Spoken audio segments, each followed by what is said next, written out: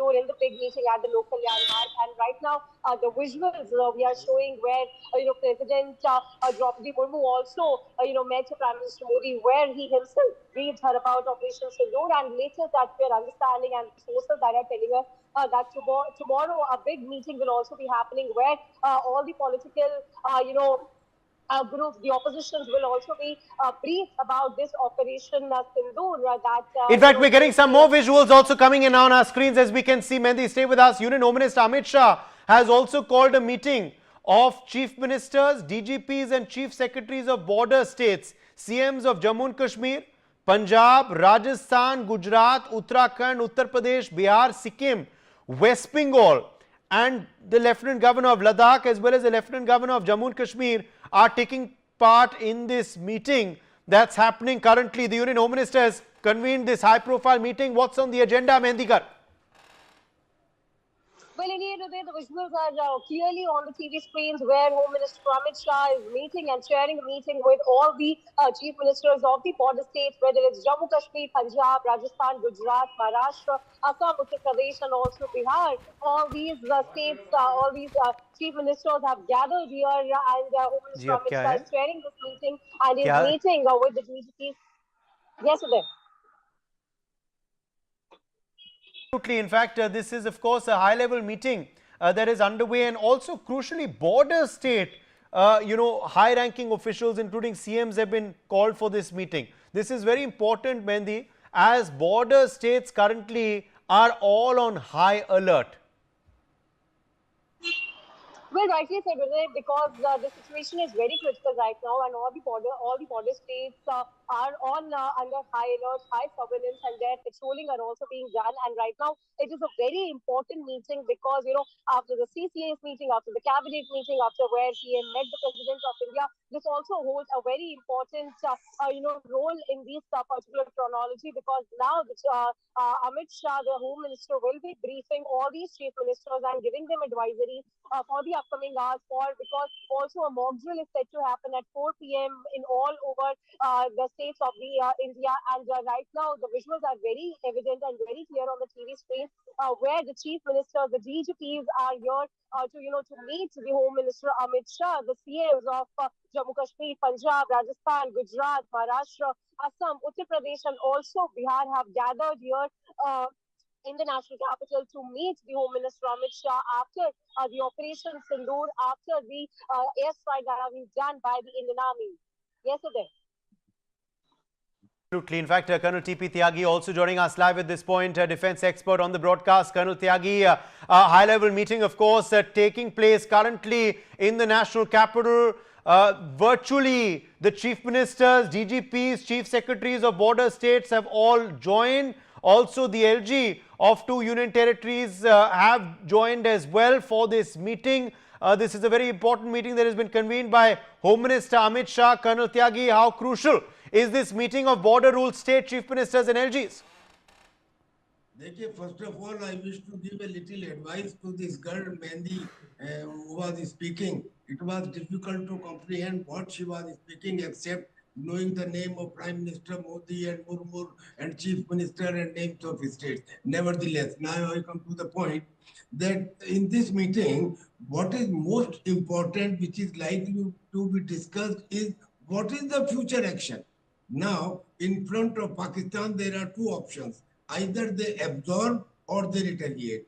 It is likely that they may absorb because their defense minister has taken a about turn. The one who was saying that I will use the nuclear power and I will take appropriate action if Hindustan takes any action. He is now saying that if India does not retaliate, if India does not escalate, then we will also not escalate. But we should not accept this version of the defense minister. The thing is that every time we have left the situation in between. In 1971, if we would have continued 2-3 days more the war and ceasefire would not have been announced on the Western Front. At that time, I was one of the soldiers. I got Veer Chakra there. What we were saying कि कुछ दिन और तो चलने देते इस बलिदानी दौर को और लगे हाथ निपटा ही देते पिंडी और लाहौर को. We left them at that time. Now also, whatever their defense minister says in the meeting, I do not know what will happen. But what should happen is that we should take proper and appropriate action according to the promise which our beloved Prime Minister Modi said. He said that on the earth from this corner to that corner, the Atankis and their Akas, they ko matti mein mila denge. This is what he said. And who are the Akas? The Akas are not the Atanki camp. The Akas are their Masad Adur, Masad Adur, and what is his name?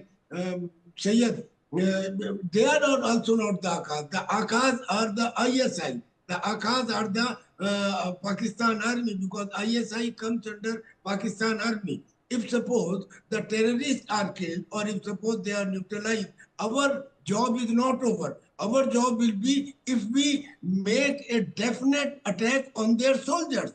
Because a terrorist can be developed by giving him a little hope that you will get 72 hoods in the Jannat. But to develop a soldier, it requires time, it requires effort, it requires money. And we have not taken any action against the soldiers as yet. Hence, I do not consider that the work is over. It can be said कि ये सिर्फ बूंदाबांदी, think more is required. ये दिल मांगे more. This is what the requirement of the people, the sacrifices which army has given after Kargil. You know, it is surprising. In Kargil, it was a very difficult war, but only about 500 soldiers and officers, they give their sacrifice and the war was won. But after Kargil, no war has taken place. And how many? More than 50,000 soldiers have laid down their lives. Why? This is all because of terrorism. And the terrorism should be neutralized once for all. Hence, this is a good step, but it requires continued effort. It requires continued attack. We must be ready for taking another action. Another action, and that an action should be full and final. That is what I want to say. Well, we're getting more breaking developments, in fact, now coming in on the broadcast. Jammu and Kashmir Chief Minister Omar Abdullah has held an emergency meeting with officials over the current situation in border areas. These are big updates coming in. Chief Minister of Jammu and Kashmir also now chairing a high-level meeting as we speak. So, series of meetings, of course, transpiring now in the fallout of Operation Sindoor. Let me go straight across to Ajay Jandial for more details on this story. Who's joining us live from Akhnur sector in J&K. High-level meeting being chaired by the Chief Minister of Jammu and Kashmir, Omar Abdullah. Ajay, what is on the agenda for this meeting? What is transpiring currently? What are your sources telling you? Well, see, you know, what is basically happening on the ground is that there are apprehensions that Pakistan could launch a major attack on the civilians in this area of line of control. And that's why, you know, this decision has been taken that Home Minister is also going to speak to Chief Ministers of the Jammu and Kashmir, Chief Secretaries of the, the states and Union Territories, and Chief Ministers of the states as well. So this is happening that, other than that, Chief Minister is also going to, address he is also going to a virtual meeting with the district heads, and especially the heads of the district, which basically are on the target of Pakistan, because on the border district there are apprehension that like Poonch, Kupara, Baramulla and the Bandipora, Pakistan could also launch a attack in the Samba, Kathua, Rajouri and these locations. So that's why this meeting is going on with the district heads and chief secretaries and district SSP to ensure the evacuation plan, because where right now I'm standing, even you could see that people, those who are here, they basically have started moving from the border areas. You can see that how people are walking and going to the safer location. So this is what exactly happening after Pakistan targeted number of people in the Poonch. 14 people have died in Baramulla and Poonch, and still there are apprehension that more attacks could take place. So that's why precautionary measures have been taken by the authorities over here, and they have started evacuating people from the border districts and LOC areas to the safer locations so that they will not get hit. Absolutely. You are currently, of course, reporting from the Akhnur sector. Ajay, this, of course, is one of the key sectors along the LOC. What is the situation there on ground today, of course, in the fallout of Operation Sindoor? Obviously, border areas are on high alert. border area CMs, DGPs are all in a meeting, in a huddle as we speak right now with the Home Minister of India, Amit Shah as well, Ajay. All the border areas, of course, presumably on a high alert, not just in J&K, but in Punjab, in Rajasthan too. What's the scenario and situation at Akhnur where you are? Yes, you rightly said, because in border states there are apprehensions that after this major attack on the terror launch pads in Pakistan, Pakistan could also try to disturb peace like what they have done in the Poonch, Rajouri, Baramulla, Kupara. So that's why this meeting, important meeting, is going on, and especially when civilians were targeted by Pakistan, that shows that inhuman act can be repeated in the districts, border districts as well. So that's why this important meeting with states of state heads like chief ministers and LGs, that is going on with Home Minister, where Home Minister is going to definitely take the stock of situation and how we are prepared to deal with any kind of situation and eventuality. So that's why we have seen that only a few minutes back this order was issued, or we can say that people were conveyed that they have to vacate their areas, they have to move to the safer locations, and evacuation was started. So that is what exactly is happening on the ground, and Pakistan, now everyone knows that Pakistan could go to any limit, they can go to any brutal act, and that's why these important steps have been taken by the authorities on the ground.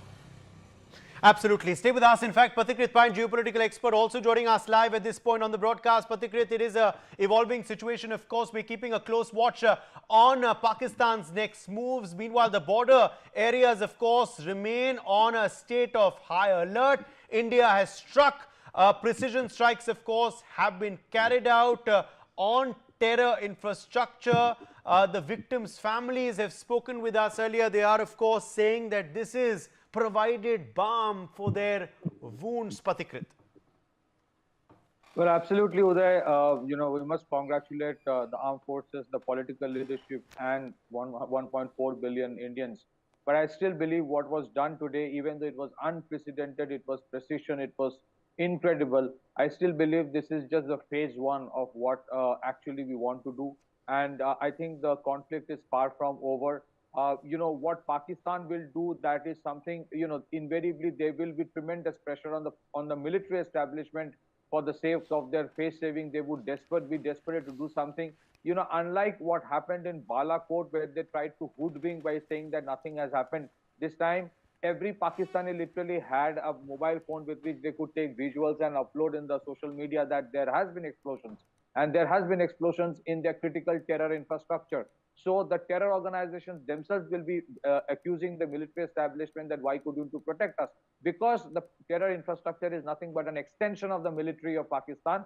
Terrorism is an instrument of the statecraft. Now, what I want to say here is this: the reason why these meetings are happening is because the next step is, what Pakistan will do. Invariably, they will try to target civilian installations or military installations of critical economic infrastructure, because when India did the strikes, there were clear-cut terror infrastructure which was there to be struck.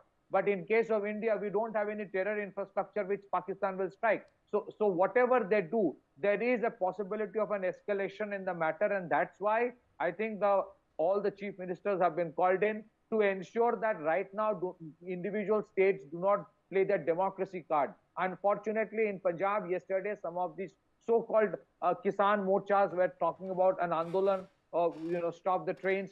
There was a statement by the Chief Minister of Punjab that they don't want to be part of the Dam Safety Act. There was certain instructions given by the central government about the water, which was asked to be shared with Haryana. So when we have a calibrated approach being taken by the government of India, it is important that democracy for some time be kept aside, and all the states, irrespective of which political party is in power, speak in unison. The threat is not just on the western borders. That is something we must understand. There are large number of Pakistani elements who have entrenched themselves, I'm sure, in Bangladesh as well. So knowing well that they do not have the capacity to have a full-blown conventional conflict with India, they might try to do terror attacks again, if not on the northern part, probably in the eastern part. You never know. You have a government in Bangladesh today which is unelected, which is terribly pro-Pakistan, and which is extremely radicalized. So that is why this meeting with the Chief Minister is very crucial. I think all the central police forces and paramilitary forces, their leaves have been cancelled. They have been all asked to come back. And the next 48 hours is crucial. That's one. And secondly, I agree with what Colonel Sir mentioned. What was targeted today was probably the heart of the terror infrastructure, but the mind of the terror infrastructure is in Rawalpindi. So if we have to take it to a logical conclusion, we have to brace up, we have to be patient, we have to be with the government, because there might be more strikes by government, and at the same time there will be certain losses on our side as well. We are in a state of war. In a state of war, it can't be that we only attack and nothing will happen on our side. So we should stand by the government, and what was done today, invariably it was critical planning, clear-cut synchronization between the three armed forces. It shows what actually you can achieve when the political leadership and the military establishment and the diplomatic corps work in unison. But I would keep on saying it, that while it is true that we don't have an emergency, everything is going on as usual, we are barely at the stage one of a larger conflict that may come up, because today or tomorrow Pakistan will try to do another terror attack, if not a full-blown attack. If they use missiles, if they use target civilian installations tomorrow or day after tomorrow, invariably India would have to respond. India will not stop here. So these are critical times, and I think all will speak in one voice rather than trying to do political mudslinging, which generally some elements in India do. Back to you. Well, Pakistan can, of course, ill afford to react, to retaliate, to respond, Sharad Kohli. But if they do, we have to be ready. We are ready. And that is why border states are, of course, on alert. We are seeing this high-level meeting that the Home Minister currently is having, is chairing. Meanwhile, the CM of J&K also chairing a meeting, looking at the security situation in the Union Territory as a fallout of this incident. Also, after Operation Sindoor and the successful conclusion of Operation Sindoor, might I add, Sharad Kohli, Prime Minister Modi also briefing President of India a short while back. These are three important pictures coming in from three different parts of the country that we are putting out on our screens currently. Well, good afternoon, Uday. I think there are two situations emerging as of now. One, of course, is acknowledging the fact of Operation Sindoor to the President and calling the Chief Ministers, the Cabinet colleagues, updating them about what happened. The second dimension of these meetings is to remain on alert, because I agree with Pathikrit that Pakistan is not in a position right now, economically as well, to have a head-on war with India, full-fledged war with India. It cannot survive for more than 2 days. It doesn't have arms and ammunition. More important, wars are fought with money, which Pakistan does not have. Its coffers are empty, as simple as that. I think it will go into guerrilla war. It will probably launch terror attacks, those one-off kind of attacks here and there, which is why India needs to be careful. And if that happens, then I agree with Colonel Tyagi as well, that we should then go full on with Pakistan and finish this once and for all. I am very sure that Pakistan is ready to be divided into 5 provinces. Of course, POK will come into India, Khyber Pakhtunkhwa, Balochistan, Sindh and Punjab. They will all split. Chaos or hell is going to break loose in Pakistan as far as its own civil condition is concerned. There is no money in Pakistan. I would like to reiterate today to let it afford fight a full-fledged war, which is why we saw the Defense Minister of Pakistan saying that if India leaves it at that, we are fine. However, we cannot trust Pakistan even for a minute. They are the most untrustworthy people, and most importantly, they are not coordinated amongst themselves. ISI says something else, the military says something else, the Defense Minister says something else, the Prime Minister says something else, and the court says something else. So I think we cannot afford to trust any statement coming from Pakistan, which is why we need to remain on high alert. We are a developing economy. We are a fast developing economy. We are very possessive about the hard work we have done to bring our economy today to being the 4th largest in the world. We cannot afford to unnecessarily drag ourselves into a war. However, if we are challenged, we will definitely hit them, and we'll hit them hard. So I think the country is on alert, and the people of the country should know that they should stay together. They should cooperate with the government, whatever directives are coming from the government. Today, even if the mock drill happens at different times, it will be happening. It will be happening. Not if it will be happening. It will be happening. It is going ahead. People must cooperate for that mock drill. and make sure they participate in the mock drill, even if in the real situation it is not required at any point of time. But there is a need for people to take it seriously. And I think economically, India is in a far strong position. And I can tell you with conviction, Uday, that wars are fought with money. There is, of course, a military and army and air force, navy in the forefront, the valiant, armed forces. Absolutely. But Let me join Damodar Singh, defense expert as well at this point, into the broadcast. Damodar Singh, what has made today's Operation Sindoor so unprecedented? The manner in which it was carried out, the precision in which these strikes were done, what has made this so unprecedented according to you? Thank you so much. For me, this was the mock drill India has planned for the Pakistan, first thing. And दूसरी बात यह है कि पाकिस्तान को पूरी तरह से surprise में रखते हुए उन्हें उम्मीद नहीं थी, क्योंकि मैंने कुछ दिन पहले पाकिस्तान के नेताओं का स्टेटमेंट देखा था, India is planning to attack on us after the victory day parade in the Russia. तो ये एक बहुत बड़ा सरप्राइज एलिमेंट था. और जो सबसे बड़ी बात है कि बहुत ही प्रिसाइजली हमने अपने आर्म्स एंड अम्युनिशन, लॉटरिंग अम्युनिशन, बीट हमारी मिसाइल्स, उनका जो इस्तेमाल किया गया है वो बहुत ही प्रिसाइजली किया गया. ये एक भारत की जो कैपेबिलिटीज हैं, वर्ल्ड फोरम में बहुत ही तगड़ा मैसेज दिया है, बहुत ही स्ट्रांग मैसेज दिया गया है भारत की सशस्त्र सेनाओं के द्वारा कि किस तरह से कोऑर्डिनेटर तीनों सेनाओं ने जो अटैक किया है वो बड़ी प्रिसाइजली और हाई वैल्यू टारगेट को हिट किया गया विदाउट किसी सिविलियन और कोलैटरल डैमेज के. हमने ना तो उनके मिलिट्री इंफ्रास्ट्रक्चर को हिट किया, ना हमने उन्हें किसी सिविलियन इंफ्रास्ट्रक्चर को हिट किया. हमने सिर्फ और सिर्फ उनके टेररिस्ट टारगेट, जो हाई वैल्यू टारगेट है, जिनको पूरी दुनिया जानती है, उन पे हमने हमला किया. This is the most unprecedented thing from my side. Well, the Indian Armed Forces have clearly demonstrated their strikes against Pakistan's terror infrastructure, reaffirming they were designed in a manner as to not affect civilian buildings. Let's in fact quickly take a look now in detail at the 9 terror camps that have been struck in Pakistan and in Pakistan-occupied Kashmir. So let's show you first target number 1. And target number 1 was the Markaz Subhanallah in Bahawalpur in Punjab, Pakistan. This was the location of that strike, of course, of that building there.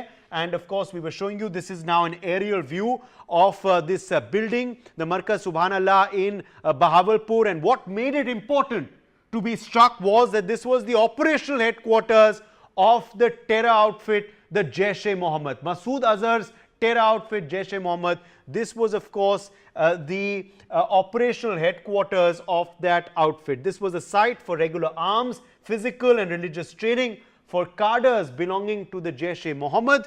And of course, Fidain terrorists were also indoctrinated at this Markaz and sent to Balakot for arms training as well. This was, of course, the Markaz there where all this activity, this terror activity would happen, belonging, of course, to the JEM. Perpetrators of Pulwama attack were also trained at this very camp. So the perpetrators of Pulwama, of course, were indoctrinated here and were trained at this camp as well. This is, of course, that location in Bahawalpur. You can see there it's about 100 kilometers from the border. That's the spot of Khajuwala, Bikaner, Rajasthan. That's on the Indian side of the LOC. There's about 100 kilometers from the border, this exact spot, this complex. It was built via funding from provincial and federal governments of Pakistan. And of course, it unfortunately was being used for all the wrong activities there, which made it, of course, our target number 1. It was a terror camp which was operational since, in fact, 2015 there in Bahawalpur.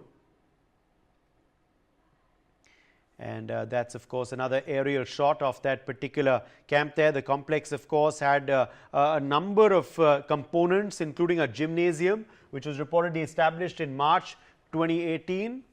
That's the gymnasium there on your screen that you can see. It also had a swimming pool, which was in fact which was made in July 2018. It imparted swimming and deep diving courses to terrorists as well. That's the spot of the pool there. And the archery training area was this on the center of your screen. The cadres, of course, received a 6-day archery course as part of their training before they were sent to a Jaish-e-Mohammed module. And the Al-Hijama Center, the Center for Treatment by Use of Pressure Cupping, was established in 2019, and that was, of course, located in that area marked with that red box over there.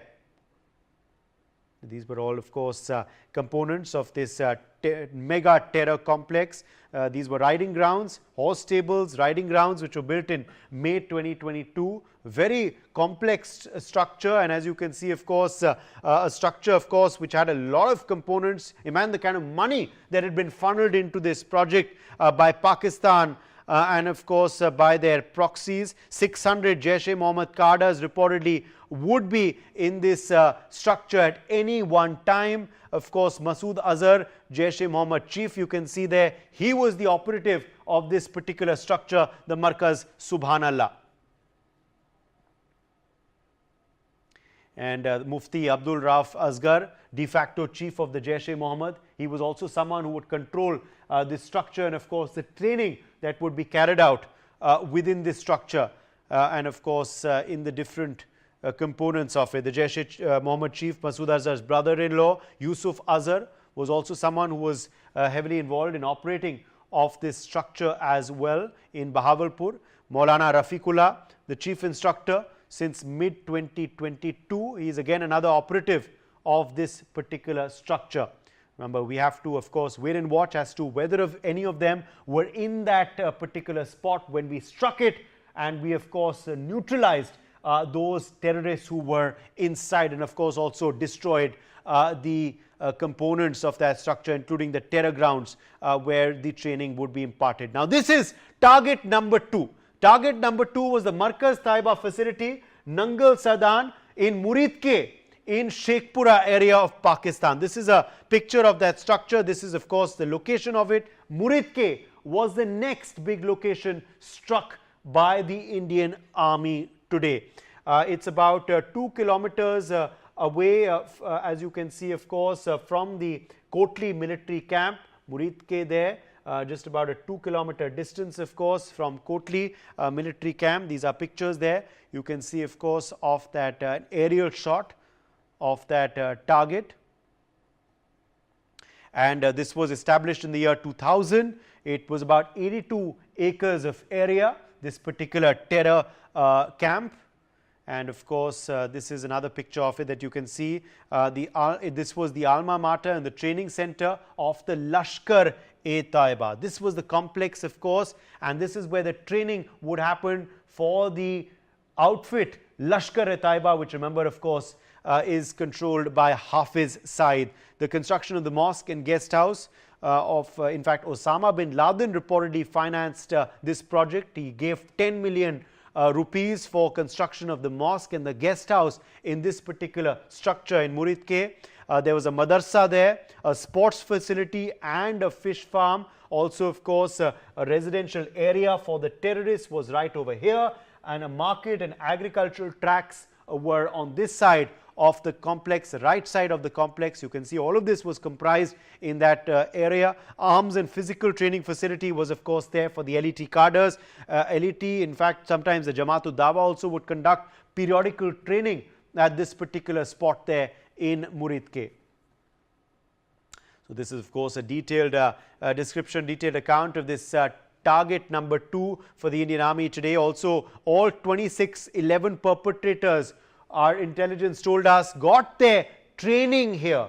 So the intel training for the 2611 perpetrators took place in this very venue in Muridke. Radicalization of students used to happen here on a constant basis. About 1,000 students would be enrolled here year after year and would be radicalized. Of course, that's something that will not happen now because this spot has been struck. Hafiz Saeed, of course, is the main operative, the Lashkar-e-Taiba commander. Of course, he is the main operative of this particular terror camp. Also, other operatives include Zakir Rahman Lakhvi, LET commander. Is also someone who, of course, was operating and, of course, instructing cadres on what to do over here. Amir Hamza, LET ideologue, also was another operative, of course, who was tasked with this particular camp here in Muridke. Abdul Rehma Abi, LET ideologue, was also again another main operative associated with this particular camp. So was Zafar Iqbal, LET ideologue as well. Khubaib, another LET commander, of course, was someone who was an operative of this terror camp in Muridke. And Isa, LET commander, was again someone who was an operative of this particular camp, as was Qasim.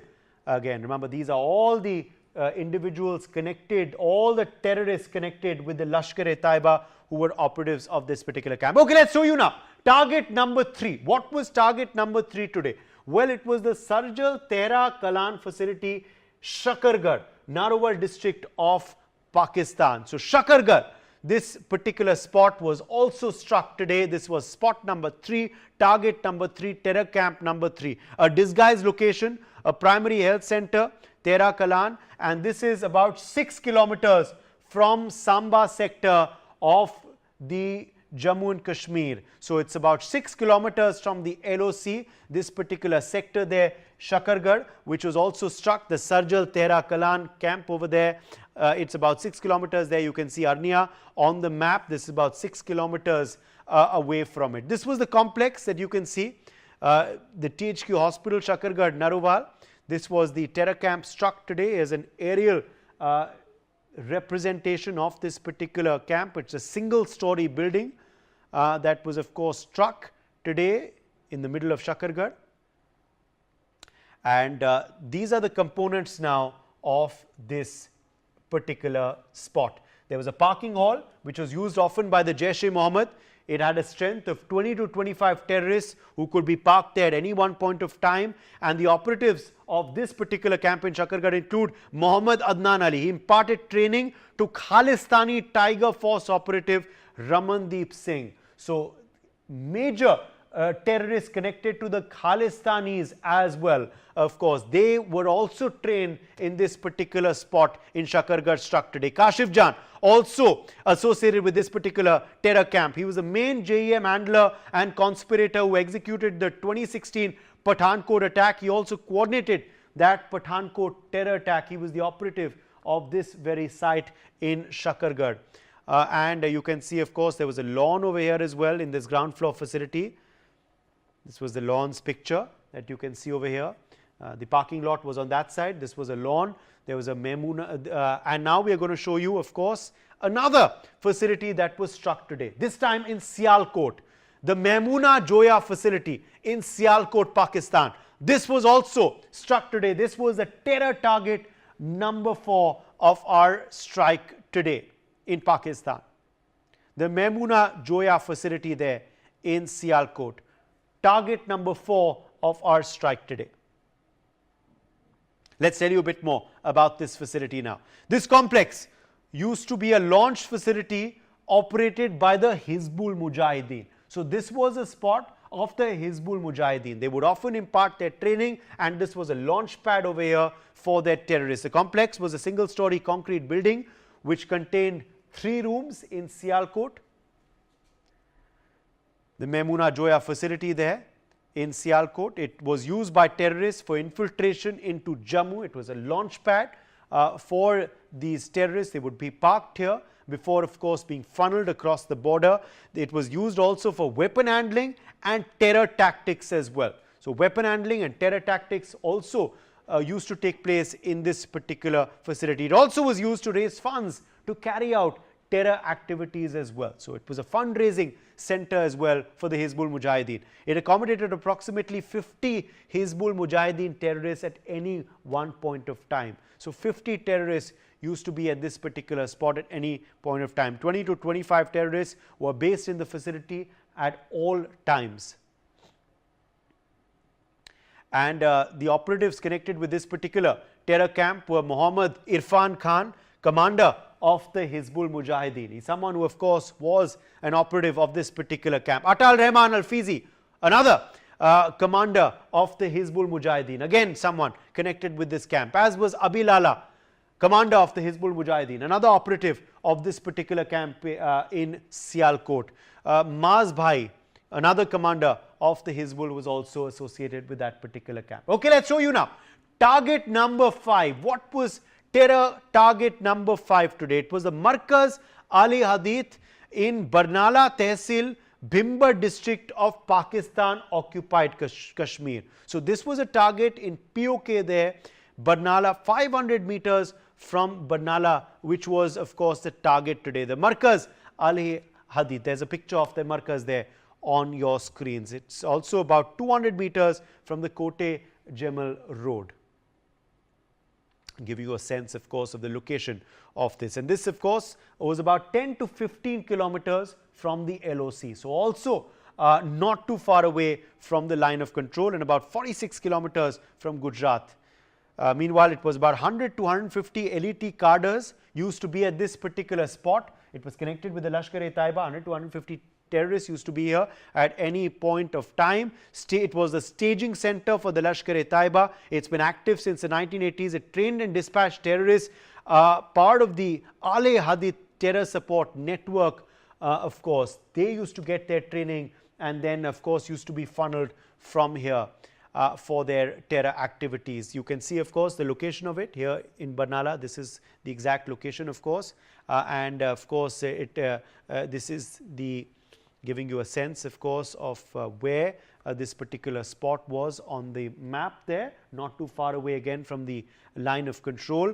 Qasim Gujar, also known as Mahror, he was a main operative of this camp. Also Qasim Khanda, someone who again was involved with this camp. Anas Jarar, again a member belonging to the LET, was someone who of course also was operating this particular terror camp. Let's show you quickly now target number 6. What was target number 6 today? It was the Markaz Abbas in Kotli in Pakistan occupied Kashmir. This is a picture of that particular Markaz there. This was in Kotli in POK. Again, another spot where terror training, terror indoctrination would happen. Located just about 2 kilometers southeast of the Kotli military camp. This was the terror camp over there that was struck. It used to store arms and ammunition of the Jaish-e-Mohammed, and this was the spot where arms and ammunition was transferred from Sialkot after the Pathankot attack. So after Pathankot attack, the scrutiny was on Sialkot. Arms and ammunition and other terror machinery was transported here in Kotli. Infiltration of cadres often would happen here of the terror outfit LET from Poonch, Rajouri sectors. It used to be executed from here.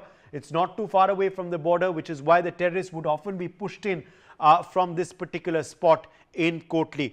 It could accommodate around 100 to 125 Jaish-e-Mohammed cadres as well at any one point. The Markaz Abbas also used to see 40 to 50 JEM cadres present in the premises at any point of time. That location also was struck today. Who were the individuals associated with this particular terror camp in Kotli? The operatives were, let's quickly show you, Hafiz Abdul Shakur. He's a very important member because he's a terrorist, a founding member of the Jaish-e-Mohammed along with Masood Azhar. He was directly involved in planning and executing several terror attacks in Jammu and Kashmir. Also was wanted for the attack on the Indian Army camp, remember, in Nagrota, which took place in 2016. A big operative of this particular camp. Also Karimaz, he was the person in charge of a launching detachment in North Kashmir, and he was formerly associated with the Jaish-e-Mohammed's Afghanistan chapter as well. Again, he's someone who was the operative of that particular camp in Kotli. Another camp struck in Kotli in Pakistan occupied Kashmir was the Maskar Rahil Shahid. The Maskar Rahil Shahid, this structure was also struck today. It was terror camp number 7, target number 7 today of the Indian Army strikes as part of Operation Sindoor. It's about 2.5 kilometers from Mahuli Puli. The bridge on Mahuli Puli, Mahuli Nala, you can see, of course, on your screens over there on that Mirpur Kotli road. This is about 2.5 kilometers from that very spot. It was a terror camp, of course, the Maskar Rahil Shahid, which was accessible only via Kacha track. Barracks were here, 4 rooms also were here. Often arms and ammunition of the terror outfits would be kept in this particular structure. It was also a relatively new facility, was made there for terror instructors, and it also used to accommodate at any point of time 150 to 200 terrorists belonging to the Hizbul Mujahideen. In fact, often propaganda material used to indoctrinate people used to also be stored here at any point of time.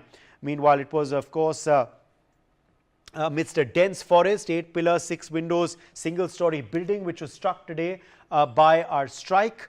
And of course, it also was in a very dense forest, which is why that only Kacha track, Kacha Rasta used to be used to access it. Who were the operatives who were connected with this particular terror camp? Abu Maz, he, remember, was a trainer of the terrorists who often participated in actions of the BAT. He was someone who was the operative of this particular camp. Also Abdul Rahman, he also used to train terrorists who were involved in BAT actions. He was another operative of this particular terror camp. And quickly now taking you through target number 8, terror camp number 8 struck today was the Shawai Nala camp. This was in Muzaffarabad in Pakistan occupied Kashmir. Remember, Pakistan occupied Kashmir, Muzaffarabad was also struck today. The Shawai Nala camp there, often used for recruitment and registration and training of Lashkar-e-Taiba cadres as well. That's something again, that's a place again that was struck today. Pakistan's ISI facilitates weapons training and refresher courses for trained LET cadres in this particular spot, this particular camp that was struck today in Muzaffarabad. Perpetrators of 26/11, including Ajmal Kasab, were in fact trained at this very camp. This very camp is where the perpetrators of 26/11, including Ajmal Kasab, were trained in Muzaffarabad, and that of course has also been struck today through this strike by the Indian Army. Religious indoctrination would happen here, physical training would happen here, would be given here, tactical training, arms training would be given to terrorists at this particular spot there, this particular camp in Muzaffarabad. Here you can see the location. It was quite close to the Chelabandi bridge on that Muzaffarabad Neelam road there, and it was operational, the complex, since early 2000s. It had seen a resurgence in its activity since 2023 after COVID. Around 40 rooms were here, a firing range, a training ground were all part of this camp there. So quite a complex facility, of course, a terror training ground. Construction also was underway at this complex to reportedly increase capacity as well as we speak there. There's another aerial picture on your screens. At any point of time, the strength would be of this particular camp 200 to 250 LET cadres who would be present here. And of course, the operatives of this were Hafiz Saeed, LET chief. This was a big launchpad training ground for LET operatives. Abu Dujana, LET commander, again another big operative of this particular camp that was struck by the Indian Army. Kamar Bhai, another trainer, was someone who was tasked with training at this particular camp over here. And finally, let's tell you about target number 9. This is the Syedna Bilal camp, again in Muzaffarabad in Pakistan. This was also the terror camp number 9 struck today by our forces. Remember, 9 strikes today at different locations within Pakistan. This is the 9th site. The complex over here you can see on your screens was located opposite the Red Fort area in Muzaffarabad. You can see an aerial picture of that camp there that was struck today, the Syedna Bilal camp. Let's tell you a bit more about it and what made it important for this terror outfit, the Jaish-e-Mohammed. It was the Jaish-e-Mohammed's main operational headquarters. Remember, it typically used to house 50 to 100 terrorists at any point of time, and of course Mufti Asghar Khan, commander of the Jaish-e-Mohammed, was one of the main operatives who of course used to control the activities at this particular camp there. It was the operational headquarters, of course, which has been struck today by our forces in Muzaffarabad. Abdullah Jihadi, commander JEM, also someone who used to be taking care of activities at this particular terror camp. So these, of course, in great detail are the 9 sites which were struck today by the Indian Army as part of Operation Sindoor. Our security forces striking, but striking precisely, eliminating terror infrastructure, not targeting any military infrastructure, not targeting any civilians, but striking terrorists, ensuring that they will think twice before targeting India again. Let me quickly bring in Surinder Singh Lali, defense expert, who's joining us live. Surinder Singh Lali, it has been an unprecedented operation. What makes this operation different? What makes this operation unique? What makes this operation special according to you, Surinder Singh Lali? And according to you, what led to the intelligence finalizing these 9 different spots for these strikes to be carried out? Thank you, Uday. It's such a pleasure and honor for me to be here, and through your channel, and especially to Brigadier Basant Panwar, who's also on the screen. As I can see, I salute the entire, not just the Indian Army, but the entire defense forces of the country. I mean, I have yet to see a more professional, elaborate, and an articulate press conference that two daughters of India did this morning. I mean, be it or Wing Commander, Jomika Singh. What makes it different? I think it's an open and shut case. I mean, you spend the last 25 minutes explaining what ought to be a no-brainer for the rest of the world to see that what Pakistan has been doing. And not just that, I mean, we've deflated their possible argument of also spinning a false narrative. Beyond that, it is such a well corroborated press conference that now I don't think Pakistan or the rest of the world, unless one is terribly influenced, has anything to go against India on. I mean, Uday, until now, we used to pretty much use the primary, military power, but this time the water diplomacy, the economic, and especially, lack of a better expression, the mind games the Honorable Prime Minister and the Indian government played. I mean, I just saw a clip where it says, Mr. Modi, what he did was he gave a signal for left and turned right. I mean, while he was, busy keeping the country occupied and himself occupied, because Pakistan is not the most important thing. It's the development of India. So while he was attending the election campaign in Bihar and then the wave, AI intelligence in Mumbai, and I believe the head of the state was also here. And we suddenly got the entire state of Pakistan, and so much so for the best intelligence agency in the world, totally off guard. I mean, these 25 minutes have changed the entire narrative that existed for the last 88 years. And they've absolutely changed the rules of the game. So I feel not only proud, but I feel now, like Uday, a very poor example, but we have something called a debit card and a credit card. So in a credit card, you can spend the money and then, you can defer the payment and pay interest. But in a debit card, it's directly debited to you. Now, why am I telling you this? Until now, dealing with Pakistan is more like a credit card. They wanted to defer. They wanted us to give dossiers. And then Aman Ki Asha, people wanted to go perform in that country and exchange pleasantries, or we'll be friends again. But now it is more like a debit card. Anything can happen. Anything that happens, the state of India will go and punish you. We went as much as 100 kilometers into Pakistan. I mean, into the Punjab, where the Punjabi army, which is an army which has ruined Pakistan, which ruined Bangladesh, and which has been ruining relationship with us too. So it's into the heart. 100 kilometers deep we went and struck. Absolutely. So we're showing our viewers some more visuals which are coming in from some of the spots which were targeted. We showed that visual to you from Murid K, where you can see fire emanating from that spot of that strike. This is another terror camp, which of course seen a strike there in Bimbar. You can see, of course, this is another terror camp, how precise that strike was there, eliminating that launch pad of terrorists. This was another visual which came in from Bahawalpur, of course, a short while back. This was that Memuna Joy camp, which was also eliminated here earlier. Look at how, that drone has gone there, how precise that strike has been on that, particular terror camp, of course, which has been struck. Basant Panwar, a 1971 war veteran, is joining us live. Basant Panwar, you have seen, of course, the 1971 war very, very closely. In the 1971 war, there were air sirens which used to sound, sir.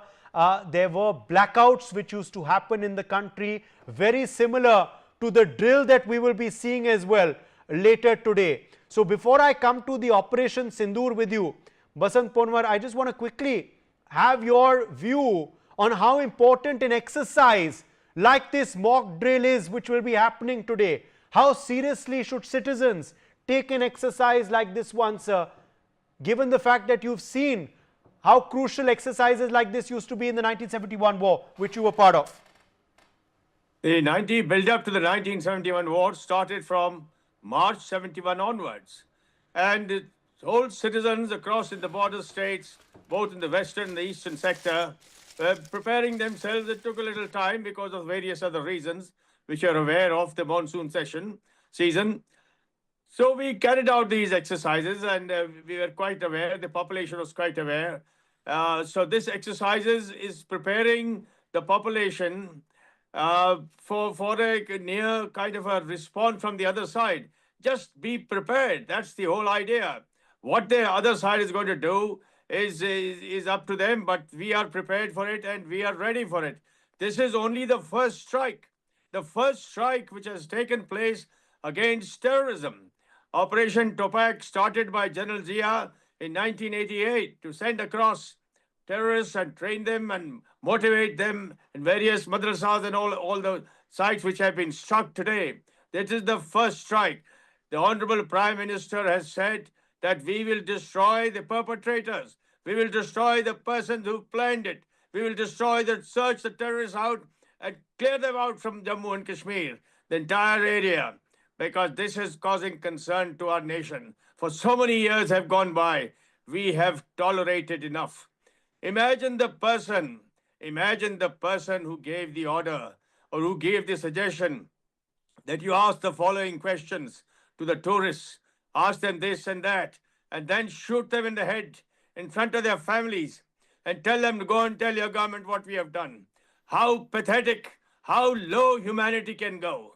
So this is a different cup of tea altogether, and this is not going to end without a resolution of conflict.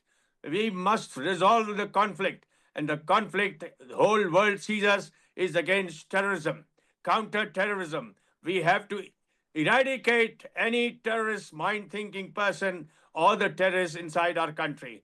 That will keep our nation surging forward to a superpower by 2047. As you said, the mock drills like today are to sensitize our citizens, which is why we need to take it very, very seriously, because we cannot gauge what the response of the enemy will be. However, looking at these strikes, can Pakistan really afford to escalate?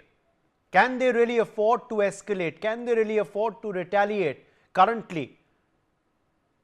The state of preparation of Pakistan is in what we have got from the television and what we all know is in a pathetic condition as far as their air force, their missiles and their offensive capabilities are concerned. They need to carry out various inside exercises to try and do what they might wanting to do with their air force. And however, we on our side have to be prepared for the worst situation. That is how our planning goes.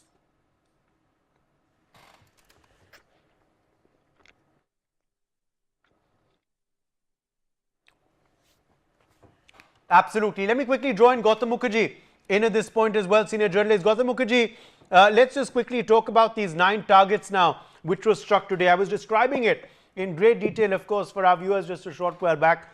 These have all been chosen after highly placed intelligence. These have all been chosen after a lot of precision and a lot of study, Gautam.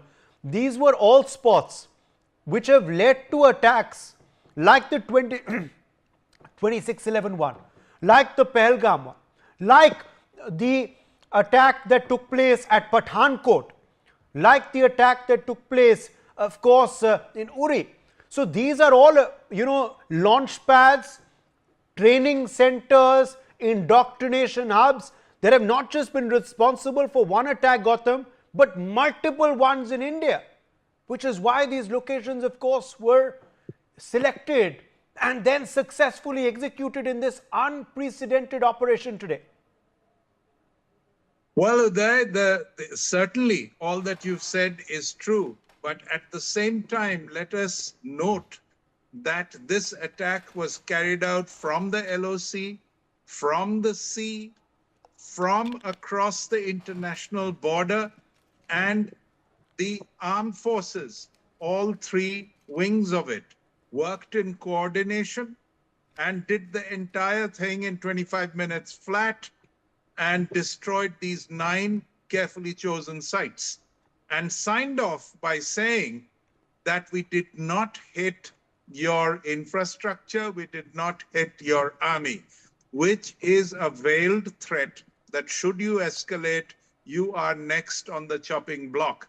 And India has demonstrated its resolve to come at Pakistan from any side it chooses. All the old shibboleths of don't cross this and don't cross that are gone. For our safety and for our defense, we will attack Pakistan as and when required from whichever side. And we are prepared, and we will be better prepared as the time goes on.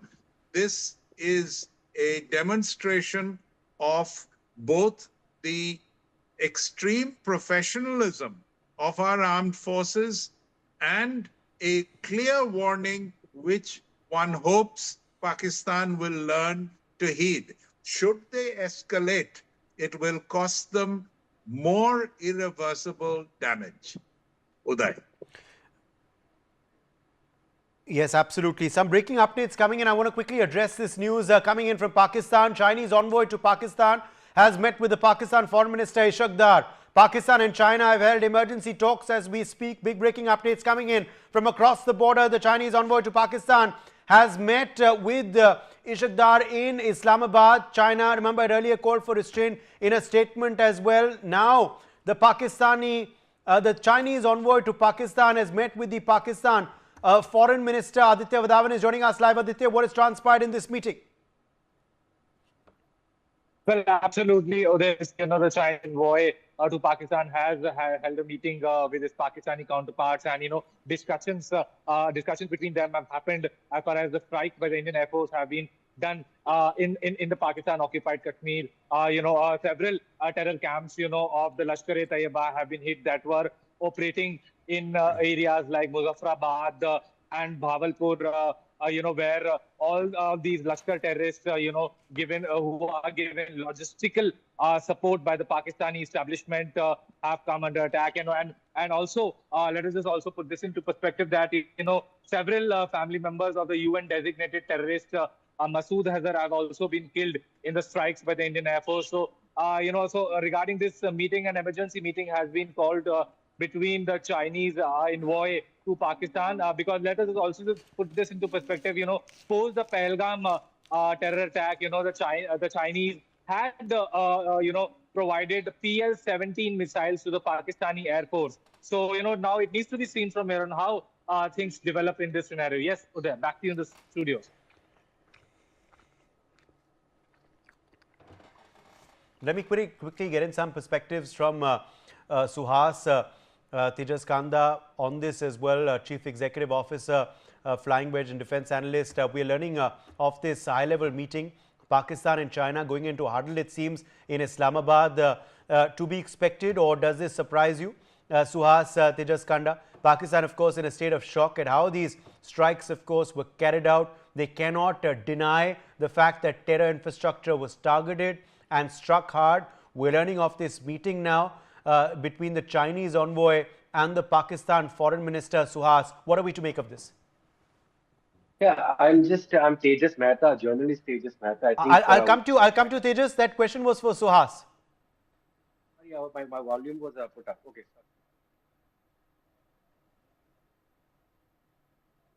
Suhas, can you hear me? Okay, I think we've lost Suhas there. Yes, we also do have, of course, Basant Pawar continuing to be with us. Basant Pawar, China once again, coming to Pakistan's aid. China had issued a statement earlier urging restraint. Now their envoy goes and meets the Pakistan foreign minister. What do we make of this? Well, Chinese have their own reasons for supporting this and that. However, they have mentioned that we should resolve our conflict between the two of us. They have said carry out restraint in violence and carry out restraint in fighting each other. However, the fact of the matter is we as a nation have to eradicate the terrorist activity which has taken place in the last 30, 40 years. It is enough is enough. All roles have been laid out. Each strikes were in Mumbai, were in Uri and so many places where innocent people have been killed. And this takes the cake. This was the worst of the lot, a low-down attack on our tourist civilians and women and children, and especially in front of the family, shooting the people headshot. And so if the Chinese have come and visited them, they may try something. But however, what is the state of the Pakistanis to accept any kind of aid, any kind of training, any kind of other things which they can do to harm the Indian Army or Indian Defence Forces? Absolutely. As we speak, the NSA has also briefed his foreign counterparts on the Operation Sindoor. NSA Ajit Doval has briefed these NSAs of US, UAE, Russia, Japan as we speak as well. Tejas Mehta, senior journalist, continues to be with us as well on the broadcast. Tejas, quickly, let me bring you in here now on, of course, the sites chosen. At the end of the day, of course, the world can see why India chose these particular spots. We had seen many global leader statements post Pahalgam, and a lot of them had in fact said, Tejas, that India had every right to hunt down the people who were responsible and bring them to book. Now we're learning, of course, that the NSAs of various countries have been briefed this morning too. Several countries were taken into confidence on the details of Operation Sindoor, and our defense briefing, of course, earlier today morning, and defense briefing and briefing by the Foreign Secretary spoke about how India has exercised restraint and not targeted any military infrastructure in Pakistan or civilian targets either. Absolutely. I think we must congratulate the government and the Indian Armed Forces for this massive joint operation, which has gone on absolutely, perfectly as far as targeting all these, terror targets which were chosen by the Indian team, and they have done a spectacular job. And the operation name chosen, Sindoor, starting with that, it was a reflection of that photograph and what it meant of the attack itself, of how many women were widowed there, where they were not killed, their children were not killed, but the men were selected because they were Hindus, and that was in honor of that Sindoor that they gave that name. And then, of course, in the press conference, once again, we saw the messaging done by India, choosing an officer, two women officers, one of Hindu, one a Hindu and one a Muslim. Very categorically, the point going that Pakistan, you trying to break us, has not really happened. Communal divide has not taken place in this country, and therefore you have failed in more than one ways. So I think fantastic this operation. I mean, it does show how much thinking has gone behind this, and of course, naturally, I think Mr. Jaishankar has done some wonderful work with all these various leaders of various foreign ministries and leaders of allies and not so friendly countries also. He has done a fantastic job, I must say, and of course the Prime Minister has encouraged him, and he also has done his bit, and that's why now we have a lot of support coming in for India, because I mean, who believes Pakistan at the end of the day? It's a pariah state. It was a failed state. It is a failed state, and it will no longer be a state, because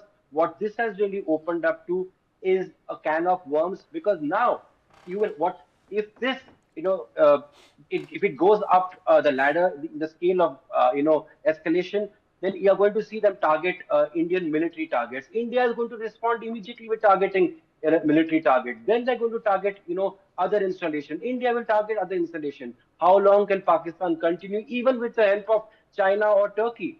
Not for many days, not for even 10 to 15 days. They don't even have the money for that. So I think they know what the end game looks like here, and better sense to prevail, that they maybe do some symbolic act in their own way, cause no harm and back off. That's what they did last time, and it ended there.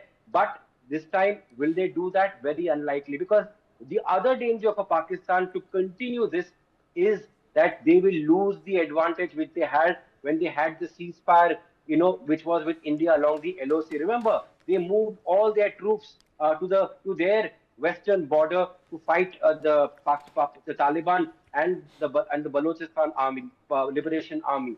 That has now been divided across three borders. So you are seeing a Pakistan which is on every border. They are being engaged at this point of time. The Balochis will spell the moment.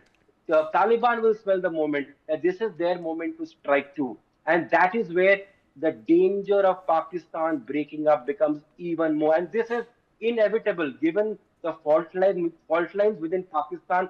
Forget the army, forget the politicians there, because they are mostly two-faced. The people itself are not backing the state, are not backing Pakistan. Balochistan being one of the leading, elements where of secession, and those feelings, those attacks are going to increase in the next few days. India, I feel, of course, we are not going to enter Balochistan like we did Bangladesh. They are not sharing a border with us, and so even if, as Hemant Biswa Sharma a few days ago, he Yes. talked about how the Balochistan problem has become an international crisis, and Yes, Adit Kothari, foreign affairs expert, let me quickly draw you in here. Adit, Pakistan may be crying, but it's unlikely that the world will listen to their tears, because these are all crocodile tears.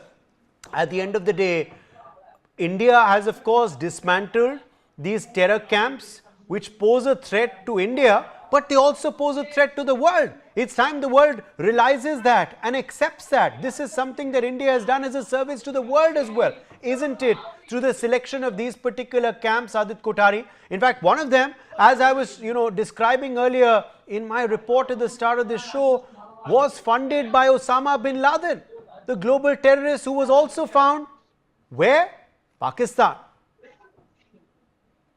Look, Uday, I will differ with your opinion to a certain degree, because I think the world, if you look at the way they've conducted themselves, the various institutions like the United Nations, the World Banks of the world, there is a mindless blind spot when it comes to the subject of terrorism and Pakistan being the epicenter of terrorism.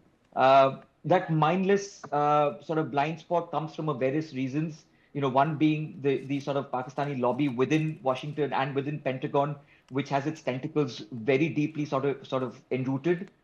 And even within global academia, we will do well to remember right after 9/11, Islam being a religion of peace was something that was canvassed and narrated by the Pakistani academicians all over the world. And and we're still facing the consequences of that false narratives even today. So there are multiple reasons why I think we shouldn't get ahead of ourselves. Yes, I think we've done wonderfully over the last 10 years when it comes to diplomatic challenges that India had over the last 60 odd years. Yes, we've overcome them, but the narrative globally still hasn't shifted pro-India versus an anti-Pakistan kind of an agenda. Pakistan is going to be playing a very. We've seen how DG ISPR has been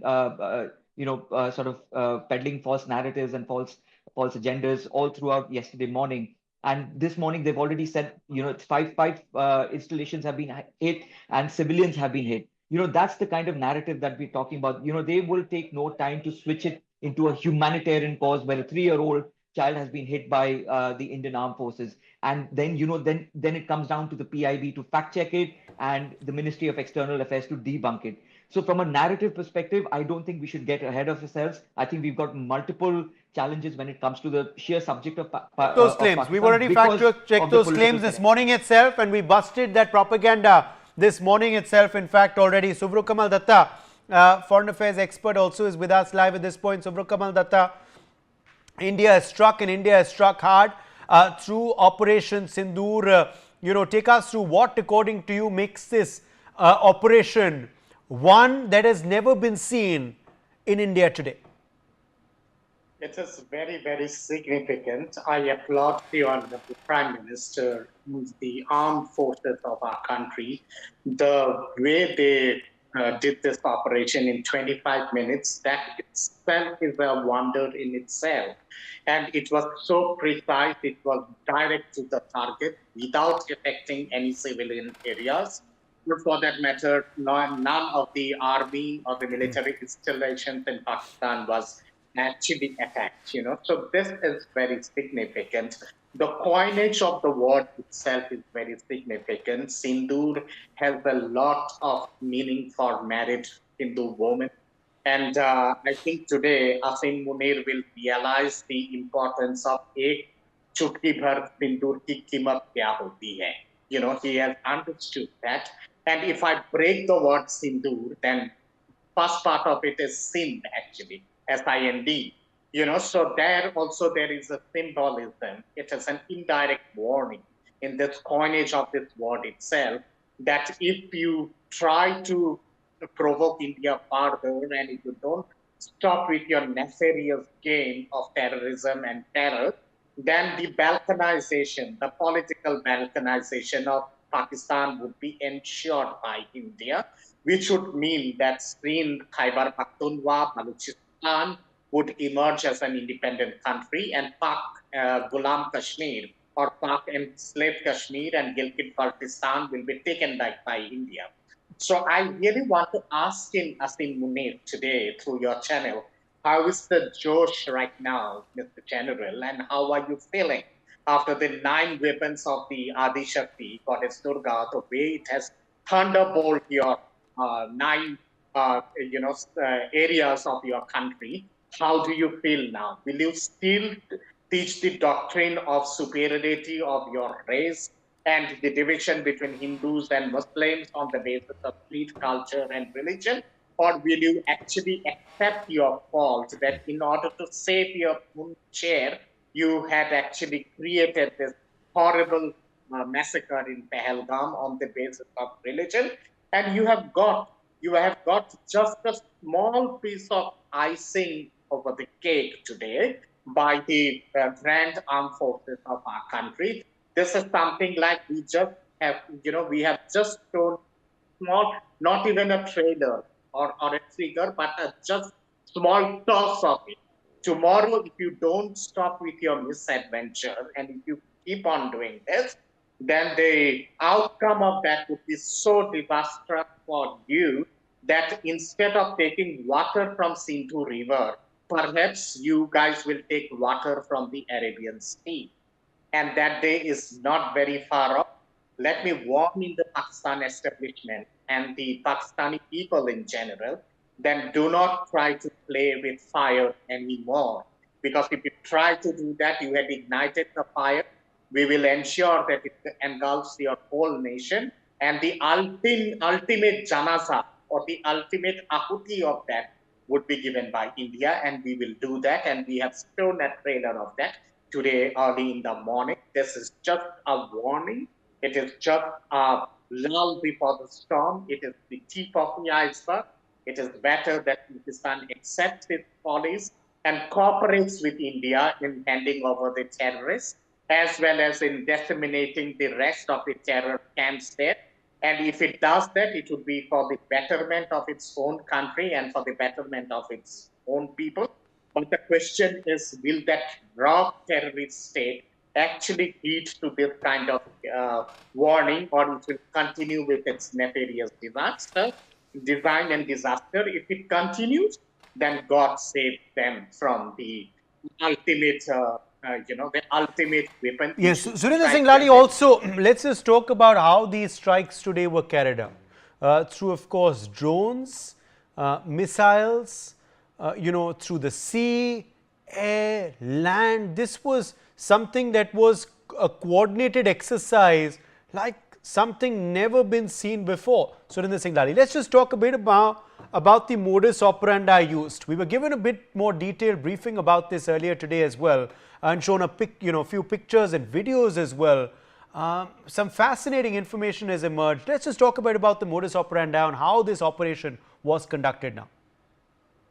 Uday, well, I understand the sentiment in the nation, and a lot of people were looking for kinetic warfare, but I don't think the war, so to speak, started today. It started with the war of diplomacy. I mean, the way we kind of scrapped the treaty, that put Pakistan in an existential crisis. I mean, if you see the way every leader, they lost their marbles and they were going on various TV channels, and 2 of them went to Sky with, Yalda Hakim, and they started saying all those sorts of things which are now held against them. I mean, Khwaja was on record saying that, we've been doing the dirty job for 30 years. That itself, so that was one. And then was the mind games. I mean, while we're still looking at why we were in the Indian Prime Minister's life was as usual, but the last thing they were expecting us was that we would, just go ahead and these 25 minutes would entirely change the narrative. So unlike earlier, where we used to use primarily military power, so this is water, diplomacy, geopolitics, economics, and plus the mind games. And the other point you said earlier there about the Chinese envoy. Well, then my feeling is that this dastardly, egregious Pahalgam attack was hatched in Pakistan, but it was solely underwritten by the PRC. And I believe the Chinese envoy definitely, went to Pakistan today because they probably didn't expect the way the situation would evolve and the way India would pinpoint with precision and with absolute clarity, doing a very elaborate press conference so that we cannot be accused of either, attacking the military sites or, the public. So I don't think even China was prepared for this. I've always maintained that for Pakistan, because democracy is never going to happen there. It's a hybrid democracy. So I've always maintained that for Pakistan, if it was to mend their ways, they needed a good general and a good Maulana. And unfortunately, Asim Munir happens to be the worst of what Ziaul Haq was. I mean, he has played this entire game only to get his relevance, his extension, and trying to get, Kashmir back on the narrative. But today, as former Army Chief General Narwane said this morning, कि picture abhi baki hai. Thank you there. Yes, absolutely. In fact, we're learning that a meeting as well, Tejas Mehta, on, of course, the border situation has just concluded. Home Minister Amit Shah was chairing that meeting with border state chief ministers and DGPs and other high-ranking officials, including Lieutenant Governors of Jammu and Kashmir and Ladakh as well, Tejas, because at the end of the day now, looking at the evolving situation, particularly the, the border states now become very, very important. Security there is paramount for India. Absolutely, because India has gone this time all along the international border into Pakistan. Remember, at least out of these 9 targets, 6 to 7, I believe, were also in Pakistan. So that is, really, really unprecedented. I think places like Sialkot and all these places, I think, after the 1971 Bangladesh war, this is for the first time that India has really gone and targeted these other districts and areas of Pakistan which were untouched in the last 50 years. So that is itself a very big statement, and therefore India will have to prepare, because this can happen all along the India-Pakistan border. Gujarat, Rajasthan, Punjab will all, and of course Jammu and Kashmir will all be on high alert, and of course Delhi too. But I don't think, Pakistan, I mean, they could symbolically hit a few places. I think what it all comes down to what Asim, Pakistani army chief, really wanted, and that was his seat to really be secured.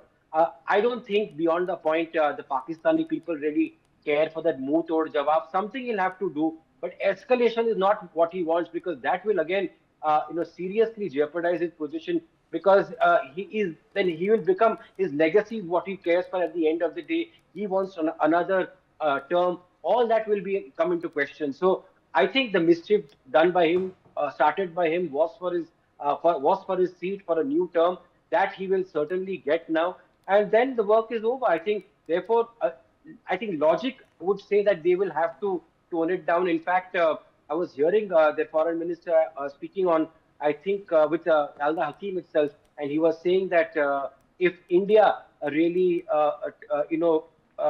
calms the situation down, then so will we. Because the question asked to them was, how far are you ready to take this, to escalate this? And he said, if the situation is calmed down, then we will not, we will calm it down too. So I think that realization is there, because we have opened up the border completely. Everything is on the line. Of course, we have very carefully not hit Sindh, not hit Balochistan or any other area of Pakistan, except for the POK area and Balochistan, and of course the Punjab area. So I think our messaging has been clear.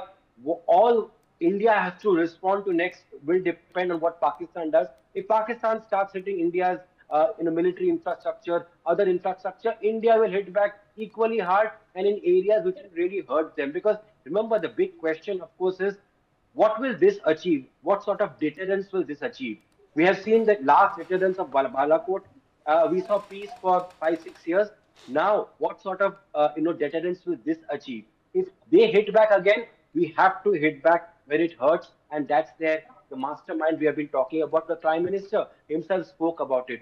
Will we do that? Because at the end of the day, you hit when it hurts really, then the deterrence becomes for much longer. And even if you hit them, what happens? Yes, Somebody Adit. else will Adit come up Kothari wanted to and come hit. in as well. Go ahead. The argument forward from where Tejas was actually talking about. There was this movie called Lakshya where Om Puri was basically telling Hrithik Roshan that, Pakistani अगर हार जाता है, तो वो लौट के वापस जरूर आता है. They are definitely going to come back. The retaliation is definitely on the cards. The question is whether it's going to be kinetic or not. There could be, the argument could be that they could attack a RSS shaka or one of those kind of installations because their narrative is predominantly that RS is a terror factory. That is what Imran Khan says on the stages of UNN.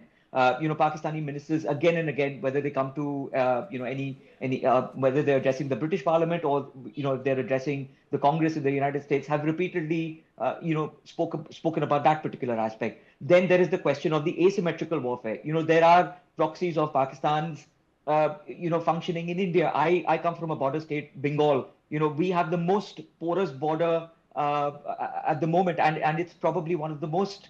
There is a massive blind spot when it comes to Bangladesh. Even today, we've got the Indo-Bangla non-lethal treaty where we are not allowed to use any lethal force against illegal aliens coming across from Bangladesh into West Bengal. So it's those kind of issues which also needs to be addressed because at this point Bangladesh and Pakistan are also causing up a lot, and that seems to be a complete blind spot for the current dispensation, which needs to be addressed. Uday. Okay, let me in fact quickly also draw back in Dr. Subro Kamal Datta. Dr. Subro Kamal Datta, interestingly, of course, the pressure, of course, will mount naturally on Asim Munir, who is de facto calling the shots in Pakistan, because we do know that their government is merely a puppet one. But what do you make of this reaction that has come in from the Defence Minister Khwaja Asif? I mean, this was the individual trying to threaten war if the Indus Water Treaty was scrapped. It has been scrapped and nothing has happened, of course. He was the individual threatening nuclear retaliation, and now today he's come out with a statement saying he's ready to wrap tensions if India de-escalates, if India backs down. We will wrap tensions.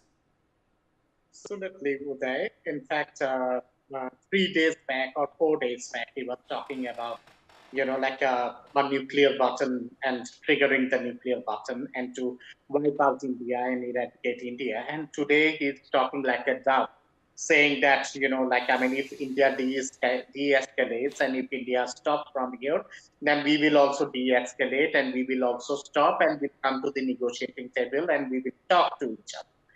That itself shows that at the international level, what happened in the Security Council meeting, or for that matter, the way Pakistan was expecting a kind of by playing the Islamic Brotherhood card, that it would mobilize all the Islamic countries in favor of nothing of that sort happened, And yesterday, I think it was the bolt from the blue when the Amir of Qatar had spoken to the Honorable Prime Minister, and Qatar had given full support to whatever position and whatever stand India takes. Similar has been the position of the Crown Prince of Saudi Arabia, or for that matter, Indonesia or Kuwait or any other Muslim nation.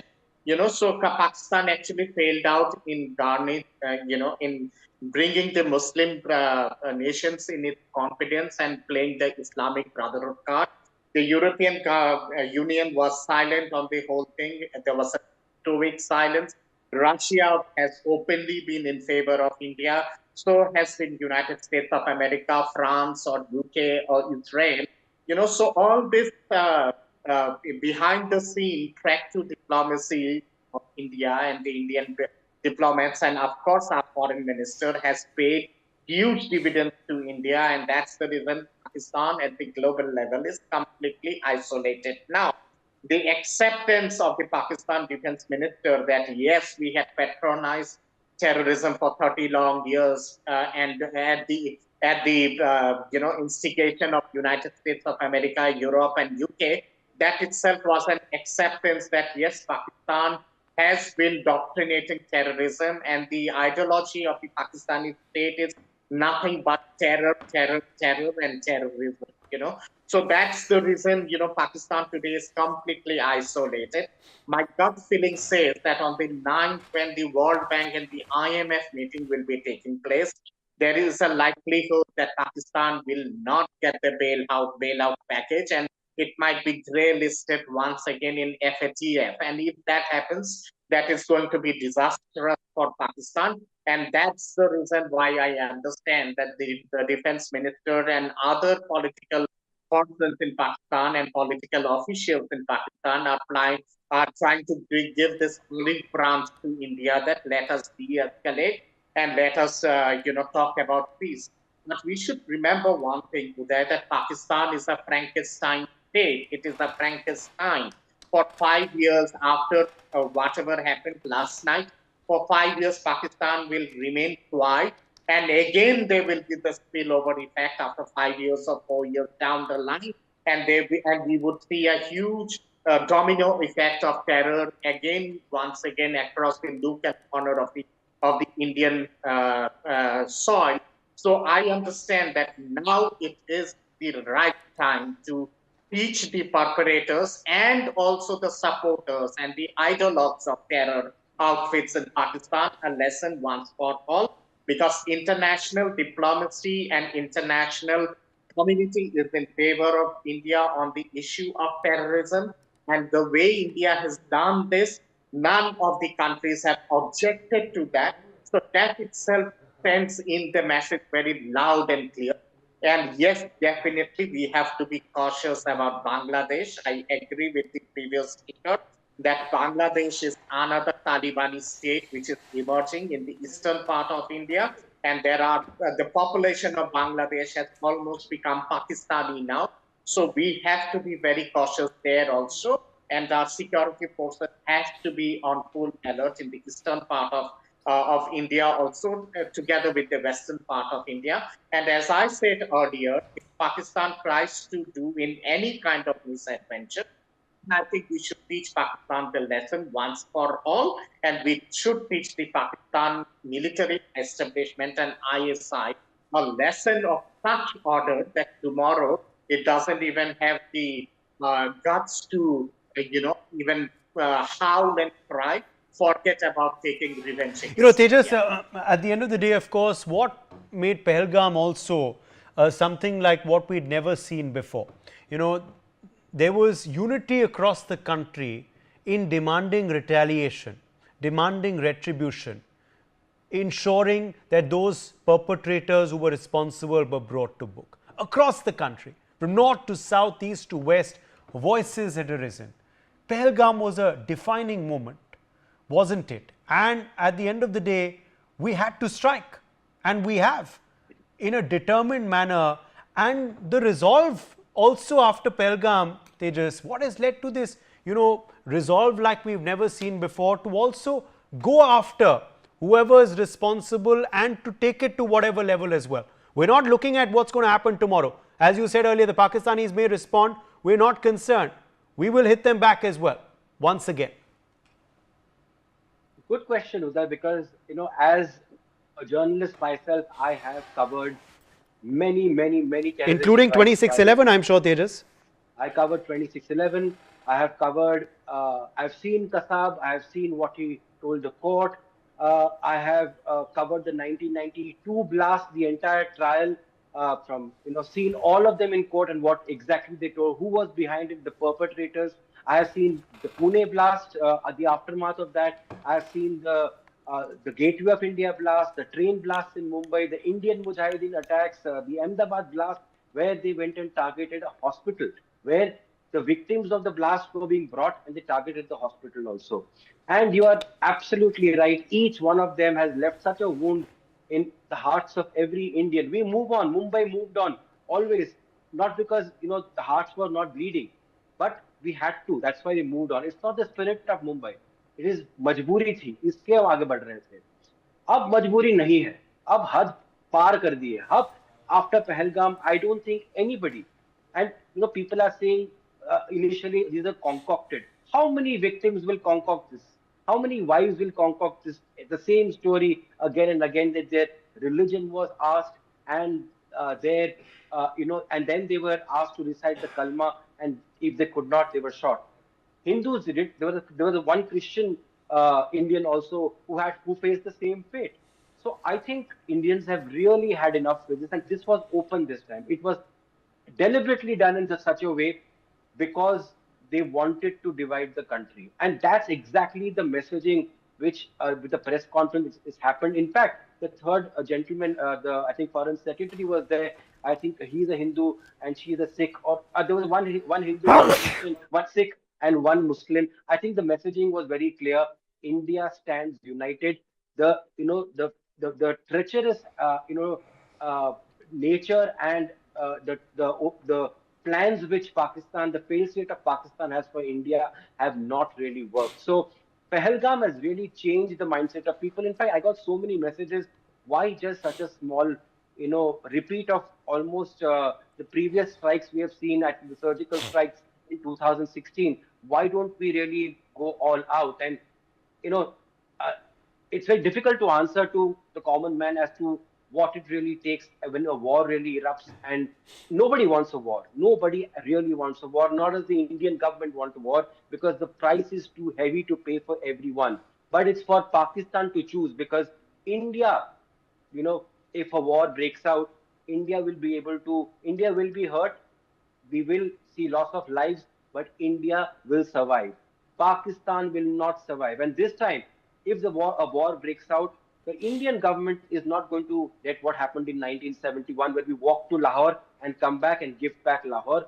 This time, we are going to take whatever we can, because we want to change the status quo. And until you hurt Pakistan where it really hurts, nothing is going to change. In my opinion, I see the balkanization of Pakistan as the only solution, because or unless what is going to change the Pakistani mindset? How are we going to change that?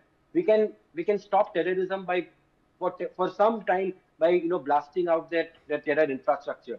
How are you going to take out that terrorist mindset from the political mind of Pakistan, the state of Pakistan?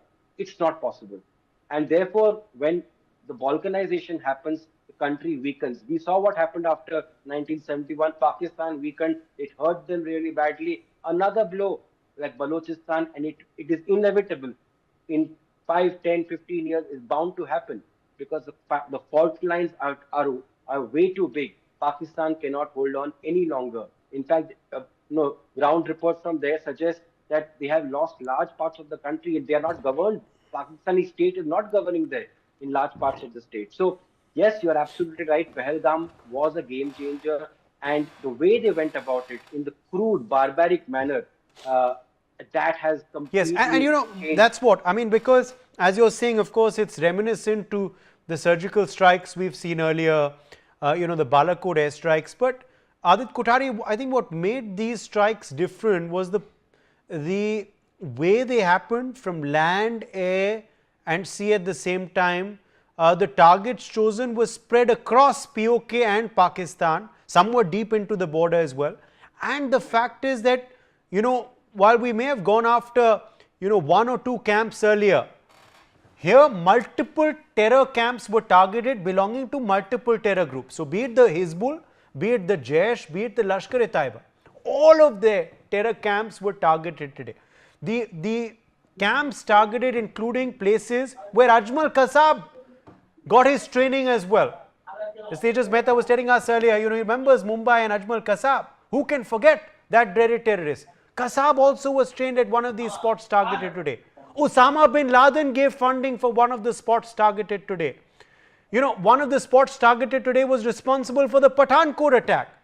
One of the spots targeted today was responsible, for the attack that's been seen earlier in Jammu and Kashmir at a military installation as well. So a lot of dots connected these camps. A lot of the attacks in India were a result of these camps, and they were all targeted today. Not one terror outfit's camp, not two, but multiple, Adit Kothari. That's what made today different, isn't it? Absolutely, and it made it different. See, because when the Pahalgam attacks happened, Pakistan was very swift to ensure that all of the terror launch pads, all the camps across the border in Pakistan, where Kashmir and Jammu were basically, they were vacated right from Kotli right up to the northern ridges. All of the training camps that existed, the launch pads, were all, people housing in them were all moved out, and most likely they were all moved out to Bhavalpur because in their all comprehension, Pakistan could have never understood or been able to fathom that India could go well inside Pakistan into Bhavalpur and attack them right at the epicenter of their factory. I mean, that is something which they just could not foresee. And this calibrated attack, goes to show the resolve that the Indian polity and the armed forces have within themselves, and the free hand that the Indian polity gave to the armed forces, and it came down good. I mean, the fact that all three tri-services could coordinate themselves and ensure that they could attack these multiple locations in a coordinated manner with using drones, using missiles. It shows how beautifully the synergy of the Indian armed forces have worked out. But one thing that we've got to be 100% sure of is that just hitting at the foot soldiers is not going to be the end of terrorism. Terrorism will only be ended when we hit the brainchild, and the brainchild in the grand scheme of things is GHQ. So until we don't take out GHQ, until we don't take out the Asif Munirs of the world, we are not going to be able to get away from this problem. Tejas mentioned something that we bought peace when we did Balakot for 6 years. When we did Uri, we got peace for 2 years. When we did 1971, we had peace for 20 odd years. How long are we going to have this peace? How long is the deterrence going to last? We need to make sure that the deterrence that we now create, it's a permanent solution, because we cannot have this, done to us again and again and again. So it needs to be a red line that we've drawn with this. And, we need All to right, go more for the breaking full news throttle. coming in. Stay with us, stay with us.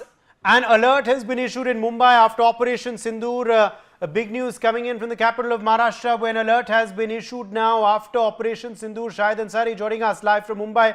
Shahid, एक alert की घोषणा हो चुकी है मुंबई के शहर में, और जानकारी दीजिए हमें। जी देखिए, मुंबई हमेशा से जो है टेरर टारगेट पर रहा है, और जैसे ही ऑपरेशन सिंदूर जो है अंजाम दिया गया और इसमें कामयाबी भी मिली भारत को, उसके बाद से ही जो है मुंबई में सुबह से ये हलचल जो है शुरू हो गई थी। सिक्योरिटी सुरक्षा के जो इंतजामात है वो पुख्ता कर दिए गए थे, लेकिन अभी तकरीबन कुछ वक्त पहले ही जो है ये अलर्ट जारी किया गया है कि मुंबई में जो है सुरक्षा के बेहतर इंतजामात किए जाएं, और उसके साथ साथ जो है वो सारी जगह जिनमें भीड़ भाड़ वाली जगह है, जैसे रेलवे स्टेशन, शॉपिंग मॉल और मार्केट, इन सारी जगहों पे सुरक्षा के पुख्ता इंतजाम किए गए हैं और बढ़ा दिए गए हैं।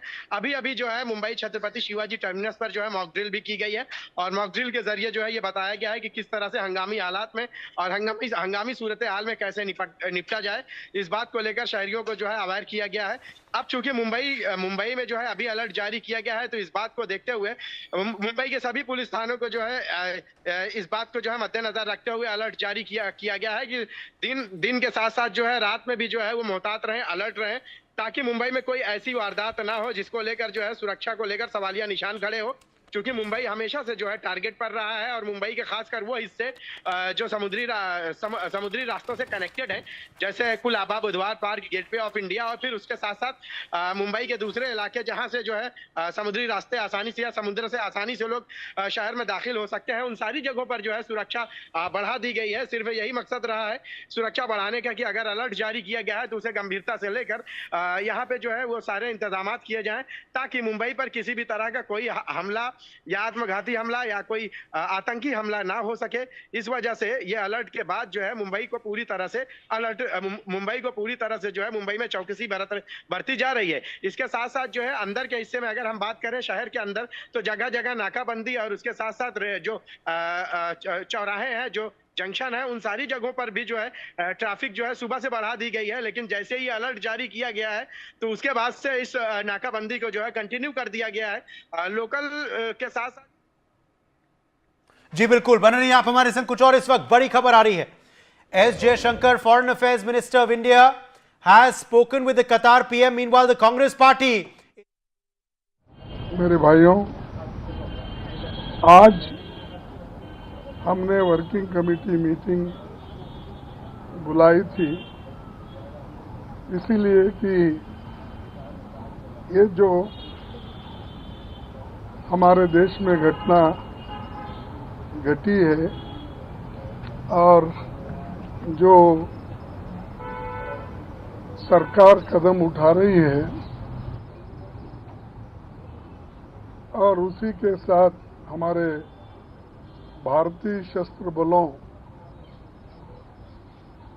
पर भी हम गर्व करते हैं, जिन्होंने ऑपरेशन सिंदूर तहत पाकिस्तान और पाकिस्तान ऑक्युपाइड कश्मीर के आतंकी ठिकानों पर साहसिक और निर्णायक कार्रवाई करते हुए मुंहतोड़ जवाब दिया है। हम अपने जांबाज सैनिकों के साहस, दृढ़ संकल्प और राष्ट्रभक्ति को सलाम करते हैं।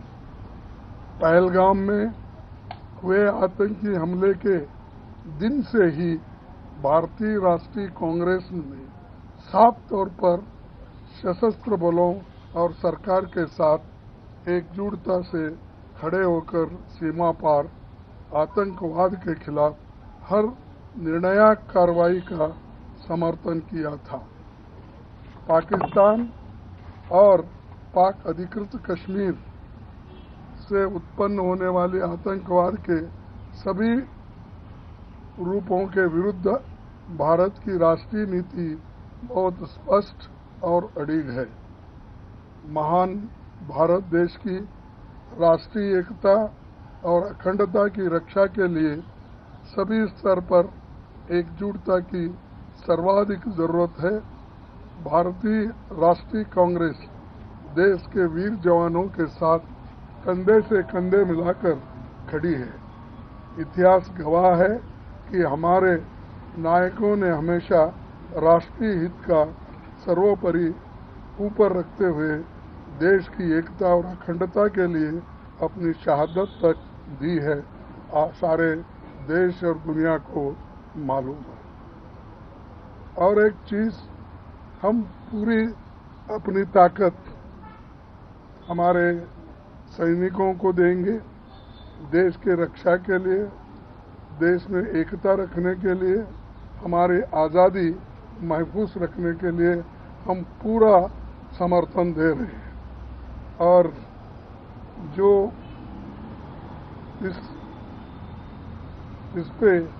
इस मुद्दे पे कोई भेदभाव नहीं है, एकजुट होकर हम कर रहे हैं। और इसी तरीके से इंडिया अलायंस के लोग भी अपने अपने जगह पे ये कोशिश कर रहे हैं कि देश की रक्षा के लिए हम सभी एक होकर काम करें। तो इसलिए आज मीटिंग हमारी हुई और उस मीटिंग में ये सब तय हुआ कि फिर से एक बार हम ये रीट्रेट करना चाहते हैं, क्योंकि लास्ट हमारे वर्किंग कमेटी में ही हम सारी बातें बोले थे। आज भी फिर हम वो बात दोहराए और राहुल गांधी जी, प्रियंका गांधी जी और हमारे वर्किंग कमेटी के जितने भी मेंबर्स हैं, एक ही राय से हम बाहर आए हैं और यही हमने मुद्दा रखा था। सभी ने इसको सपोर्ट किया और मैं रिक्वेस्ट करता हूं राहुल गांधी जी आपके सामने दो बात रखें। वर्किंग कमेटी में हमारा डिस्कशन हुआ, पूरा समर्थन, full support to our forces, best wishes to them, much love to them, complete support from the Congress party and the Congress working committee. Thank you. Sir, all party meet बुलाई गई है। We've been invited, we got a call today, we've been invited to the all party meeting tomorrow.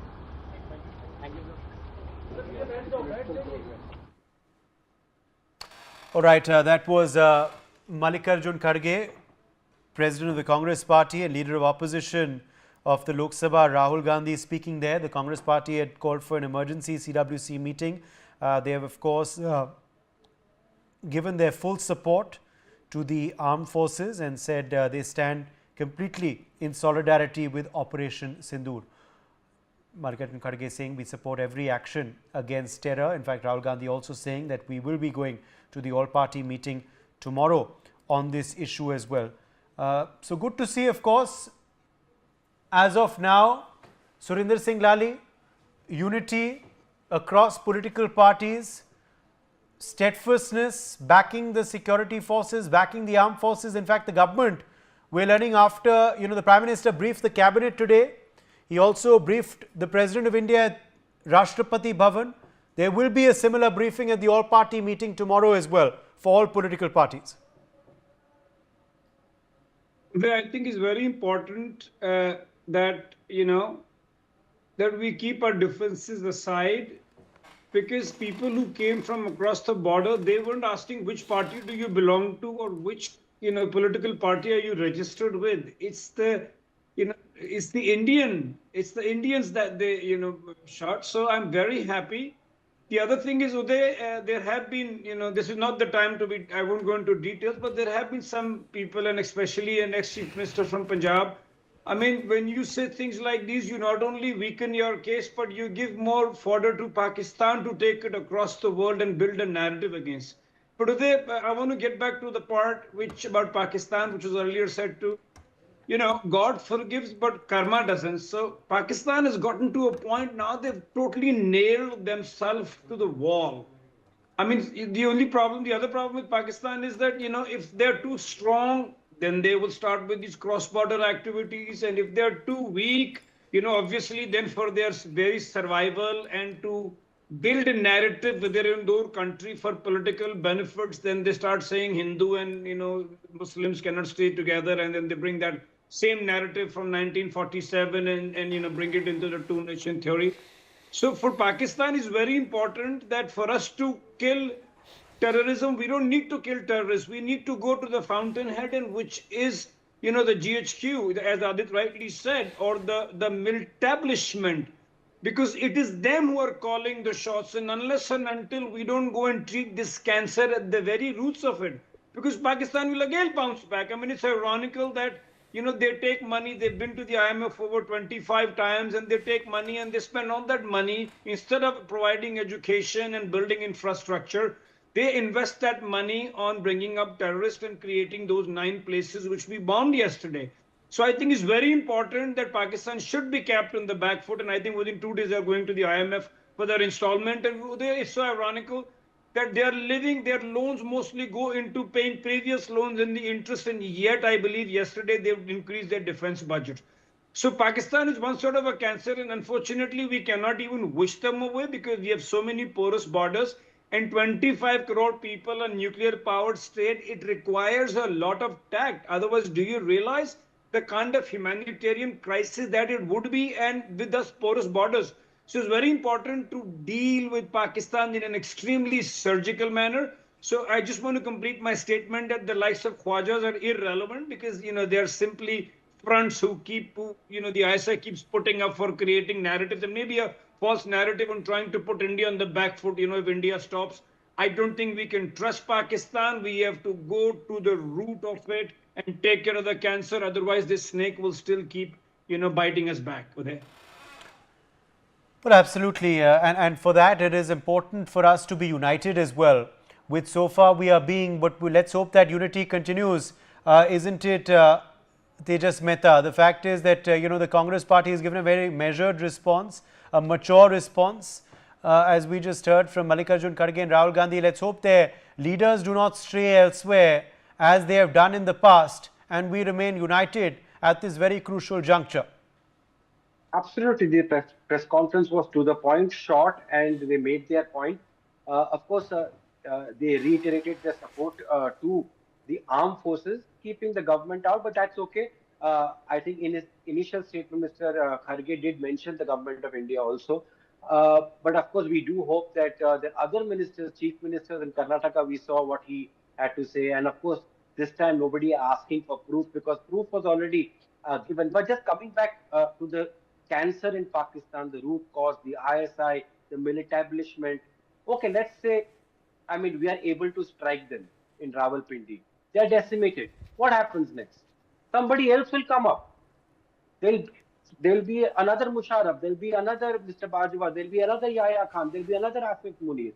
How many are you going to take down? So the point really is, where do they come from? Where do all these mindsets come from? They come from, the textbooks they are fed into. They come from the madrasas, the sort of, education that is being taught in Pakistan. It all starts there. So it's a cancer which has spread very far into a lot of, Pakistani society. And at the end of the day, remember, they all come from the common Pakistani soldier, Yes. Pakistani state, Pakistani citizen. They all emerge from there. So I think we have a very serious problem. And even striking Rawalpindi, yes, it's going to deter for a longer time, hopefully. But ultimately it's going to come back and bite. So we have to have multiple options, to safeguard ourselves also.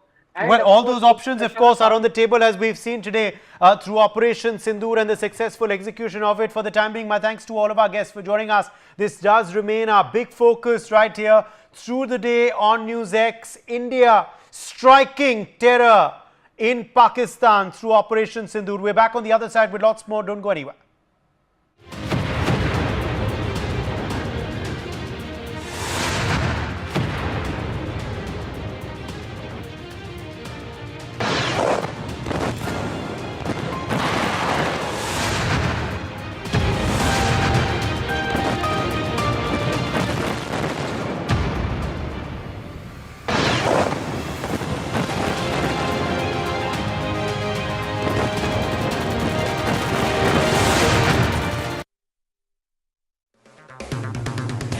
अगर आप बनना चाहते हैं anchor या फिर आप में है जुनून एक तेज तर्रार न्यूज रिपोर्टर बनने का, तो आप ज्वाइन करें आईटीवी और इंडिया न्यूज़ का media school. ITV next media international school का कोर्स आपको मौका देता है देश के दिग्गज एंकर्स के साथ काम करने का। ITV next media international school में आप बेहद नजदीकी से देख पाएंगे किस तरह से आईटीवी नेटवर्क के दिग्गज पत्रकारों की टीम दिन रात खबरों पर काम करती है। इस कोर्स के दौरान आप सीखेंगे एंकरिंग की एक एक बारीकी उन एंकर्स के साथ जो देश को रखते हैं हर खबर से बाखबर। ITV next media international school का ये कोर्स आपके एंकरिंग स्किल्स को करेगा इतना सशक्त, मजबूत, जिससे आप बनेंगे पत्रकारिता की दुनिया का वो चमकता चेहरा जो दुनिया देखेगी और पसंद करेगी।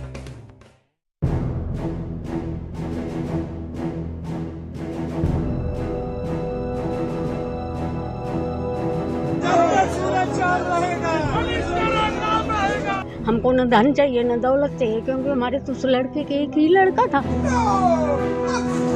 जब न्यूज़ फर्स्ट टाइम फ्लैश हो गई तब हमारे पैरों तले जमीन सरक गई। अगर वो आतंकी है तो उसको ऑन द स्पॉट खत्म कर देना चाहिए। बड़ी दुख की बात है कि हमारा हीरे जैसा सुशील अब दुनिया में नहीं रहा। आप इन लोगों को बेगुनाह क्यों मारे? इनकी क्या गलती है?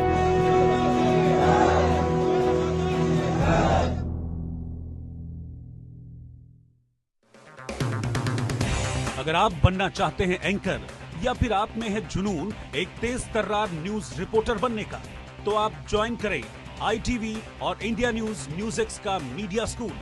ITV next media international school का कोर्स आपको मौका देता है देश के दिग्गज एंकर्स के साथ काम करने का। ITV next media international school में आप बेहद नजदीकी से देख पाएंगे किस तरह से आईटीवी नेटवर्क के दिग्गज पत्रकारों की टीम दिन रात खबरों पर काम करती है। इस कोर्स के दौरान आप सीखेंगे एंकरिंग की एक एक बारीकी उन एंकर्स के साथ जो देश को रखते हैं हर खबर से बाखबर। ITV next media international school का ये कोर्स आपके एंकरिंग स्किल्स को करेगा इतना सशक्त, मजबूत, जिससे आप बनेंगे पत्रकारिता की दुनिया का वो चमकता चेहरा जो दुनिया देखेगी और पसंद करेगी।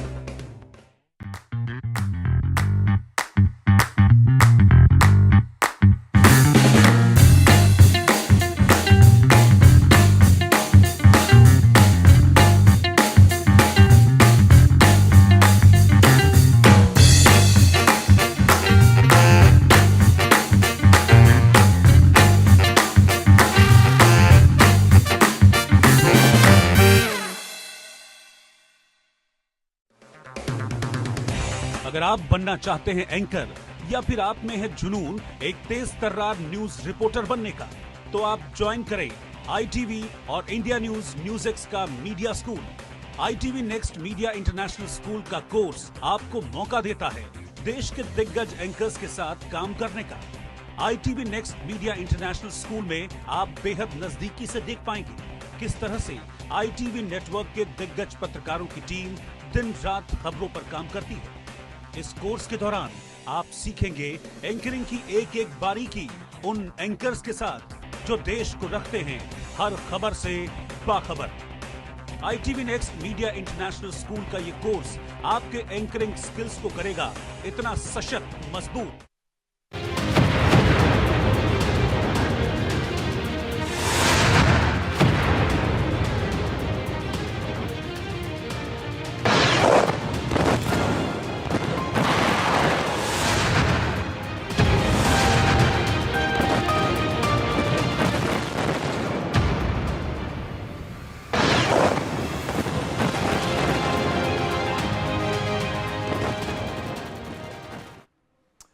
Welcome back. You're watching NewsX. My name is Vineet Malhotra. Well, it took a mere 25 minutes for India to unleash precision strikes that hit 9 terror camps in Pakistan and Pakistan-occupied Kashmir. The strikes, which lasted from 1:05 a.m. to 1:30 a.m. today, were carried out jointly by the Indian Army and the Air Force under the code name Operation Sindoor. The missile strikes targeted facilities in Muzaffarabad, Kotli, Bahawalpur, Rawalkot, Chakswari and Bhimber. These sites and these camps were of course being run by Lashkar-e-Taiba and Jaish-e-Mohammed, two terror groups that have been responsible for multiple attacks in India over the last few decades.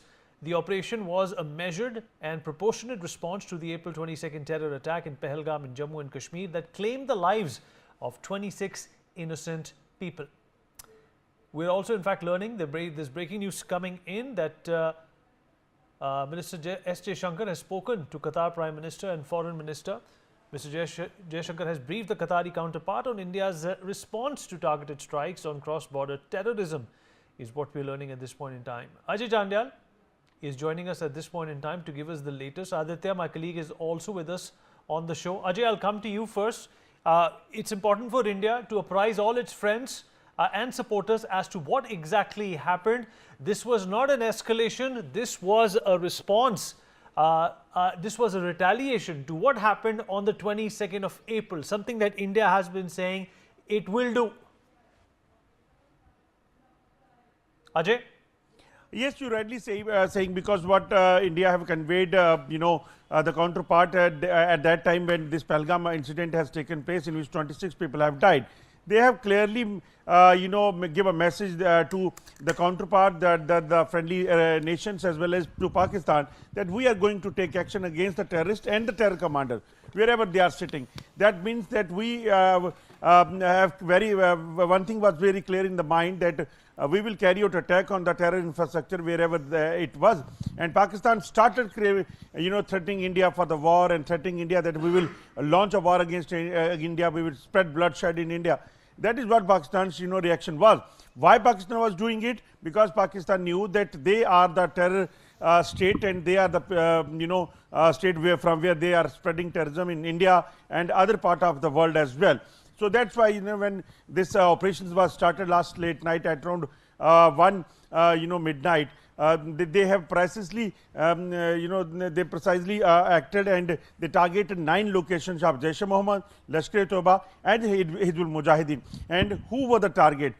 Those terror launch pad, because there are more than 40 terror launch pad in Pakistan and Pakistan occupied Kashmir, but these locations were precisely targeted because these were the locations from where terrorists took training and they came to Jammu and Kashmir, whether it was a Mumbai attack, whether it was a bus attack which took place there in the Shiv Khodi in which 9 people were killed, whether it was a Kathua attack in which 4 policemen were killed, whether it was attack on there in the this Pahalgam in which 26 people have died. So it was not only the they have avenged the incident of Pahalgam, but they also avenged how Ajmal Kasab, those who have took training in that locations and then came to Jammu and Kashmir to spread bloodshed, they have avenged it and ensured that we will not spare anyone who is trying to disturb peace over here. And after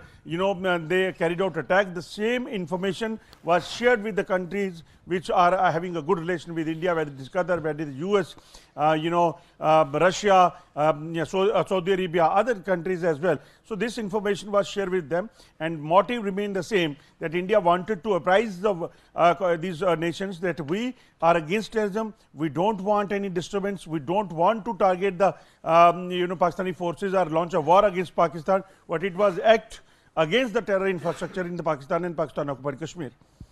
Just stay with us. Some more breaking news coming in. Chinese envoy to India has reached the South Bloc. Global representatives have been briefed on Operation Sindoor, is what we are learning. Aditya Vadvan, my colleague, is with us on the broadcast. Aditya, there was a meeting with the Chinese envoy across the border as well, where Pakistan was the first one to update the Chinese authorities that India has attacked. Of course, in that same spirit, India is only keeping all our allies, all diplomats who are in India, in the loop. Well, absolutely, Vineet, as you rightly pointed out, India has been telling the diplomats of all the major countries that that India has struck the terrorist camps that Pakistan operates in and around Pakistan and also in Pakistan-occupied Kashmir. And there have been several, around about 100 terrorists in and around Pakistan-occupied Kashmir have been killed. Terror camps, of the Lashkar-e-Taiba and Jaish-e-Mohammed have been completely destroyed. The terror infrastructure that operates across the border in Pakistan has been destroyed. And what's more significant is that the UN, the designated terrorist Maulana Masood Hazar, family members have also been killed in these airstrikes.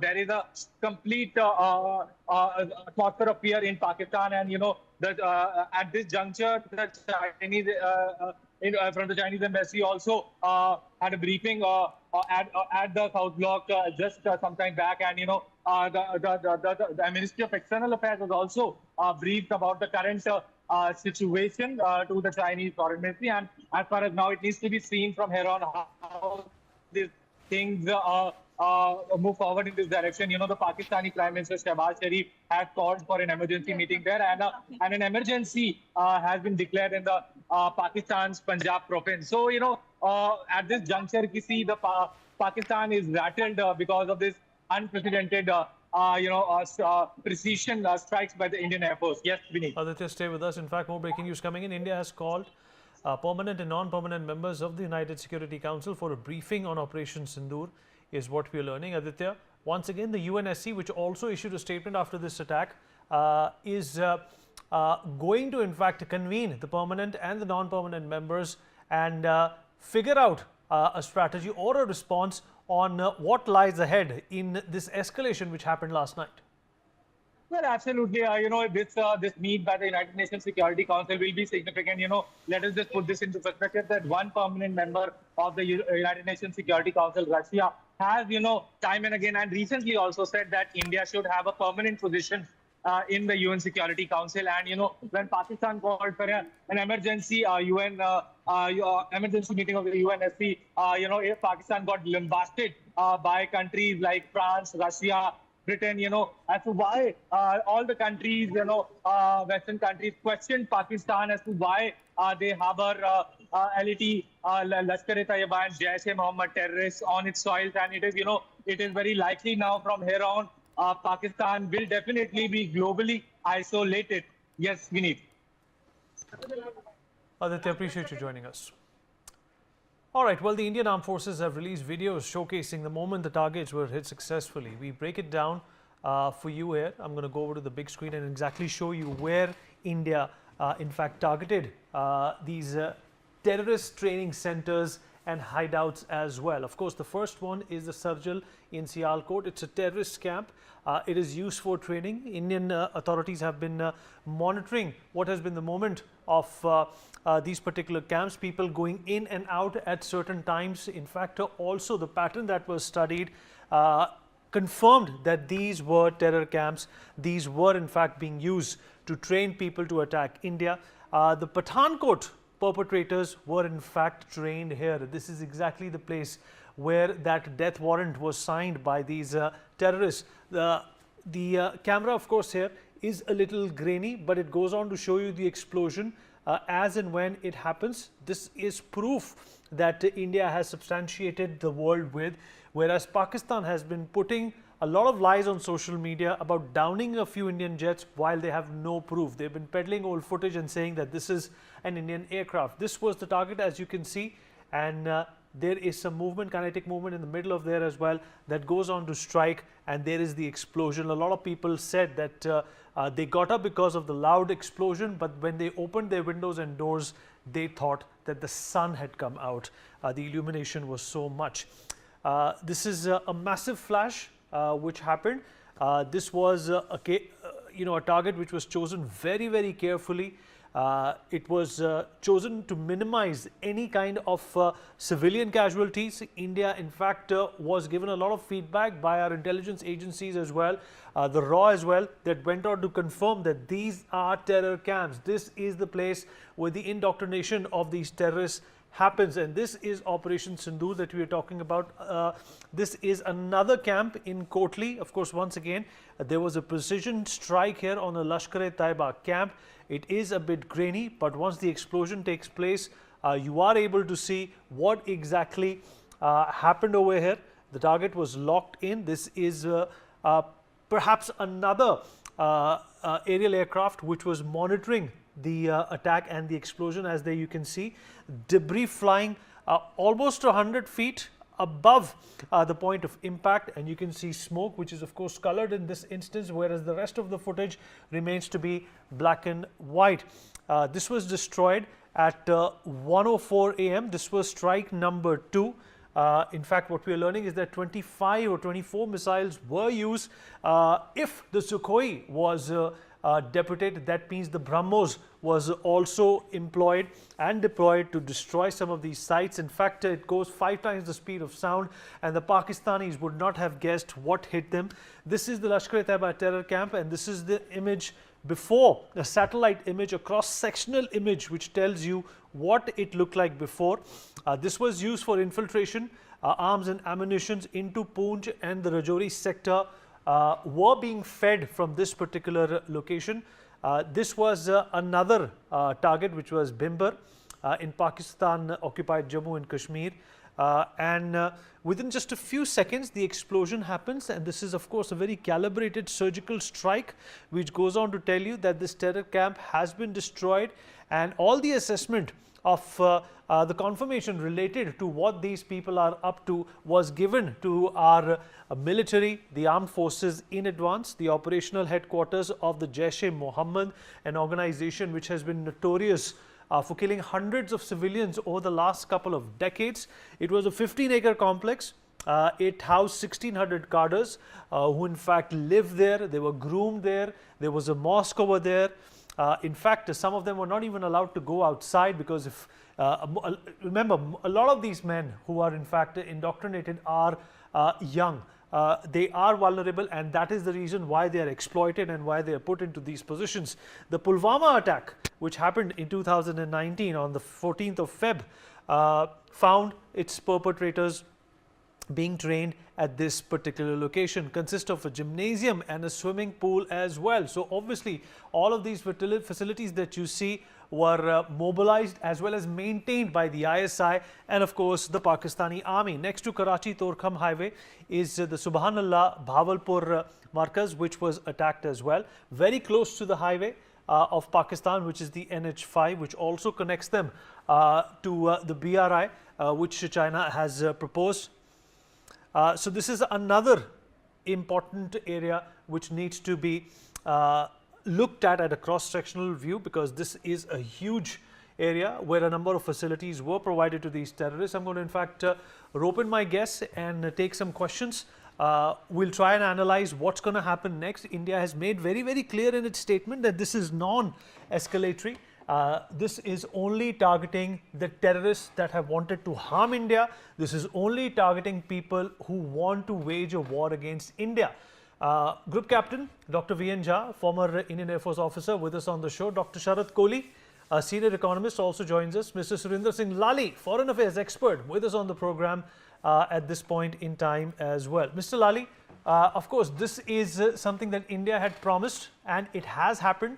What really concerns me at this point in time that Pakistan, instead of understanding what a grave danger they find themselves in, are peddling false information that a counter-attack has already transpired and India has suffered huge losses. This is obviously not the art of war. This is the art of deception, and that's exactly the same reason, Mr. Lali, that deception that India wants to end.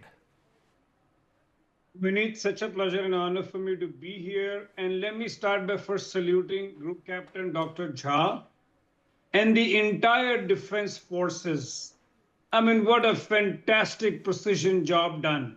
Vineet, the press conference this morning was at par with any professional, not just an army, but a company of any size. And you, as you rightly said, that, the Pakistanis are known for, these nefarious activities and changing the narrative, inducing a new narrative.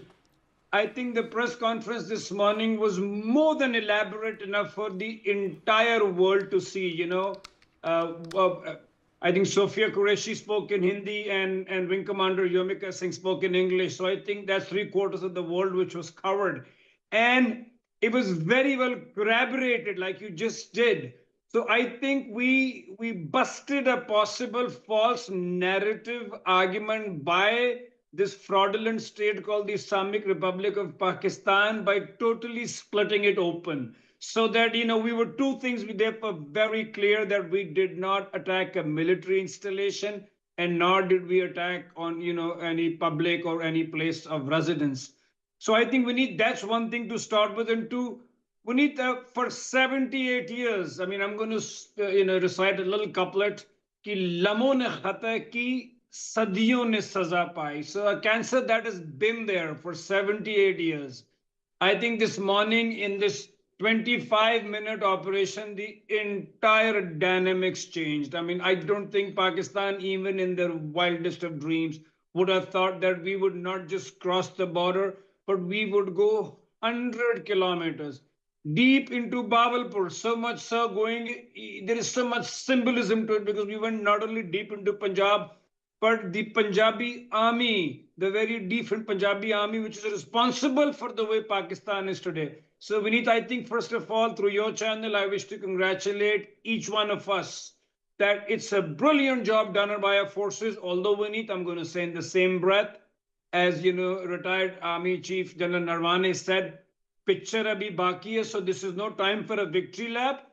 But Vineet, so far, so good. And an absolutely new template has been set by the Republic of India under the very competent and capable leadership of our Honorable Prime Minister, the Defense Minister, and in fact, let me say the entire cabinet, Vineet. Thank you, Vineet. Group Captain V.N. Jha is also with us on the program. Group Captain Jha, in fact, Masood Azhar has lost 10 members of his family. In fact, he's put it out. He's confirmed that he's lost 10 members. 4 of them were close family members. He's also put out this message on the platform X, whether he's put it out on X or not, but it's being circulated on X, that he also wished that he was dead. Let's not forget who this man is, sir. He's the reason why that hijacking happened. He's the reason why India got into that particular situation where we had to release him and hand him back to Pakistan. And he was responsible for a multitude of terror attacks on Indian soil.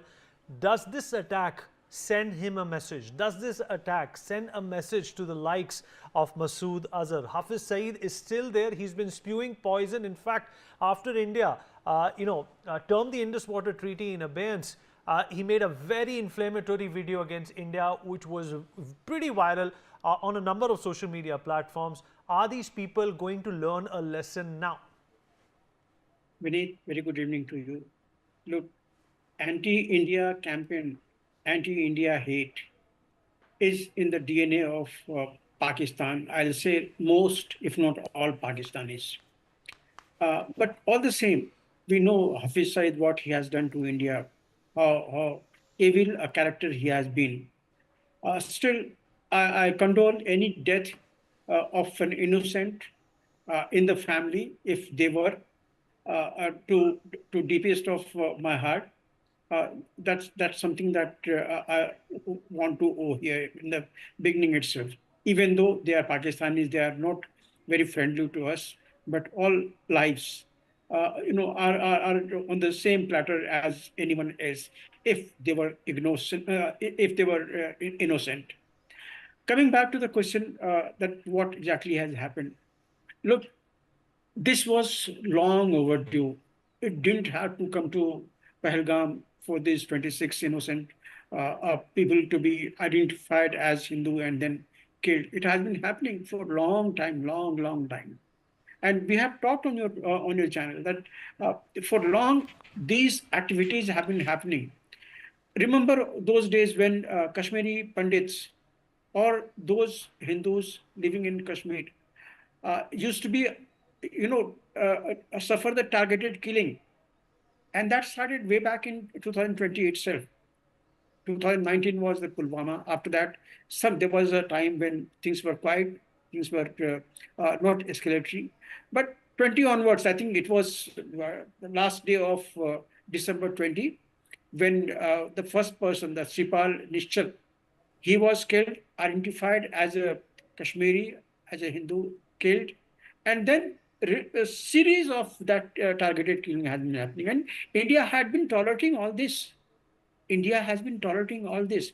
Even here, now, when we suffered this particular dastardly attack on 22nd, 9th April 25, Kishtwar, there was a killing. March, Katwa, there was a killing. February, there was a killing at Sundarbani. And many, in October last year, be it Gulmarg, Gandarbal, Anantnag, July, there were so many of the incidents happening. So it's a series of incidents that these terrorists have been carrying on. They have carried out. So this particular incident, this particular resolve, what government has taken now after Pahalgam, should have been taken long back. But anyway, what has gone, we can't undo it. But it is a lesson learned. Almost every single defense expert has been suggesting government that don't wait for these jihadists waiting in the launch pads to cross over and then, do nefarious activities. Out of 10, you will be able to kill 8 or 9. The one who escapes your bullet will do something like this. And again, either he will die or escape. If he dies, his mullah has told him that he will get 72 hoosh up there. If he escapes, then of course he is no way in your grip. So these are the things what has been happening for a very long time. And now since it has happened, I must congratulate, I must compliment the three services. I believe, although in today's briefing, they have not elaborated on to how the entire operation was carried out, who all participated. But I believe all three services were party to the entire operation. And I compliment the three services, the Ministry of Defense and the Government of India under PM Modi. It's a huge step that they have taken, but they have taken a very credible step this time. It was not a single Balakot. It was many Balakot. But again, this Balakot will be getting lost in the coming months and years if you don't pursue onto it. Hereafter, there should be one message already gone, that if you carry out a nefarious activity, jihadi or terrorist activity in India, you are not going to remain unpunished. You will be punished. You have to pay the price. And if armed forces of Pakistan, if they are made to understand and realize that it will be the cost onto you, because under you all these terrorist organizations are flourishing. If you are made to pay the price of it, maybe that they'll be slightly reluctant to send these chaps into India. Look, there are jihadi network all over the world. There are about more than 300 odd jihadi organizations are there. These few that we have right now counted, LAT, JEM, Hizbul Mujahideen, are only 2-3 of them. There are 10 India-centric jihadi groups. And these are not alone. Think of 60 odd jihadi network in Pakistan itself. And even beyond that, these have got no standings. Think of Abu Sayyaf, Al-Badr, Al-Barq, Al-Qaeda, Al-Shabaab, Nusra Front, Boko Haram, Hamas, Hezbollah, Houthi, Haqqani Network, Harkat Group. Keep on naming them. They're all dreaded terrorists. They are doing their nefarious activities, killing the human rights absolutely without any consideration all over the world. So we can't eliminate just by killing these few people in Pakistan. But one thing should go home. It should drive home absolutely without any shadow of doubt that if you carry out these things here in India, you will not remain unpunished. You will have to pay the price of it. And this message has been driven this time well home. I hope Government of India, subsequently Ministry of Defense and the three services pursue this in the coming months and years. All right. Okay. Well, it's one thing to be jingoistic about this attack, Dr. Kohli, but it's another thing to be realistic. India just yesterday became the 4th largest economy in the world. We've just signed a trade agreement with the United Kingdom as well. Pakistan, however, out of the 133 countries that become a part of this system or the schedule of economic progress, is at number 91. Can they really afford to get into any kind of a retaliatory mode? Their ministers are already singing a different tune. Khwaja Asif, somebody who's known to be tiptoeing on facts and is blowing hot and cold all the time as to what Pakistan does and what it does not, is already asking for a de-escalation. Good evening, Vineet. Good evening to my fellow panelists. I think it's a day of pride. Salute to the armed forces for what they have done last night. Well, Pakistan as an economy is a failed one for that matter. The size of the economy is $350 odd billion as compared to the Indian economy of now 4.187. Being the 4th largest in the world. We just have Germany, the US and China ahead of us. So India has worked hard. India is very possessive about its economy, and India is on course to become the 3rd largest. Well, Pakistan doesn't stand anywhere. If this is a full-blown war, I can tell you, because the wars, although on the forefront is the bravery of the armed forces, but at the back, you need to have deeper pockets. You need arms, you need ammunition, you need to pay salaries to your soldiers. You need a lot of money to buy those equipment. Well, the fact of the matter is that Pakistan doesn't have any money left with it. The forex reserves for basic necessity-based imports is barely for 4 to 6 weeks. 24 bailouts since 1950 from IMF. For the people who do not understand bailouts, it's a situation of Diwaliya, insolvency as we call it. It was virtually on the verge of collapse. On 24 occasions when it was bailed out either by IMF or some of the other institution or one of its friends, China, sometimes Saudi Arabia, UAE, Turkey, so on and so forth. So Pakistan, they don't have food to eat. The Awam of Pakistan, there is no food to eat. There's rampant unemployment. Pakistani government cannot collect the taxes because people don't have incomes for that matter. And if there is any tax, it gets wiped off by way of corruption. All the resources that Pakistan has is being drained away in buying arms and on army, on defense, which gets siphoned away. The Hukumrams of Pakistan, they enjoy a luxurious life in the Western world, whereas the Awam of Pakistan is on the street looking for do waqt ki roti, as they call it. So Pakistan cannot afford. Now, there are two scenarios emerging. I'm sure my defense co-panelists would agree to this. Either Pakistan stops at this and we stop at this. That is, we've done the strikes, the precision strikes, and we've destroyed some of the infrastructure, if not all of the infrastructure or most of the infrastructure, the terror-based infrastructure. And the matter stops here. But knowing Pakistan, and the Pakistan defense minister gave this statement that if India doesn't do anything else, we'll stop at that. There was some kind of indication. But the problem with Pakistan is you cannot trust Pakistan, because statement coming from Pakistan does not have any basis. Prime Minister says something else, Defense Minister says something else, ISI says something else, the army says something else. So there is a very divisive political, I would say, concentration of power in Pakistan. So you cannot trust. So if Pakistan tries to do any misadventure here, although the Indian forces are on high alert, Prime Minister has called the meeting of the chief ministers, the cabinet colleagues, the CCS, and so on and so forth. But if this is a full-blown war, it will not survive for more than 2 days. I'm telling you right away, because not that Pakistan doesn't have aeroplanes. It may be having a few of F-16s here and there, but it doesn't have money to pay its pilots. It doesn't have money. The soldiers have gone back from the front because a lot of them have not been paid as well. It's a way, not many people know that a lot of soldiers are unpaid. They were crying. They didn't want to go to the forefront.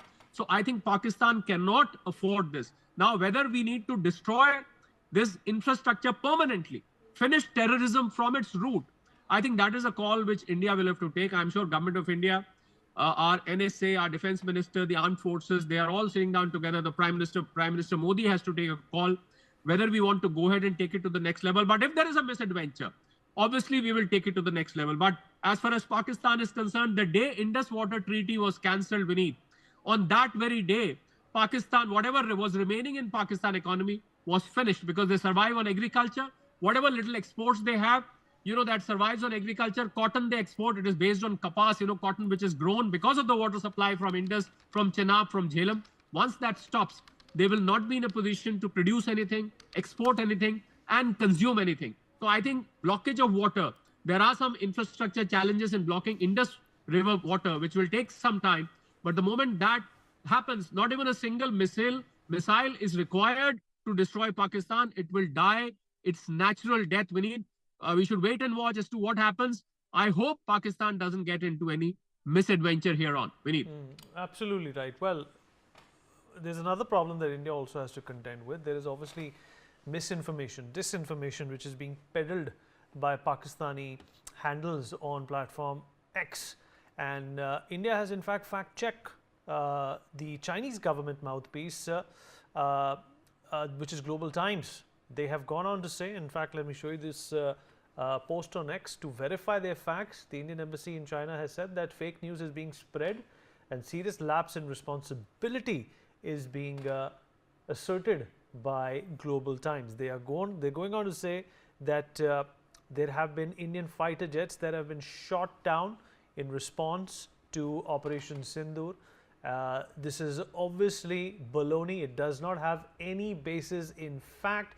In fact, senior Pakistani journalists on platform X have also been peddling this lie, saying that Pakistan has already retaliated and killed a number of our people on the international border, as well as downed a couple of Rafales. Dr. Kotli, you wanted to say something quickly. On China, there was a school of thought going for so many days that China is going to openly come in support of Pakistan. The fact of the matter is that China itself is a victim of terror in Pakistan. The CPEC corridor has not progressed. One of the key reasons has been terrorism and terror-based attacks on the Chinese nationals on so many occasions. Me and you have discussed on your channel. Second, China has export of $100 billion plus to India. It's exposed to America. I've already stopped because of the tariffs. And if China openly supports Pakistan, it will lose that $100 billion of export to India. So I think China, as a matter of strategy, maybe saying that fine, we are in support of Pakistan, but I really have any doubts that China is openly going to come in support of Pakistan. I really do not think so. Although this is a matter of a foreign expert to comment on, but economics, if that comes into play, China cannot afford to support Pakistan against India. Vineet. Right, Pramit Pal Chaudhary is also with us on the broadcast. Pramit, what do you make of what has happened? Of course, since India carried out Operation Sindoor, Pakistan has been running pillar to post, acting like a victim. Well, I think that's a normal part of the Pakistan story, and I think what's striking is that how little of the international community is buying it. I'm looking at the Twitter account of the Chinese embassy spokesperson, Yu Jing, and she has just said India and Pakistan are both China's neighbors. China opposes all forms of terrorism. We urge both sides to remain calm, exercise restraint, and refrain from taking action that may further complicate the situation. That is about as neutral a position as you can take, given that China is Pakistan's #1 friend and ally. And that's the Chinese embassy. So, you're looking at an international community, and we saw at the UN Security Council, Pakistan tried to raise raise India's supposedly hostile behavior, and they were interrogated. What about Lashkar-e-Taiba? What are you doing about them? Why are they still functional? So Pakistan doesn't really have much credibility in the international system. And it's one of the problems. I think other than Turkey, they really don't have any country that's really prepared to come out in their favor. And Turkey is a country of total inconsequence as far as India is concerned. And so we're seeing a Pakistan that really doesn't have many cards to play on the international side.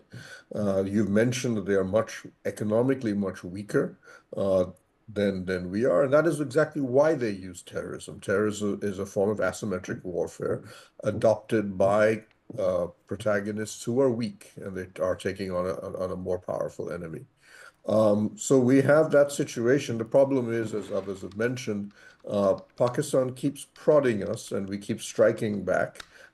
We need to find a more permanent solution. And I think that's why the government, from my understanding in their internal assessment, has been, we must carry out these retaliatory strikes. But these strikes are not really a solution. We get 2 or 3 years worth of peace after them, but that's about it. And that's why the Indus Waters Treaty suspension is so important, because that is where you're going to see India use put an economic squeeze, and a very devastating economic squeeze potentially on Pakistan over the next potential 1 or 2 years. Whatever may happen after these strikes, you will not see India renew the Indus Water Treaty. It will remain under suspension. That is a policy that will continue. If you already noticed that the Indus River Waters Commission of Pakistan a few days ago issued a statement saying that the Chenab is already down 21%, and that the early Kharif harvest is now going to be 7% less than it was. And this is a time of the year when there is excess water in the system because of glacial spring melt. In the winter time, when there is a shortage of water, we will be able to use canals that we've been building over the past 4 years, as well as these various tributary dams, to begin to divert a fair amount of water, at least from the Chenab and the Indus. At this point, the winter crop of Pakistan is under serious threat. And that is where you're going to see an increasing amount of the long-term cost being imposed on Pakistan. We can kill terrorists, and that's perfectly fine. But as we know, when you have a country which has 40% unemployment among its young men, recruiting a terrorist is very easy. But the waters, the Indus, Pakistan is effectively an Indus nation. And this is going to be really the jugular vein that I think we're going to see more and more action on over the next 1 year. And all right, Defense Minister is speaking. We're in fact going to cut across. Pradesh, Sri Pema Khandu, Chief Minister Mizoram, Sri Lal Duhoma, Lieutenant Governor Jammu and Kashmir, Sri Manoj Sinha, Lieutenant Governor Ladakh, Brigadier Dr. B.D. Mishra, विभिन्न राज्यों और UT से जुड़े सम्मानित जनप्रतिनिधिगण एवं अधिकारीगण, general Upendra Dwivedi, chief of army staff, Shri Rajesh Singh ji, defence secretary, lieutenant general Raghu Srinivasan, DG border roads, BRO के सभी कर्मयोगी एवं देवियों व सज्जनों, आप सभी जानते हैं कि आज हमारे प्रधानमंत्री जी के मार्गदर्शन में हमारे भारत की सेना ने हम सभी भारतवासियों का मस्तक ऊंचा किया है।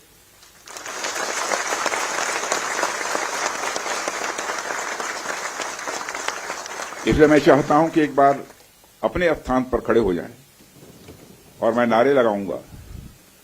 हमारे देश के सेना के जवानों के सम्मान में हम सभी बोलेंगे, भारत माता की, भारत माता की, भारत माता की। बहुत बहुत धन्यवाद।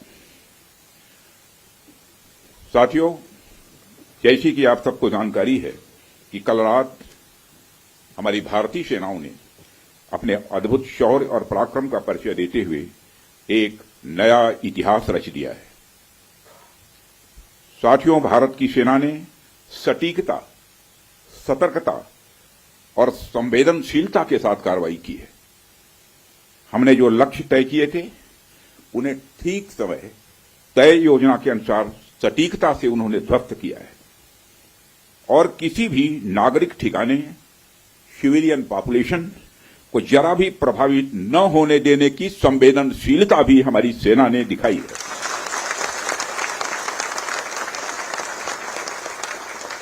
यानी एक तरीके से देखा जाए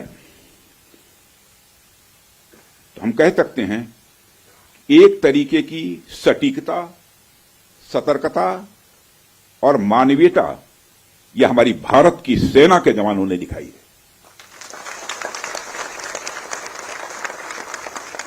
जिसके लिए मैं हमारे सेना के जवानों और अधिकारियों को पूरे देश की ओर से मैं साधुवाद देता हूं और सेना को संपूर्ण संबल प्रदान करने के लिए अपने प्रधानमंत्री माननीय नरेंद्र मोदी जी को भी मैं साधुवाद देता हूं।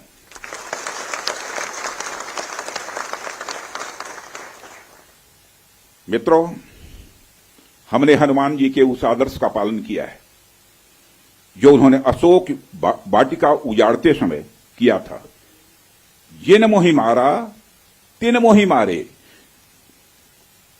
हमने केवल उन्हीं को मारा जिन्होंने हमारे मासूमों को मारा।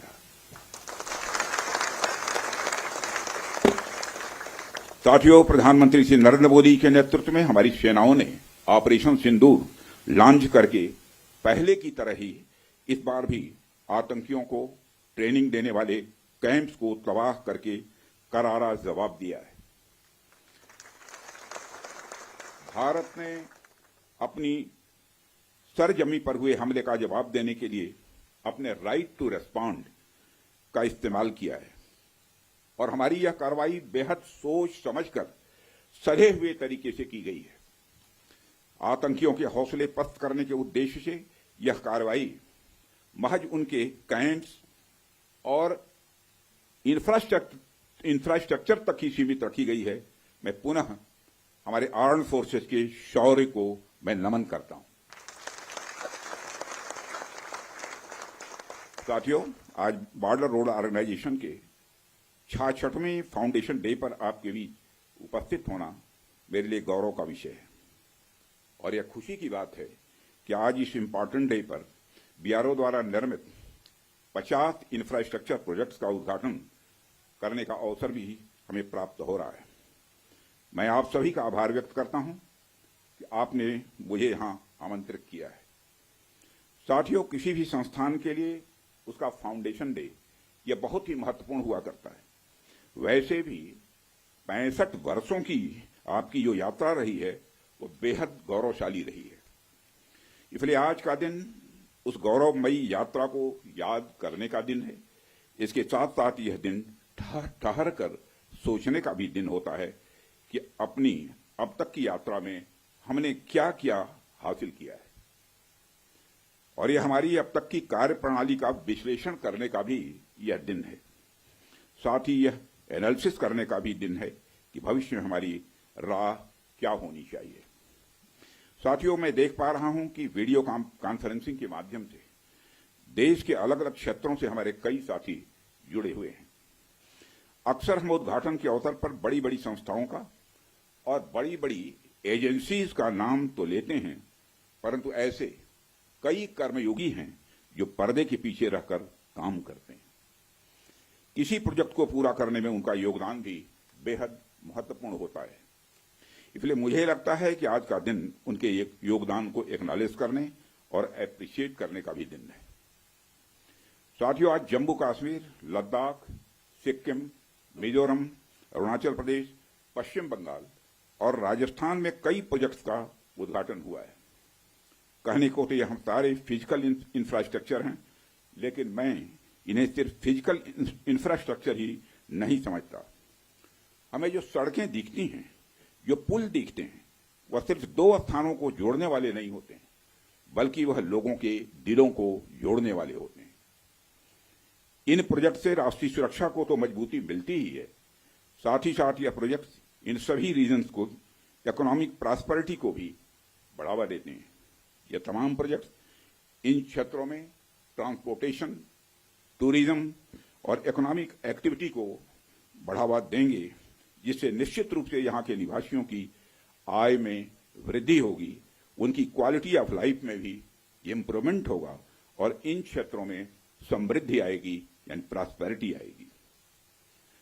साथियों, मुझे बताया गया कि आज जिन इंफ्रा प्रोजेक्ट्स की शुरुआत की गई है, इनकी टोटल कॉस्ट लगभग 1900 करोड़ रुपए के आसपास की है। मुझे लगता है कि यह केवल उनकी नॉमिनल वैल्यू पर है।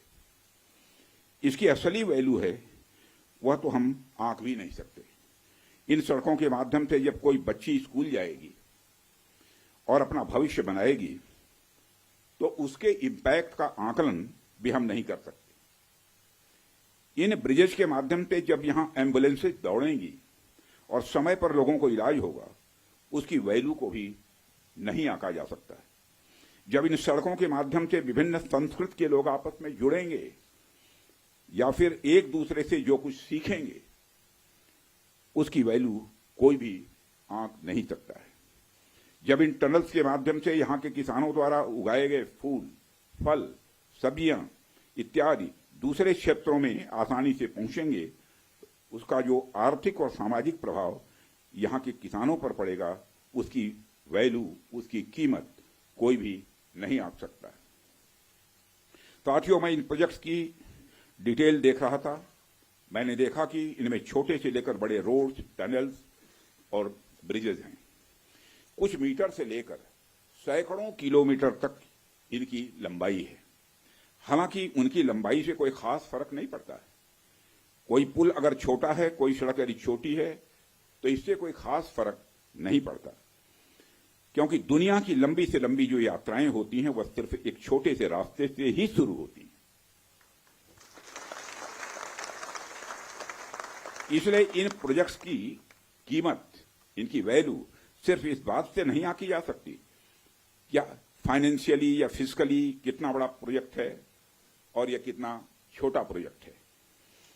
असल में इनकी असली कीमत इस बात से है कि यह कितने परिवारों को जोड़ रही हैं, कितने लोगों की संस्कृति को, उनके रहन सहन को आपस में करीब ला रही हैं, कितने लोगों की आर्थिक और सामाजिक समृद्धि, इकोनॉमिक और सोशल प्रॉस्पेरिटी में अपना ये योगदान दे रही है। यह प्रोजेक्ट्स लोहे, कंक्रीट या कोलतार से बनी हुई एक संरचना भर नहीं है, बल्कि यह एक कमिटमेंट है, यह एक प्रतिबद्धता है सीमावर्ती क्षेत्र के विकास का। यह एक रिजॉल्व है, यह एक संकल्प है बॉर्डर एरियाज में क्वालिटी इंफ्रास्ट्रक्चर बिल्ड करने का। यह एक दृढ़ निश्चयता का डिटर्मिनेशन है लोगों के दिलों को जोड़ने का। इसलिए मैंने कहा कि ये प्रोजेक्ट्स इनवैल्यूएबल हैं, इनकी कीमत का आकलन नहीं किया जा सकता। साथियों, प्राचीन काल से ही मार्ग मानव सभ्यता के विकास में बड़ी महत्वपूर्ण भूमिका निभाते आए हैं। मार्गों की महत्ता हमारे इतिहास में हमेशा से रही है। जब आप मानवता का इतिहास पलट कर देखेंगे तो आप ये पाएंगे कि ट्रांसपोर्टेशन रूट्स ने कितना इंपॉर्टेंट रोल प्ले किया है। इतिहास बताते हैं कि सिविलाइजेशन थ्राइव हुई तो उसके पीछे रूट्स और राजमार्गों का बहुत बड़ा योगदान रहा है। कला, साहित्य, संस्कृति और विज्ञान का प्रचार प्रसार एक क्षेत्र से दूसरे क्षेत्र तक इन्हीं के माध्यम से फैलता है। यदि मैं भारत के संदर्भ में बात करूं तो मुझे यहां के दो इंपॉर्टेंट रूट्स के नाम स्वाभाविक रूप से याद आ रहे हैं। आप शायद उत्तरापथ और दक्षिणापथ के बारे में जानते होंगे या सुना होगा। उत्तरापथ और दक्षिणापथ हमारे इंडियन सब कॉन्टिनेंट के डिफरेंट रीजन्स को एक दूसरे से जोड़ने वाले धागे की तरह है। आप सोचिए, हजारों साल पहले जब संचार के इतने तेज साधन नहीं थे, तब आइडियाज और कल्चर, विचार और संस्कृति एक जगह से दूसरी जगह कैसे पहुंचते थे। पांड्य साम्राज्य का मोती और मदुरई का कपास आखिर मगध के पाटलिपुत्र में कैसे बहुत प्रसिद्ध हो गया। राजकुमार सिद्धार्थ से भगवान बने महात्मा बुद्ध की शिक्षाएं कावेरी पट्टनम तक कैसे पहुंच गईं।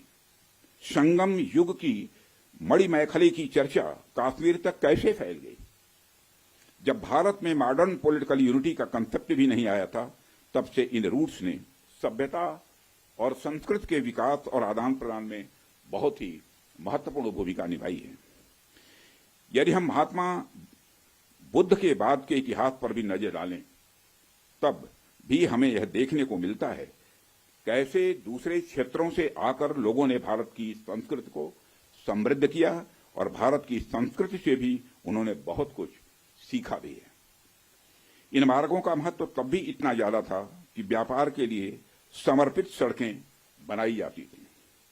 आप जब सिल्क रूट के बारे में जानते हैं, आप सभी को मालूम है सिल्क रूट के बारे में, जिसने एक तरह से पूरे एशिया और मध्य यूरोप तक को कवर कर लिया था। भारत से भी उस सिल्क रूट का एक बड़ा हिस्सा होकर गुजरता था, जिससे न सिर्फ सामान बल्कि संस्कृति और विचार का भी एक्सचेंज, आदान प्रदान यह होता था। एशिया और यूरोप के बीच कल्चरल एक्सचेंज, सांस्कृतिक आदान प्रदान में भी सिल्क रूट का बहुत बड़ा योगदान रहा है। साथियों, सिर्फ स्थलीय मार्ग का ही नहीं बल्कि जलीय मार्ग का भी ह्यूमन सिविलाइजेशन, मानव सभ्यता में एक बहुत बड़ा महत्व रहा है। मेसोपोटामिया की सभ्यता के साथ हमारा व्यापार जलीय मार्ग से ही होता था।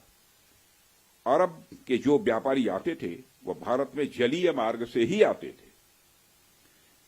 इन रूट्स का असर हमारे संस्कृति पर, हमारे परंपराओं पर और हमारी अर्थव्यवस्था पर तो पड़ा ही, साथ ही साथ इन रूट्स ने दुनिया को कई सारी नई चीजें भी सीखने को दी हैं।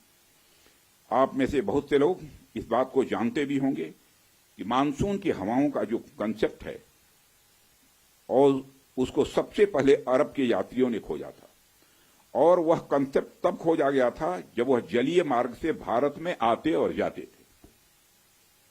इसी प्रकार भारत में हुई न्यूमेरिक्स, नंबर जो होते हैं, की खोज ने भी पहले अरब और बाद में यूरोप तक का रास्ता तय किया था। साथियों, प्रधानमंत्री जी के नेतृत्व में जब से हमारी सरकार आई है, तब से हमारे प्रधानमंत्री का इस बात पर विशेष ध्यान रहता है कि सीमावर्ती इलाकों का कैसे अधिकतम विकास किया जाए। यह बताने की जरूरत नहीं है कि कैसे सीमावर्ती इलाकों को लंबे समय तक उसको उपेक्षित किया गया, कैसे एक लंबे समय तक वहां पर अच्छी क्वालिटी के इंफ्रास्ट्रक्चर को छोड़िए, एक बेसिक क्वालिटी के भी इंफ्रास्ट्रक्चर को भी नहीं पहुंचाया गया। परंतु आज स्थितियां बदली हैं। आज सीमावर्ती क्षेत्रों में safe, secured and vibrant land borders को इंश्योर करने के लिए हमने वाइब्रेंट विलेज इनिशिएटिव भी प्रारंभ किया हुआ है। देश भर में सड़कों के निर्माण की यदि मैं बात करूं तो आज हम प्रतिदिन लगभग 35 किलोमीटर सड़कें बना रहे हैं, प्रतिदिन 35 किलोमीटर सड़कें बना रहे हैं। इसके अलावा भी हम बड़े स्तर पर कनेक्टिविटी को बढ़ावा दे रहे हैं। स्थितियां पहले की तुलना में कुछ इस प्रकार बदली हैं कि मुझे आए दिन बीआरओ के किसी न किसी कार्यक्रम में आकर सड़कों का, ब्रिजेस का, टनल्स का और ऐसे सैकड़ों प्रोजेक्ट्स का उद्घाटन करने का अवसर मिलता रहता है। साथियों, रक्षा मंत्री के रूप में मुझे बीआरओ द्वारा किए गए कामों को नजदीक से कई बार देखने का अवसर भी मिला है। पिछले कुछ वर्षों में मैंने देखा है कि कैसे बीआरओ ने बॉर्डर एरियाज में इंफ्रास्ट्रक्चर डेवलपमेंट के मामले में क्रांति ला दी है। बीआरओ ने जो काम किया है वह न केवल राष्ट्रीय सुरक्षा के लिए आवश्यक है, बल्कि दूर दराज के क्षेत्रों की अर्थव्यवस्था को बढ़ावा देने में भी यह सहायक सिद्ध हो रहा है। पिछले 4 वर्षों में ही आज के 50 नए प्रोजेक्ट्स के इनॉग्रेशन सहित बीआरओ ने 13,743 करोड़ रुपए के कुल इन्वेस्टमेंट के साथ 456 इंफ्रास्ट्रक्चरल प्रोजेक्ट्स को सफलतापूर्वक पूरा किया है। इसके लिए मैं बीआरओ को बधाई देता हूं। साथियों, बीआरओ की काम की क्वालिटी भी मैं कह सकता हूं ये वर्ल्ड क्लास की है, जिसका एक प्रमुख उदाहरण सेला सुरंग है, जिसका उद्घाटन पिछले वर्ष ही हमारे प्रधानमंत्री जी ने किया था। यह रणनीतिक रूप से महत्वपूर्ण क्षेत्रों में कनेक्टिविटी बढ़ाने के लिए हमारी सरकार की प्रतिबद्धता का एक प्रतीक है। और मुझे ये बताते हुए बेहद गौरव की अनुभूति हो रही है कि पिछले 5 वर्षों में ही बीआरओ का बजट लगभग 2 गुना हो गया है, जिससे सीमा पर बेसिक इंफ्रास्ट्रक्चर के विकास में रिकॉर्ड तोड़ प्रगति हुई है। वित्तीय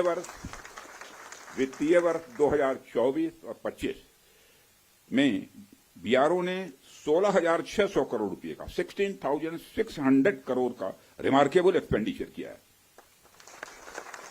जो अपने आप में यह ऐतिहासिक है।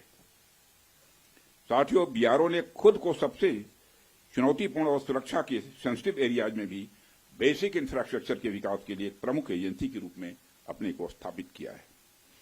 छत्तीसगढ़ के नक्सल प्रभावित क्षेत्रों में भी बीआरओ महत्वपूर्ण सड़क प्रोजेक्ट का सफलतापूर्वक निर्माण इस समय कर रहा है।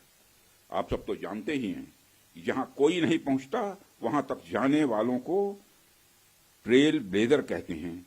बीआरओ के मामले में भी मैं यह कह सकता हूं, जहां तक आम सड़कें नहीं पहुंचती वहां बीआरओ पहुंचता है।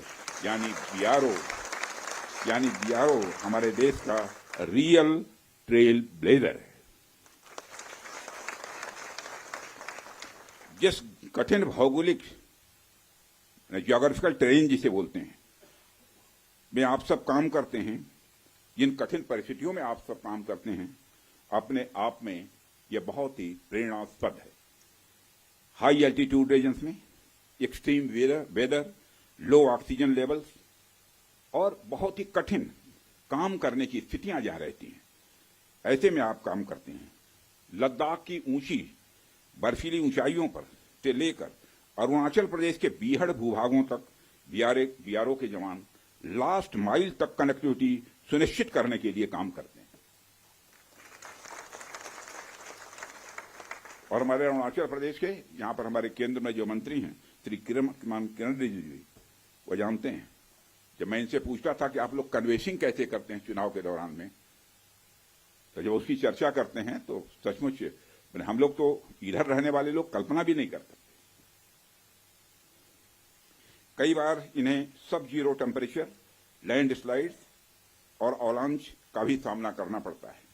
इन सारी विपरीत परिस्थितियों के बावजूद बीआरओ हमारे राष्ट्र के सीमावर्ती क्षेत्रों में बुनियादी ढांचों को मजबूत करने के लिए पूरी तरह से प्रतिबद्ध है। और यह वास्तव में आपका मोटो, ध्येय वाक्य जो है, कनेक्टिंग प्लेसेस कनेक्टिंग पीपुल, यानी स्थान को जोड़ने का मतलब होता है लोगों को आपस में जोड़ना। साथियों, मैं यहां दोहराने की जरूरत नहीं समझता हूं कि बीआरओ का सबसे बड़ा रोल उसका रणनीतिक रोल है, स्ट्रेटेजिक रोल है। आज की जो परिस्थितियां हैं उसको ध्यान में रखते हुए तो यह रोल और भी महत्वपूर्ण हो जाता है। ऐसे में आपको यानी बीआरओ को हमेशा अपनी पूरी तैयारी रखनी होगी। आने वाले किसी भी इवेंट के लिए हमें तैयार रहना होगा और हमें यह सुनिश्चित करना होगा कि हमारी तैयारियां युद्ध स्तर की हों। और इसे मैं कुछ उदाहरणों के साथ आपको बताना चाहूंगा। जैसे आप मान लीजिए कि आपके पास बेहद तेज गति से चलने वाला कोई व्हीकल है, कोई गाड़ी है, लेकिन उसकी स्पीड के हिसाब से कोई सड़क आपके पास नहीं है। ऐसे में फिर उस गाड़ी का कोई मतलब नहीं रह जाता है। हमारे पास कितने भी बड़े टैंक्स या आर्मर्ड व्हीकल क्यों न हो, लेकिन यदि सही समय पर सही स्थान तक वह नहीं पहुंच पा रहे हैं तो उनका कोई महत्व नहीं है। यदि हम नए नए फाइटर प्लेन्स अपने बेड़े में शामिल करें, लेकिन हमारे पास एयरबेस की अच्छी फैसिलिटी न हो, तो उनका कोई महत्व नहीं रह जाता है। हमें जब भी मॉडर्नाइजेशन की बात हम करते हैं, हम जब भी डेवलपमेंट एक्टिविटीज पर ध्यान देते हैं, तो हम एक सर्टेन एजम्पशंस के साथ ऐसा करते हैं। हमारे कुछ डिफाइंड पर्पसेस होते हैं जिनको ध्यान में रखकर हम कोई भी डेवलपमेंट एक्टिविटी करते हैं। जैसे यदि हमारा कोई फाइटर प्लेन अपने बेस के अलावा किसी सड़क पर उतरता है, तो उसके सड़क पर उतरने मात्र से ही उसकी क्षमता कई गुना बढ़ जाती है, क्योंकि अब उसके पास बेस के साथ साथ सड़क के रूप में भी एक विकल्प मौजूद है। ऐसे में उस फाइटर प्लेन को अपनी हर छोटी मोटी जरूरत के लिए बेस पर वापस नहीं जाना पड़ेगा। इसलिए हम हमारी आर्म फोर्सेस की हर जरूरत के लिए न्यू जनरेशन इंफ्रास्ट्रक्चर बिल्ड करें, यह समय की आवश्यकता है, यह समय की मांग है। मुझे पूरा विश्वास है कि बीआरओ इस आवश्यकता के अनुरूप पूरी तरह से तैयार है। साथियों, एक रक्षा मंत्री के रूप में और इसके पहले एक गृह मंत्री के रूप में मुझे बीआरओ द्वारा निर्मित सड़कों पर यात्रा करने का कई बार सुखद अनुभव भी मिला है। उन अनुभवों के आधार पर मैं यह कह सकता हूं कि जिस हाई क्वालिटी की सड़क आप लोग बनाते हैं वह अद्भुत है। वह सड़कें इतनी सुंदर होती हैं कि उस पर चलते हुए आदमी कई बार अपनी मंजिल तक भूल जाए।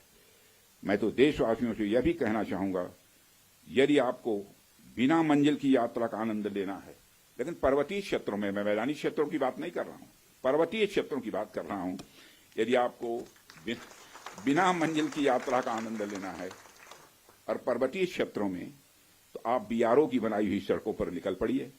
आपको जो आनंद आएगा उसे आप कभी भूल नहीं पाएंगे। और मैं यह सिर्फ कहने के लिए नहीं कह रहा हूं, बल्कि बहुत सोच समझकर यह बात मैं कह रहा हूं। जब भी आप बीआरओ द्वारा निर्मित सड़कों पर जाएंगे तो जाहिर सी बात है आप सीमावर्ती इलाकों के लोगों से मिलेंगे, उनसे बातचीत करेंगे, आप वहां के कल्चर, वहां के अन्य जो परंपराएं हैं, प्रथाएं हैं, उनको पहचानेंगे और इससे कहीं न कहीं आपको एक ऐसी यात्रा का अनुभव मिलेगा जिसे आप जिंदगी भर याद रखेंगे।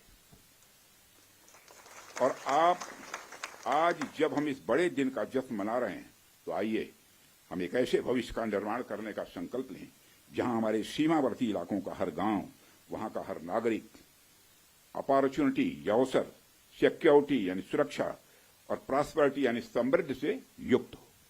आइए हम मिलकर एक ऐसे भारत के निर्माण की ओर आगे बढ़ें। साथियों, जहां इस देश के सबसे विकसित इलाके में और इस देश के सीमावर्ती इलाकों में कोई अंतर न हो, असल मायने में हम तभी 2047 तक एक विकसित राष्ट्र का निर्माण कर पाएंगे। इसी आशा और विश्वास के साथ मैं अपनी बात को समाप्त करता हूं और अंत में एक बार मैं फिर आप सभी को बीआरओ के स्थापना दिवस की ढेर सारी हृदय से बधाइयां देता हूं। आप सबका बहुत बहुत धन्यवाद। और आप एक बार बोलिए, भारत माता की good.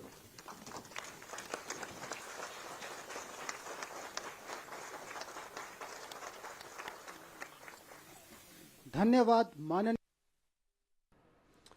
All right, Raksha Mantri Rajnath Singh talking about the attack, and of course he covered a number of other areas as well, and he said that the forces are on high alert and this is not India's response, this is India's resolve. We'll continue to talk about this. Joining us on the platform at this point in time is Major General Amitabh Joshi, Global Strategic and Defence Expert. Also joining us on the show is Pathikrit Pine, Geopolitical Expert. Mr. Sumit Peer, Senior Political Commentator, with us on the platform as well. Last but by no means the least, Ambassador Bhaspati Mukherjee, former diplomat, joins us on the program as well. Ambassador Mukherjee, it has happened. Operation Sindoor has transpired. India has struck, and India has struck strategically. Sindoor, of course, signifies all those people. It pays homage to all those men, all those husbands who were killed barbarically by those terrorists on the 22nd of April. This has been India's response, and this has been India's strategy as well. Though Pakistan has responded, but that response is only on social media so far, ma'am, where they are peddling fake news about downing Indian jets, about making India regret, and by sounding off that they are not fearful of the situation, but they are intrepid in this point in time as well. Your thoughts, ma'am, on what's really happened here and how India, for the first time, has set an example and sent a very strong message to Pakistan by striking these 9 terror hotspots. You know, India has struck Pakistan in the past as well, but it's never been this big, it's never been this enormous, and it's never come at a price that Pakistan is going to pay. You're absolutely right. India has struck in a resolute manner, without anger, rancor, in a manner to take revenge. That's why it's called Operation Sindoor, to remember all those women whose Sindoor was wiped out when their husbands were shot dead in front of them. And these Pakistani generals thought that India will never respond. They were making fun of us on social media for the last 4 or 5 days, if you noticed. And now, with nothing else to fall back on, they are falling back on the most ridiculous fake news, which they are then being obliged to retract because of their own social media, which is making fun of them. You've had the Pakistani defense minister retract. You've had the spokesperson retract. First, they were talking about Indian POWs. They've retracted. The point here is that we have struck the terror bases. We are not a cowardly nation. We have not killed any civilians. We have killed terror bases and we have bombed those places which were hiding out the terrorists. In the process, we have also wiped out, I believe, the family members of the mastermind of 9/11. And I, for one, am very happy that even though we've not been able to kill the mastermind, we've been able to target his relatives who are all in it with him. And now they are threatening retribution. Well, we are ready. We are waiting. If they try to escalate, we will escalate further. So I don't know whether it is just posturing or not, but we have demonstrated that this is the new Bharat, that is India under Prime Minister Narendra Modi, and we will act with resolve. And when we act, we think carefully. We first began with one slew of measures, which was suspending the Indus Waters Treaty and the diplomatic measures. Then we went with the second round of measures, and this is where we have established that we have taken retribution for what was done to us without any provocation, to kill 27 civilians out on a holiday for pleasure, many of them on their honeymoon, just married for a few days. It makes no sense. It is against all the laws of war, and we have demonstrated that we are more than capable, without any help from anyone, in managing to protect our honor as a nation. We have demonstrated today India has come of age. I am so proud of being an Indian today. So are we, ma'am. General Joshi, in fact, India has made it very clear that these attacks are not an escalation in any way. There are 40 levels of escalation. We are at number 3 right now. India has used the latest technology. Sukhois have been deployed. Rafales also have been used. The BrahMos has been fired at Pakistan. So Pakistan did not even realize. And BrahMos, I believe, sir, is the same missile which was also accidentally fired just a few months ago, for which India apologized. The difference this time, General Joshi, is that India has not apologized. In fact, India is proud of attacking these terror infrastructure and these outfits. Absolutely, absolutely. And when we say that it was by mistake, missile like BrahMos is not fired by just like that. It doesn't happen by mistake. It was a well thought out, by design kind of incident, only to check what is the response mechanism and what is the how fast can our adversary understand what is happening and can react with it. So having understood what is their capability to act, react, understand a particular situation, that test was carried out. And it has yielded result now, and we all are proud of what our army is doing and what our government is doing. Now, if you see as the ambassador just brought out, the response of our country is very calculated, calibrated, and to the point. What they are trying to showcase in social media and in other channels, various channels of theirs, that civilians have been killed. No, the strike was not on civilians. The strike was precisely and concisely only on terrorist camps, their training places, where the cadres were being trained, the terrorist cadres were being trained, where they were hiding or where they were being like they were making plans. Whether it was closer to the international border or LAC, or whether it was very much inside, like it was in Bahawalpur, which is almost approximately 100 plus kilometers from the international border, or whether it was in some Joria or in Muzaffarabad, which is very close to the border, LAC, line of actual control, where these terrorists were like camping and were waiting to get into the Indian borders and create some kind of a mischief for the upcoming Amarnath Yatra, which we all aware would be happening in next month, plus in the month of June and July. So that is how the response have been given. Sir, I also, so as a defense expert, I also want to understand from you that, India has targeted these places, these buildings, because they are terrorist infrastructures, and it is not an escalatory response. What do you expect that Pakistan will do now? They will obviously target our military establishments, our sensitive establishments, to put out some optics at home. What do you think India would do after that? Because then it's pretty obvious that this is a massive escalation on Pakistan's part. You see, this is the beauty of the whole, this matrix, how it has been planned out. If you say India has targeted military bases, no, India has not attacked them. We are not at war with Pakistan as of now. Only the terrorist places, the terrorist training camps, their hideouts, their launching pads, their training establishment has been hit. Nothing of army has been hit.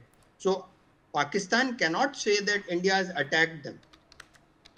Like they did, they have sent their terrorists, which came inside to Pahalgam, which is 150 plus kilometers from the border.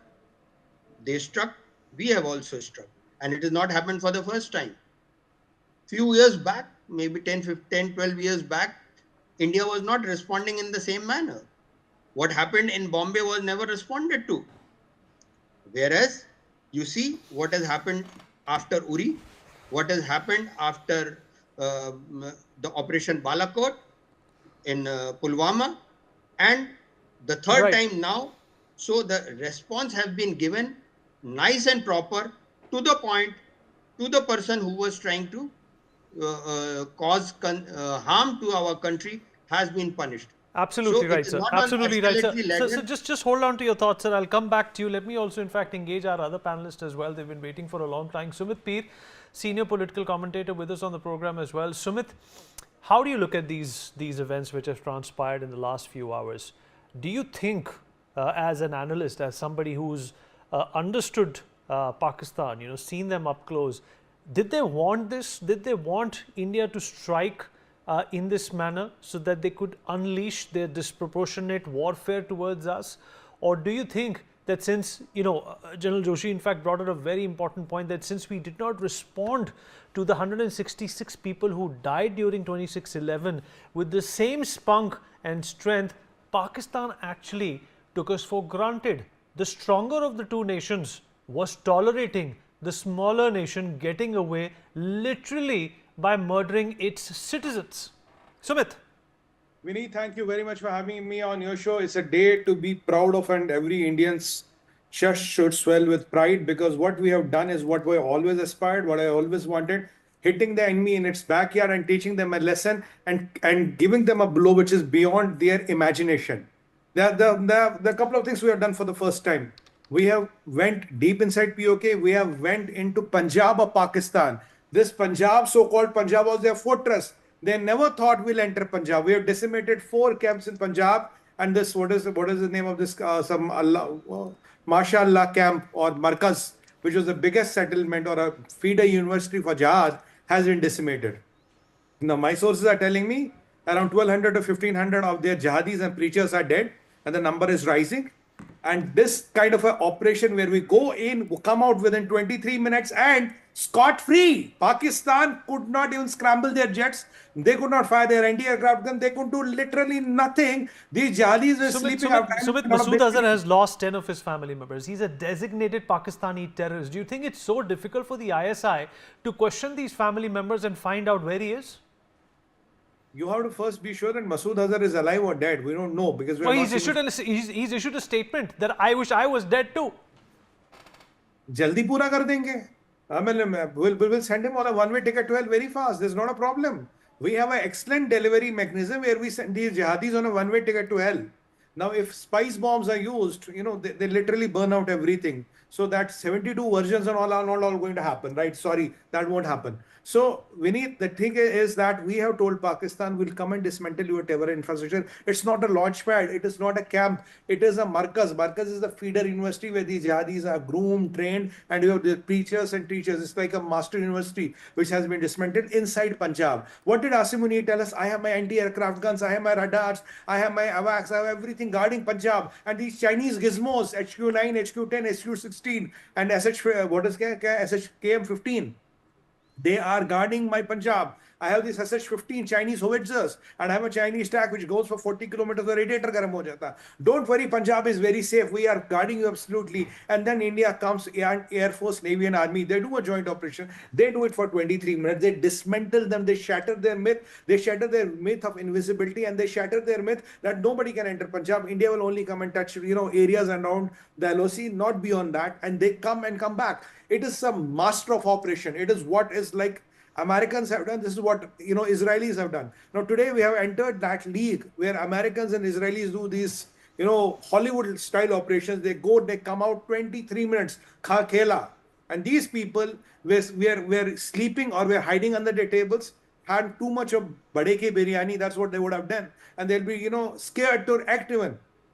This puts a lot of fear in their hearts and minds. We'll come inside Pakistan, inside your Punjab. Not Vineet, by the same logic. If we can take down Bahawalpur, how far is Rawalpindi? But there's not a lot of difference between technically taking out Bahawalpur and Rawalpindi. Bahawalpur was highly protected. Lashkar's headquarters is gone. Hizbul's headquarters is gone. LET's headquarters is gone. LET, Lashkar and Jaish-e Mohammed. All three headquarters are gone. And all these terror camps, which were, you know, perpetrating terror from the mainland Pakistan are gone. This myth is demolished that will not enter mainland Pakistan. We have entered and we have moved out. And when did we enter, Vineet? When they were at the prime of Tayyari, Puri Tayyari. They were in the prime of security. AWACS were in the air. They were doing drills and all that. I don't know what kind of drills they do. We came in, we went, and again nothing. They had no clue what happened. Or they choose not to, looking at the might and the power of India, they decided not to act. That is also one of the suggestions. Asim Munir's family is out. Their generals' families are out. What is left? There are people left with guns who are possibly there given a churan that, hum ye kar lenge, wo kar lenge. Let me tell you something. They released a propaganda video yesterday or day before yesterday. Do you know what does that have? That has Pakistan army doing drills. And one of the clips in the videos of BrahMos. Yes, sir, BrahMos. Another clip of S-400. Third clip is of Starlink, Elon Musk's Starlink's clip hai. What they have done, they have randomly picked up those clips from the internet, put it in the video and shown this how beautiful and valiant Pakistani army is. After losing 4 wars, after getting humiliating defeats, Balakot, Uri, and now this after Pahalgam, do these generals still have the gumption to stand and say, we are protectors of Islam, we have the Islamic bomb, hum Ghazwa Hind karenge, hum Kashmir laenge, we'll liberate Palestine. They can't even protect their Bahawalpur. Their Masood Azhar lost entire family. I don't know, is he alive or dead? God knows. And even after this, is Hafiz Aidan dead. That shatters their myth of invisibility. We are invisible. We cannot be touched. And let's also, Sumit, once again apprise our viewers that some of these buildings that have been destroyed by India, these are some of those buildings, Sumit, in which Ajmal Kasab was trained. These are some of those same buildings where David Headley was trained. This is where, you know, radicalization happened. This is where, you know, the Quran is preached and the Gita is hated. These are those buildings where everything is about religion, nothing is about humanity. And why should we show any humanity to those people who have an outlook towards Hindus or the intolerance that they have towards any other community? Pathikrit, I want you to come in now. In fact, what I'm learning at this point in time through social media, that apparently the Pakistani Prime Minister Shahbaz Sharif, who was having difficulties finding the mic while he was having a conversation with Vladimir Putin just a few days ago, has given a go-ahead to the Pakistani army to do as they please. Did he really have to make an announcement about that? No, because he tries to copy whatever comes out from the Indian press that Modi ji has done so. So, that is a typical approach they have. But I'm sure in the morning for at least 2-3 hours, Shahbaz Sharif had some very nice sleep because he realized that eventually, at least this time, the target was not Islamabad but Bawalpur. So he was very happy at least for some time. And after that, let me put it this way on a serious note. Look, today is a momentous day. We should be celebrating, but we should not go gung-ho and we should not underestimate the adversary because we are in the middle of a war. What happened today is just stage one. And if you have to permanently do away with the problem that we have, then the problem is not Jaish-e-Mohammed alone, the problem is the Pakistan army. And if you see the namaz-e-janaza what that was happening today of some of the top elite and Jaish-e-Mohammed leaders today, it was the Pakistan army generals who have gone into that. So what we did today, it's unprecedented. It shows the kind of synchronized approach India can have in terms of a multi-dimensional attack, where loitering munitions, artilleries, supersonic missiles, everything possible was used. And at the same time, I believe this should be our standard response mechanism. This should be our SOP. Every time there's a terror attack, you do this. And I sincerely hope, and I have the highest, with the highest humility, I want to say that it should not be that we do something like this once in 3-4 years. Because the problem of terrorism is not done away with from today. The problem of terrorism is still there. The buildings, I'm not trying to underestimate, I'm not trying to undermine. All I'm saying is that this is just the stage one. Yes, they would try to do something. You know why they will try to do something? Because this time they cannot hide or they can't hoodwink the way they did it in 2019 by saying nothing happened in Balakot. This time the Pakistanis were recording videos and putting up in the social media, look, kis tarah se blast hua hai. So as a face saver, they would do something. Now, can they attack terror camps in India? We don't have terror camps. They had terror camps, so we targeted terror camps. So invariably, they will try to target either military installations or civilian installations or critical infrastructures. Now, whatever happens, they may do it today, they may do it some days later. And if they don't do it, there are countries who would force it to be done. And I have no qualms in taking the name of a China or a Turkey or some others. If you look at the manner the leftist Western media and some of the channels like the one of Al Jazeera have been projecting what happened today, they were literally parroting the Pakistani narrative. So they want this thing to go to the next level. So this problem is far from over. We should be patient. We should support the government and continue with it. I'm telling you, it's a momentous day, but it is just the stage one. The escalatory matrix that India has factored in, and I think it's a brilliant approach of India. 2016 surgical strike, 2019 terror camp, 2025, you have targeted the heart of the terror infrastructure or terror ideology. And probably the next one should be the mind of the terrorism. That is Rawalpindi. So this war is not yet over. And if we have to become a 5 trillion, eventually a $10 trillion economy, you need to raise the bar of consequence. You need to tell them that you do something like this. This is what you face 10 times more next time. And let me it's important to understand what you're saying, and I want Ambassador Mukherjee to come in on this and shed some light. Ambassador Mukherjee, Pathakrit has a good point that a lot of this Western media is painting a different picture from exactly what exists. As journalists, as people who want to in fact seek the truth, it's important to put context to where Pakistan comes from. You would remember, ma'am, that Pervez Musharraf, the former dictator, dead now, admitted that Jaish-e-Mohammed carried out attacks in India under his leadership with the guidance of the ISI. Bilawal Bhutto has admitted this. Benazir Bhutto admitted this. She was shot in the head by the Pakistani army. Very recently, their defense minister has also admitted that Pakistan has been doing this dirty work. Why is the Western media hell-bent on making a victim out of Pakistan? Is the obfuscation here, ma'am? Well, my answer to your question is, why do we bother about the Western media at all? They are against us. They have a distorted narrative. Pakistan was created by the West and by our former colonial power to be a perpetual thorn in India's side. Initially, Pakistan was part of the Western Alliance, and later on, as you rightly pointed out, they admitted that they were hired to do the what they call the dirty job for the Americans. That's what they say. So, in that case, the Western media has to always paint them as the victims. But I do believe, having gone through the Western media coverage today about our Operation Sindoor, that they have been far less biased than they usually have been.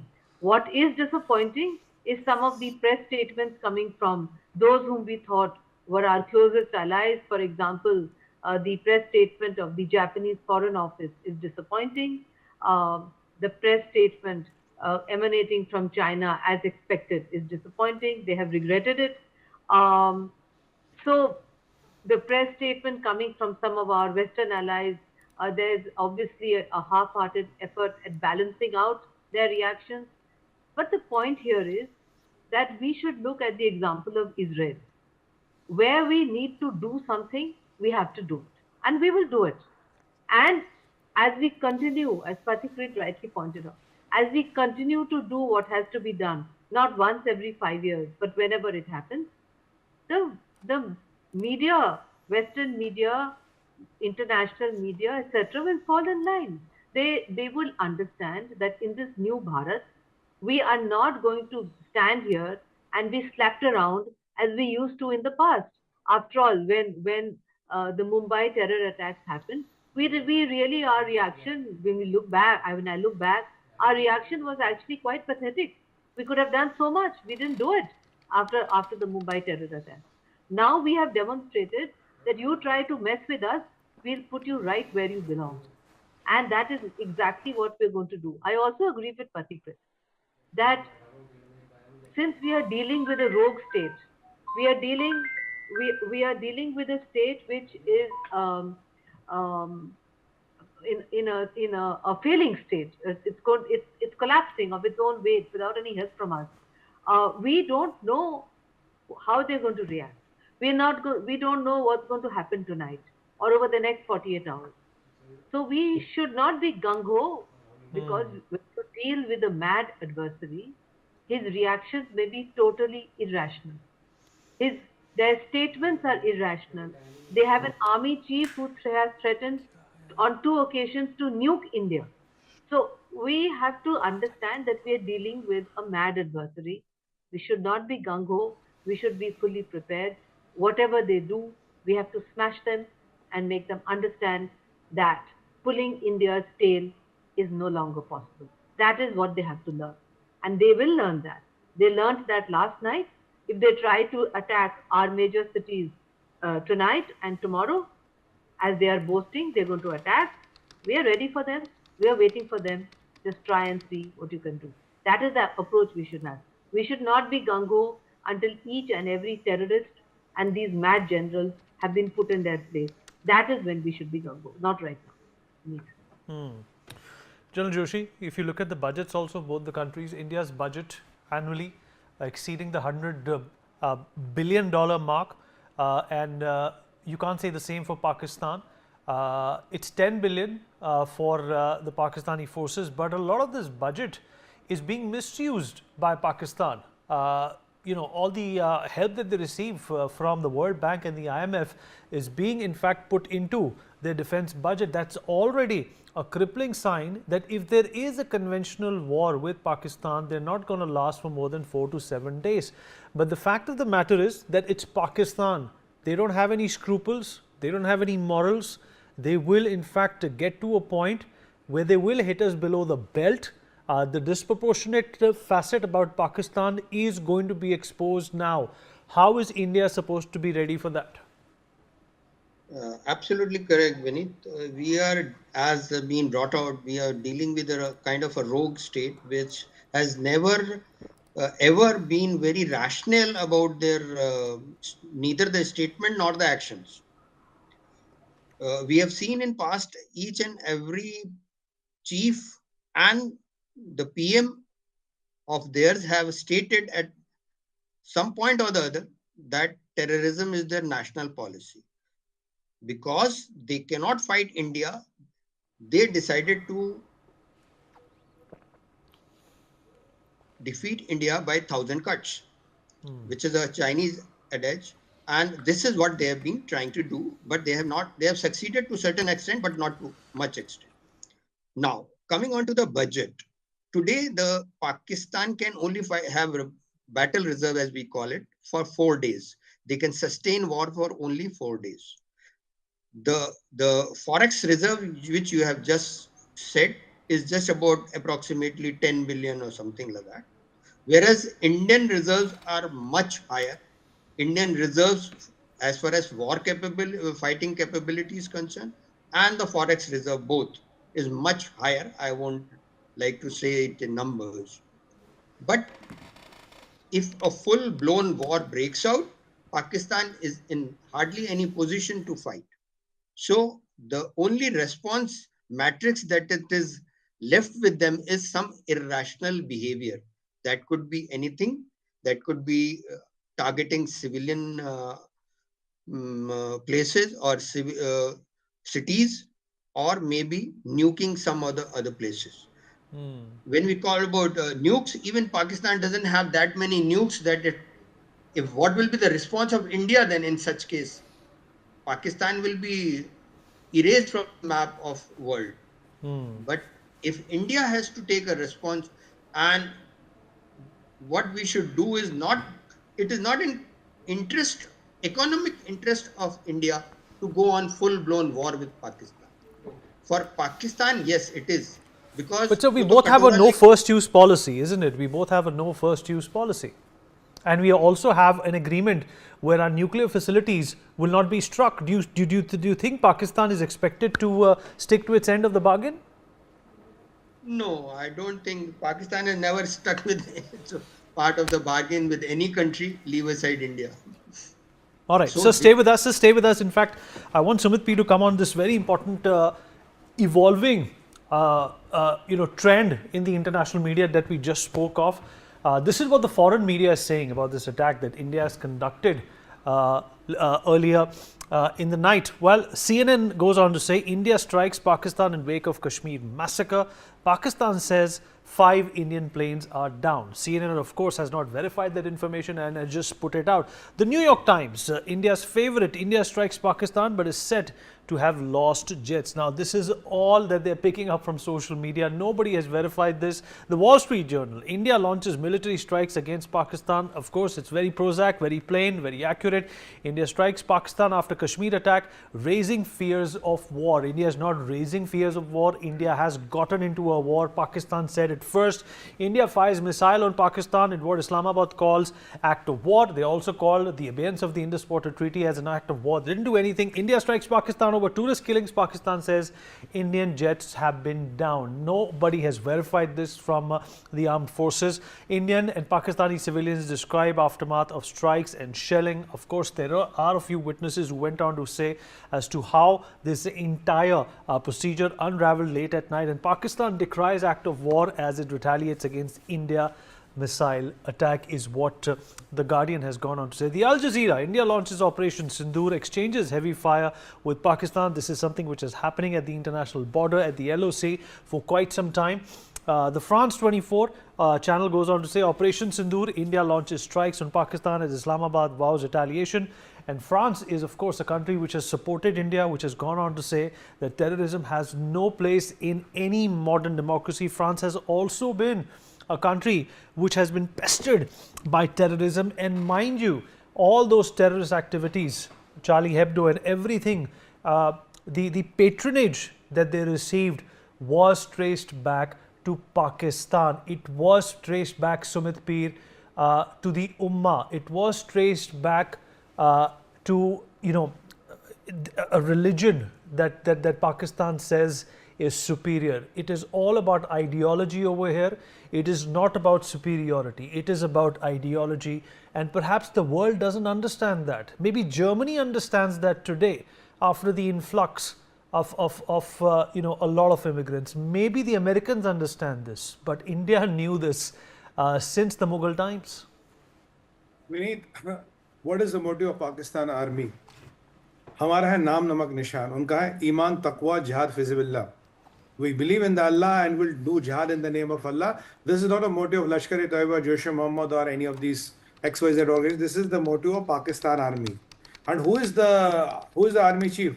He's a dangerous mullah, Hafiz-e-Quran, head of ISI, head of military intelligence. He was the architect of Pulwama. And his only claim to power is he's not from OTA, but he is a mullah who can recite all the Quran very well. And he used to call, he says, Mujhe Hafiz bulao, Hafiz Sahab bulao. That is how he has to be addressed. You have these people who are at helm of affairs. Go back to 65, right? 65, Ayub Khan. Then you come to Ziaul Haq. Then you come to Musharraf. Then you come to Yahya Khan. Then you come to Asim Munir. Everybody has same mindset. It is not a person problem. It is a problem in the mindset. When the Sumit, army has a motive of Sumit, it's important to put this caveat in that when Balakot happened, when Pulwama happened, Asim Munir, the army general, was the chief of the ISI. Yes, exactly. He's the architect of Pulwama. And today, there are credible reports when this massacre was happening in Pakistan, these terrorists were wearing body cams. And somebody in GHQ or Rawalpindi or ISPR headquarters was watching this live, how they're slaughtering the people in the name of religion. Naam pooch ke mara na. I mean, and now if somebody wants to come and give us sermons and somebody wants to write whatever they want to write in their newspaper, I mean, GTH, I don't want to use the word because I'm just being careful with the language. GTH, that is what everybody understands what this means. Do you think you will take your permission and approval? We will wait for you to give us a go ahead. We'll wait for a New York Times to tell us is it good or bad. You come slaughter our people in broad daylight. You have a body cam and this Mullah Munir is watching in his headquarters and you want us your approval to say was it good or bad? No, I was on Al Jazeera in the morning. They said you have killed the Pakistani civilians. I told them yes, if they carry a gun, we kill them and we will keep on killing them. Pakistan has nukes, we also have nukes. They fought this a nuclear war. We will handle it. That is not a problem. But that doesn't give you a license to kill our people in the name of Islam and Islamic bomb, what you possess to the world. This bluff has to be called. And this headline management is not our job. Vineet, if I can be very direct with you, there are 57 Islamic countries who oppose Israel. क्या उखाड़ लिया आज तक Israel का? इतना सा Israel, इतना सा. मैं कह रहा हूं, they cannot move a brick in Israel. So why are we bothered about who thinks what? And which mullah wants what and which mullah thinks what? It's enough is enough. You come and slaughter our people, we'll go inside your territory and we'll kill as many as we can. And we'll keep on killing till the time you stop. If the cost and implication is not there, these people are jihadis, understand. Iman, taqwa, jihad, fizibillah. Whom are you talking? Is it an army? Today, there is no difference between Hassan Nasrallah and Asim Munir. There's no difference between this Ismail Haniya and Asim Munir. And there's no difference between, what do you call this? Ismail Haniya, Hassan Nasrallah, Qasim Soleimani and Asim Munir. What is the difference? Do you think wearing a uniform makes him a general? No, he's a dangerous mullah. His mind is anti-Hindu, is anti-India. And let me tell you, if you keep them under this pressure, if you keep on hitting them less, like they will at least have a cost of implications. If you don't do it like that, one day they can even think of bigger thing and then inshallah dekhi jayegi. That is the mindset. Today, at least they are scared. Their people are scared, their families are scared. He has sent his family out of Pakistan because he knows India can come and hit back. If they don't live under this perpetual fear, these people will stop at nothing. And Vineet, if you turn the tables, if you are Pakistan and they are India, we will not exist today. They would have finished us by this time. And let's not get into this illusion that, oh no, they will change, ye sudhar jayenge, this, all that. They only understand one language, this is what Israel teaches to all of them. Israel teaches the best language to all of them, and that is why they respect Israel. I'll tell you an instance. Last time, Joe Biden came to Middle East after this 7th October thing. None of the Arab countries met him. It was what a flop show after putting $15 trillion in Middle East. Nobody meets him. Marco Rubio went there. They tried the same trick. You know how did he return the favor? He sent 2 aircraft carriers and 15 nuclear subs. Sab line laga ke aage baat karne. Everybody came. Bilkul adab se aaye baat karne. This is the language you understand. Your economic power and military power has to talk, mean business, and they have to be cost of implications and replications. Do you think you can keep Pakistan happy and that means they will never use the nukes? No. They have this mindset. Ghazwa Hind. Hindustan ko Islamic country banana hai. That is the mindset they are brought up with. So if they are more stronger or more resilient tomorrow, they are more problematic for you. It is not they will change, sabhyata aa jayegi. If in last 75 years you could not put civilization in them, what can you do now? And do you think these people like Munir are illiterates? What is the difference between Hafiz Sayyid and Munir? Hafiz Sayyid had a dadi, Munir doesn't have a sadi. Dono ek hi samajhte hain. Put them in a room, they can talk for hours because the mindset and the thinking is same. It is Ghazwa Hind, it is destruction of Hindustan, and everybody except who doesn't practice Islam is a kafir. Kafir. Ye kafiro ko marna hai. And what does your Hamas and Hezbollah say? Your Hamas and Hezbollah says, by the time any Jew survives on earth, this is on his Hamas's charter, then Akhirat or Qayamat will not come. For that, we have to kill each and every Jew. And what does the Mullah of Iran say? Mullah of Iran exactly tells you the same. Israel has to be decimated. And what does the Mullah of Iran say on Kashmir? Kashmir and Gaza are same. Or Hindustan wahan zulm karta. I mean, how long can we be those ostriches in perpetuity? We can choose to be that. But I mean, for the first time, Prime Minister Modi has decided to go against that tide and do whatever is in the supreme interest of India and talk to the world. We mean business. And what Dr. Jaishankar said yesterday was brilliant. We need partners, not preachers, especially those who don't practice it at their home. He said in the European context, but this is very apt on Iran. You run the biggest transcontinental terror network. You fund all the terrorist organizations in the world, and your Khomeini tells that Gaza and Kashmir is same. He tweeted that. And you want to come here and protect a small jihadi Pakistan. Hum mediation karenge. Do you think we are stupid? We are idiots, or you are too smart? Or because you are Muslim, you have some super brain and we Hindus are inferior and mimble brains. We don't understand what you are trying to do. We don't understand you are coming here to protect your kiddo brother Pakistan. We don't want you want to come here and protect Asymmetrical. That is the reality we need. How long can we keep on beating around the bush? We will lose generations. We will lose our Desh and Dharma.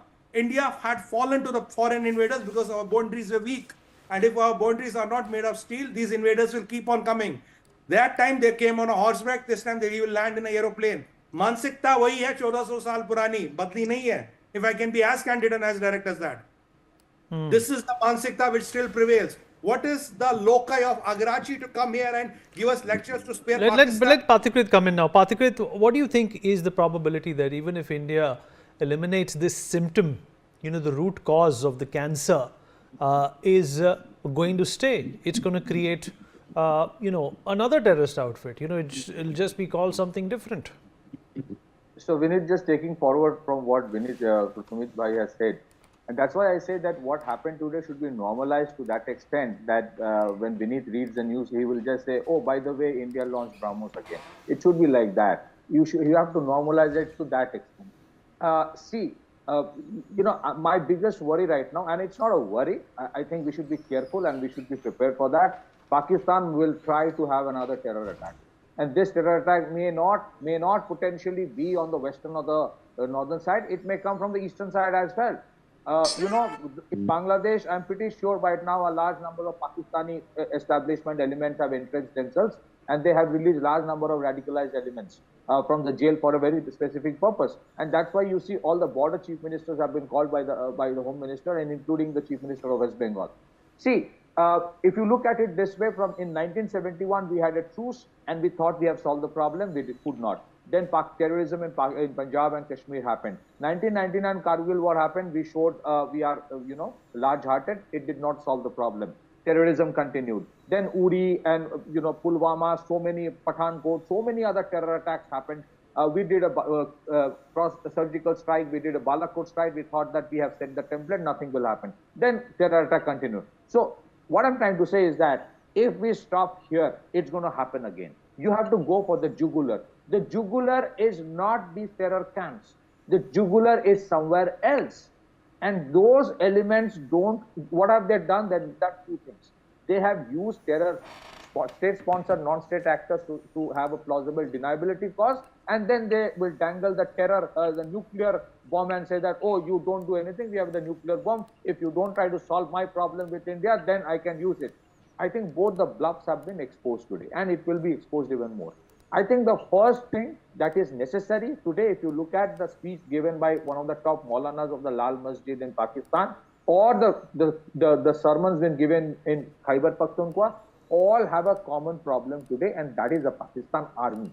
So to say that the whole problem will be solved, well, I don't know, but the biggest problem right now, even for Pakistan, is the Pakistan army. You have to allow that Pakistan army to be imploded, and that would require effort from our side as well.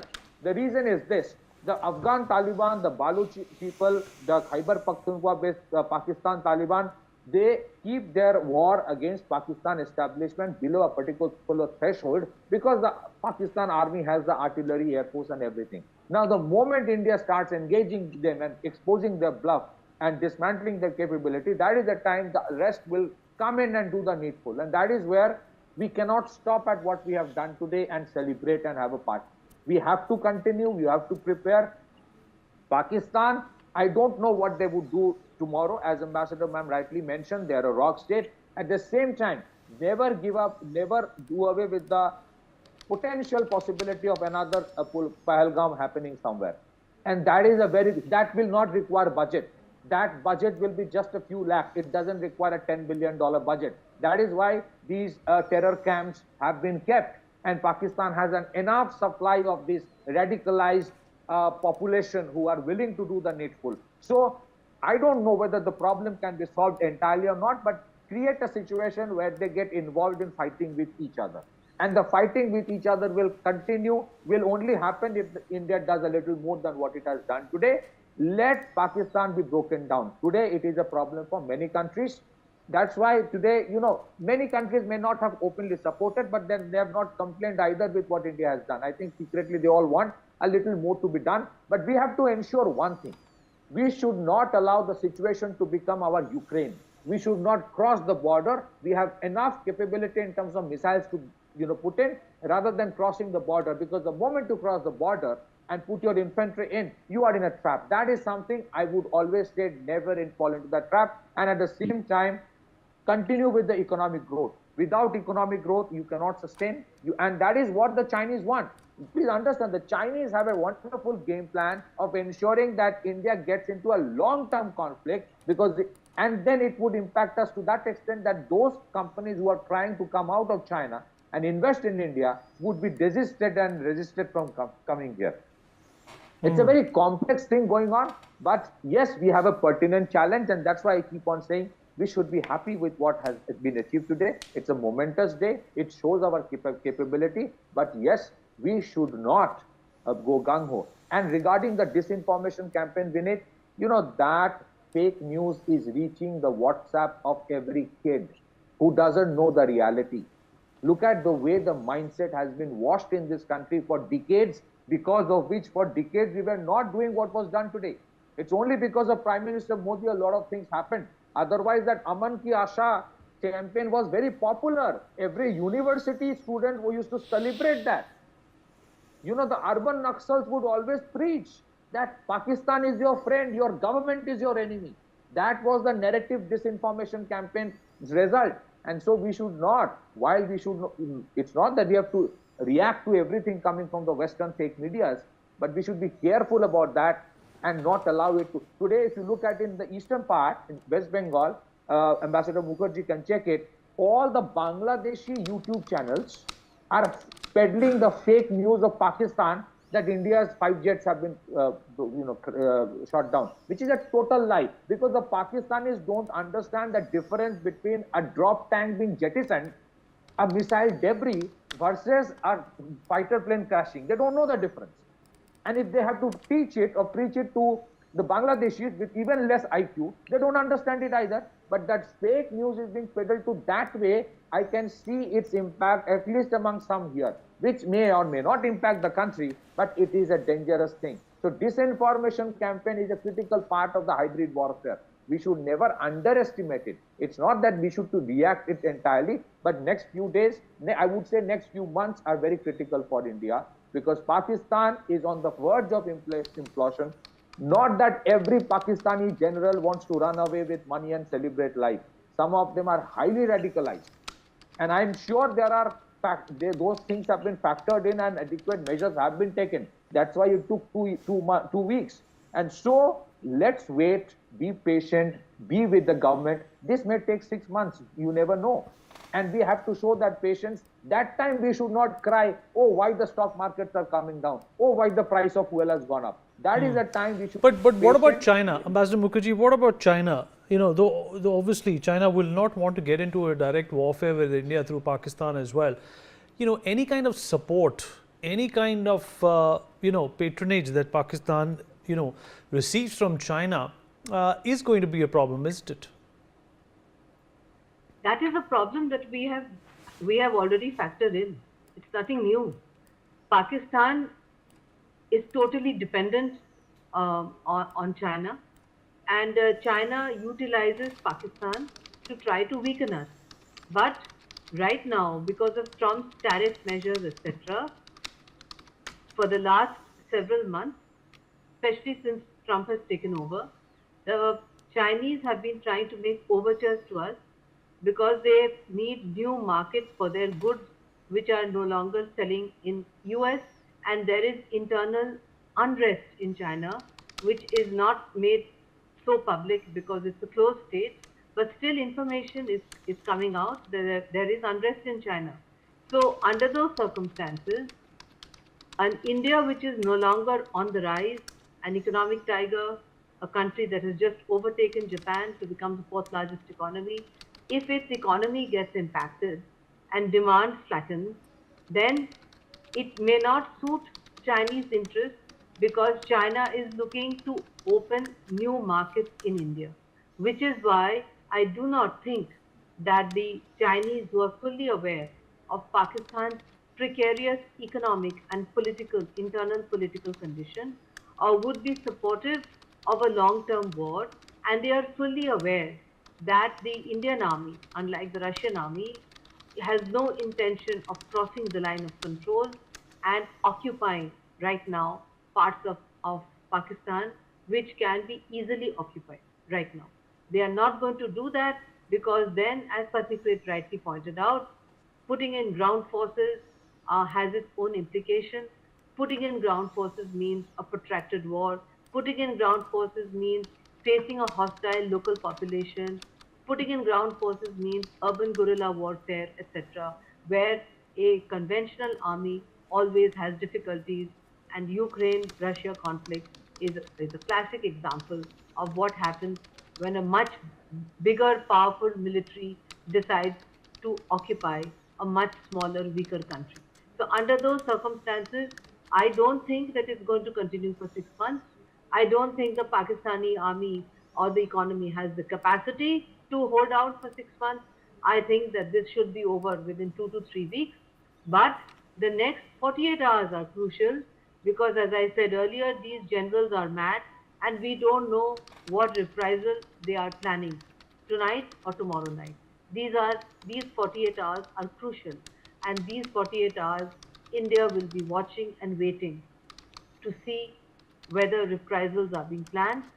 In the meantime, if they are planning terrorist attacks here or there, well, we've dealt with it for so many decades, we will continue to deal with it.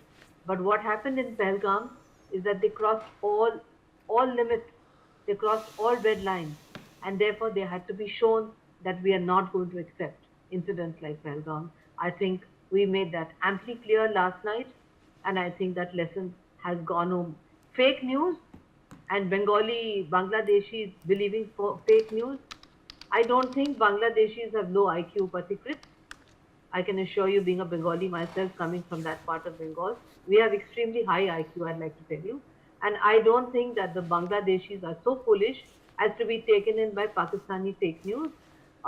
They would like to believe it because right now their approach is anti-Indian, but they are very fully aware of the might of the Indian armed forces. And I think that in the back of their minds, they are also aware that it's not in their interest to be permanently in conflict with us. We are so much larger than them. But we have to watch our back with them because the present establishment in Bangladesh is very treacherous. The arrival of Khalida Zia means that there would be increased pressure for general election. And if we have an elected government to deal with, that will also take pressure off us. So we have to wait and see what's happening. Vineet. All right, General Joshi, let's also get into the concept of tactical nukes.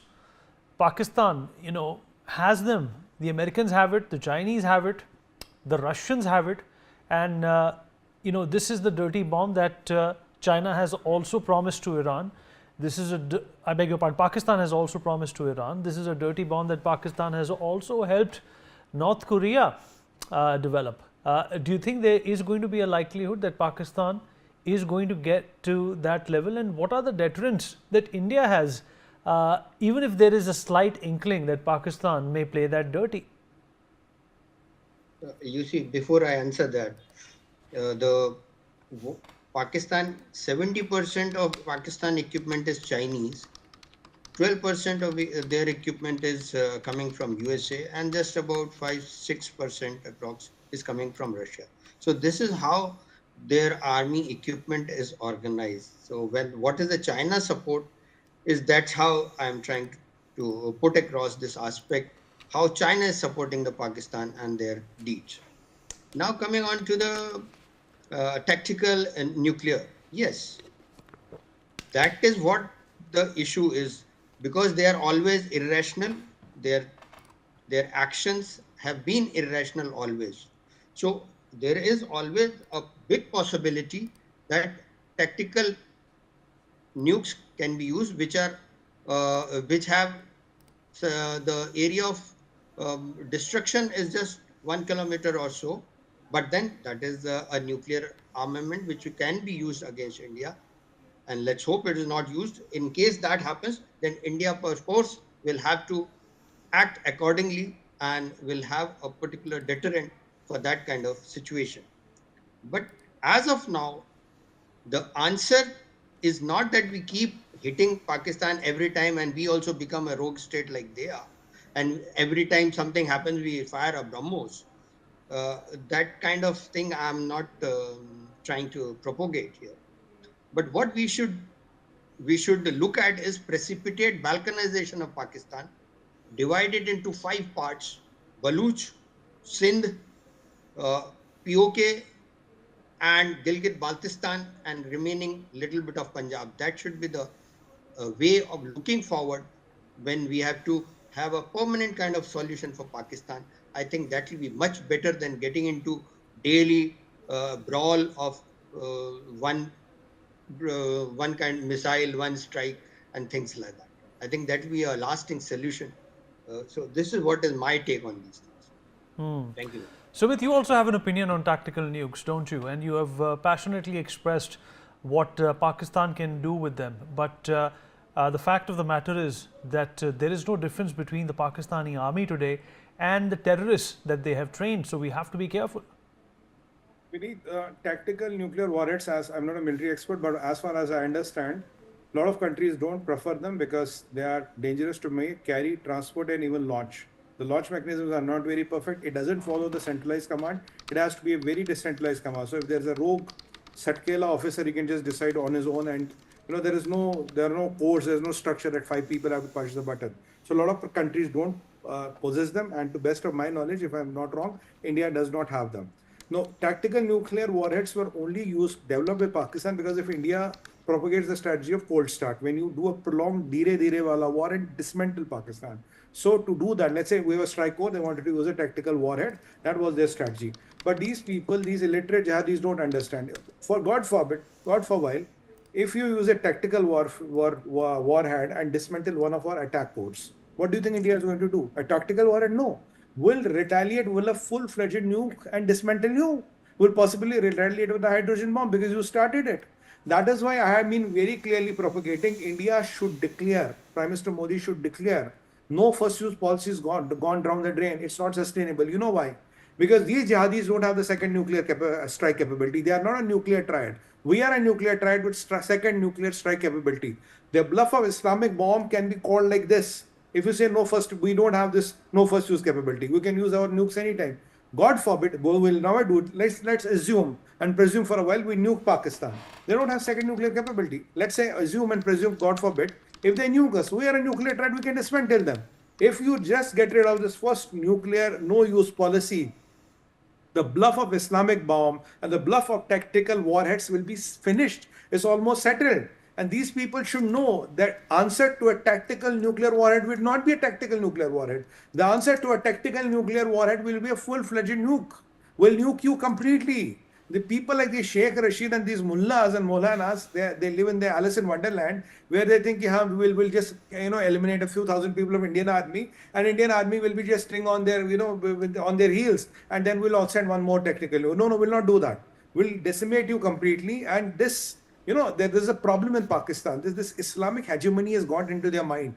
A lot of countries like Iran and all, they have this Islamic hegemony somewhere which has increased in them because we are Muslim, we are brave, and they also believe Hindu to dharte hai, baniye hai. That's a common notion they have. So these things have to be shattered and called for a day. We know what to do after what we have done today, and if we keep on repeating it, that the only thing is they will have a cost and implication going to their homes. But Sumit, what about the rant that Pakistan itself is a victim of terrorism? How is India supposed to in fact contend with that? Because that is something that they've been peddling and promoting and doing PR for in the international media. काजल की कोठी में जाओगे तो काला रंग नहीं लगेगा. You are a factory of terror. You make, design, export terror. If some of them comes and backfires on you, like Miss Hillary Clinton said, you cannot tame snakes in your backyard and only expect to bite your neighbors. They will also come in. Couple of them will come in and sneak into your drawing room. So what is this? We are sufferers of terror. You make terror. You perpetuate terror. Terror is part of your state policy, and all your generals and prime ministers have somewhat supported terror. If you are today saying I was doing the dirty business for the West and America, you chose to do it because you got money out of it. Did somebody put a gun on your head and made you do it? No, you took money. I always say you are in the business of jihad. You are in business of jihad. You can do jihad for anything as long as there's a money to be paid.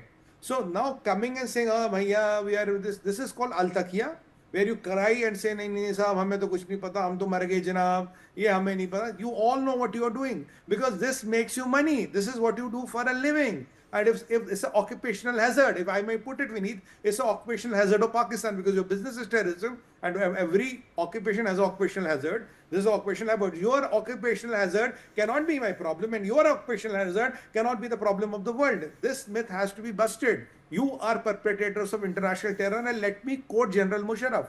He says कि दुनिया में कहीं भी कुछ होता है, उसके तार और उसकी जड़ें पाकिस्तान में मिलती हैं. Now I give you an example. Now you might argue Musharraf is dead. आज की बात करो. There was a massacre in Russia a couple of days back, right? 2, 3, 6 months back. 160 odd lives were lost. Uzbeks did it. Where is the head of that Uzbeki organization? He's in Pakistan, sir. Where was Osama bin Laden from? Pakistan.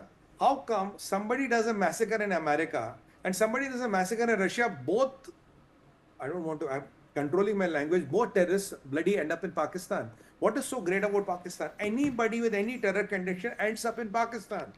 Osama might be 20 years back and this Russian might be last year. Same Pakistan. Why Pakistan only has a relation with Hamas, Hizbullah, Islamic Jihad? Why Hamas comes to Pakistan? Why Hamas doesn't come to India? These are some of the questions which they answer because there is no difference between Asim Munir and a Hafiz Sayyid. One is wearing a vardi, another is not wearing a vardi and has a beard. So if you look at the beard, you might draw illusions, he is a mullah hai. But another one is more dangerous mullah because he's wearing a vardi, he has a state machinery and the might behind him, and he can have a much more impact radius than Hafiz Sayyid. Hafiz Sayyid doesn't have much impact radius. Mullah Munir has a much bigger impact radius, and we have to know our adversary, we have to understand our adversary whom we are living with. And let me tell you, sir, mission means no mercy. If you think you can be nice to them, you can be good to them and they'll be good to you, no. They will slaughter you at the first instance they get. They are groomed on this Ghazwa Hind. They are groomed on this Hindu hatred. They are groomed on these. This is a radicalized society. If you open a book of physics, it will say whatever is the book is not as per Quran, but you can carry on and read Sumit, it. just hold on to that thought. We have some breaking news also to dip in right now. Stay with us, Sumit. Well, the NIA has sought information on Pahalgam terror attack. NIA has released phone numbers. They have urged all people with more videos and photos to call up the agency, and the mobile number is 9654 958816, or the landline number, which is 011 2436 8800, and provide their personal details and also the details of the kind of information or inputs they want to share. The National Investigation Agency has appealed to all tourists, visitors and local people who might have any information, photographs or videos related to the terror attack on tourists immediately. They need to in fact contact the agency. Javed, my colleague, is joining us on the broadcast to talk more about this. Javed, NIA अभी भी कोशिश कर रही है कि जितने भी angles मिल जाएं, जितना भी सबूत मिल जाए, जो तहकीकात में मदद कर सकता हो, वो लोकल जो आवाम है वो उसको मुहैया कराए। ये देखिए, बिल्कुल जिस तरीके से जो पहलगाम में 22 अप्रैल को टेरर अटैक हुआ था, जिसमें 26 लोगों की मौत हुई थी, जो बेगुनाह लोग थे आतंकी हमले में, इसमें जो पैटर्न है वो पैटर्न बिल्कुल पीओके में, जहां पर आज हिंदुस्तान की तरफ से ऑपरेशन सिंदूर को जो ऑपरेट किया गया, जिसमें तमाम 9 लोकेशंस पर आतंकियों को टारगेट किया गया और पूरी तरीके से उनको बर्बाद किया गया, जो लगातार हिंदुस्तान के खिलाफ लगातार टेरर मॉड्यूल को लेकर साजिश रच रहे हैं, जिससे कि भारत में आतंकवाद को वो अंजाम दे सके। लेकिन इस पूरे मामले में जो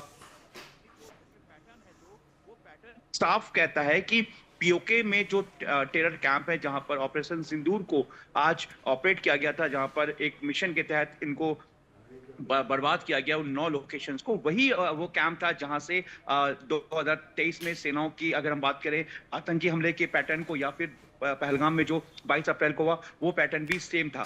इसमें जो एनआईए इस पूरे मामले की जांच कर रही है, एनआईए ने एक नंबर और वेबसाइट और लैंडलाइन नंबर्स रिलीज किया है। उसमें अपील की है उन तमाम टूरिस्ट लोगों से, तमाम कश्मीर की आवाम से, और इसके अलावा वो लोग जो बैसरन घाटी में उस वक्त मौजूद थे, जिनके पास, क्योंकि आज के वक्त में अमूमन सबके पास जो मोबाइल फोन होता है, और अगर किसी ने किसी तरह का कोई कैप्चर किया हो या किसी के पास इंफॉर्मेशन है, वो सीधा एनआईए से संपर्क करे, क्योंकि एनआईए लगातार ओवरग्राउंड वर्कर्स को लेकर अपने जो इन्वेस्टिगेशन को लगातार आगे बढ़ा रही है। क्योंकि जिस तरीके से एनआईए ने भी हाल ही के दिनों में कश्मीर के जो प्रतिबंधित संगठन है, अगर हम अल उमर मुजाहिदीन की बात करें या जमात इस्लामी की बात करें या फिर कुछ हुर्रियत प्रतिबंधित संगठन की बात करें, तो उनका सीधा कनेक्शन ओवरग्राउंड वर्कर से है, जो सीधा नेटवर्क पाक ऑक्युपाइड कश्मीर के उस कैंप से ताल्लुक रखता है, जहां से आतंकी को भारत में घुसपैठ करा के लाया जाता है। ये वो ओवरग्राउंड वर्कर्स हैं जो इनको हर तरीके से लॉजिस्टिक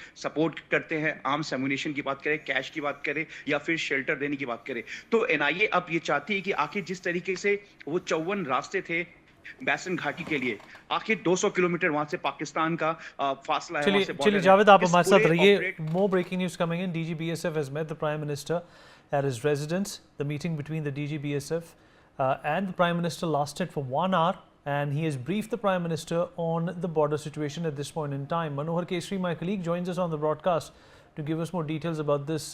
Manohar, पूरा दिन प्रधानमंत्री का मुलाकातों में लगा है, हर तरह की ब्रीफ, हर तरीके का अपडेट उनको पल दर पल दिया जा रहा है।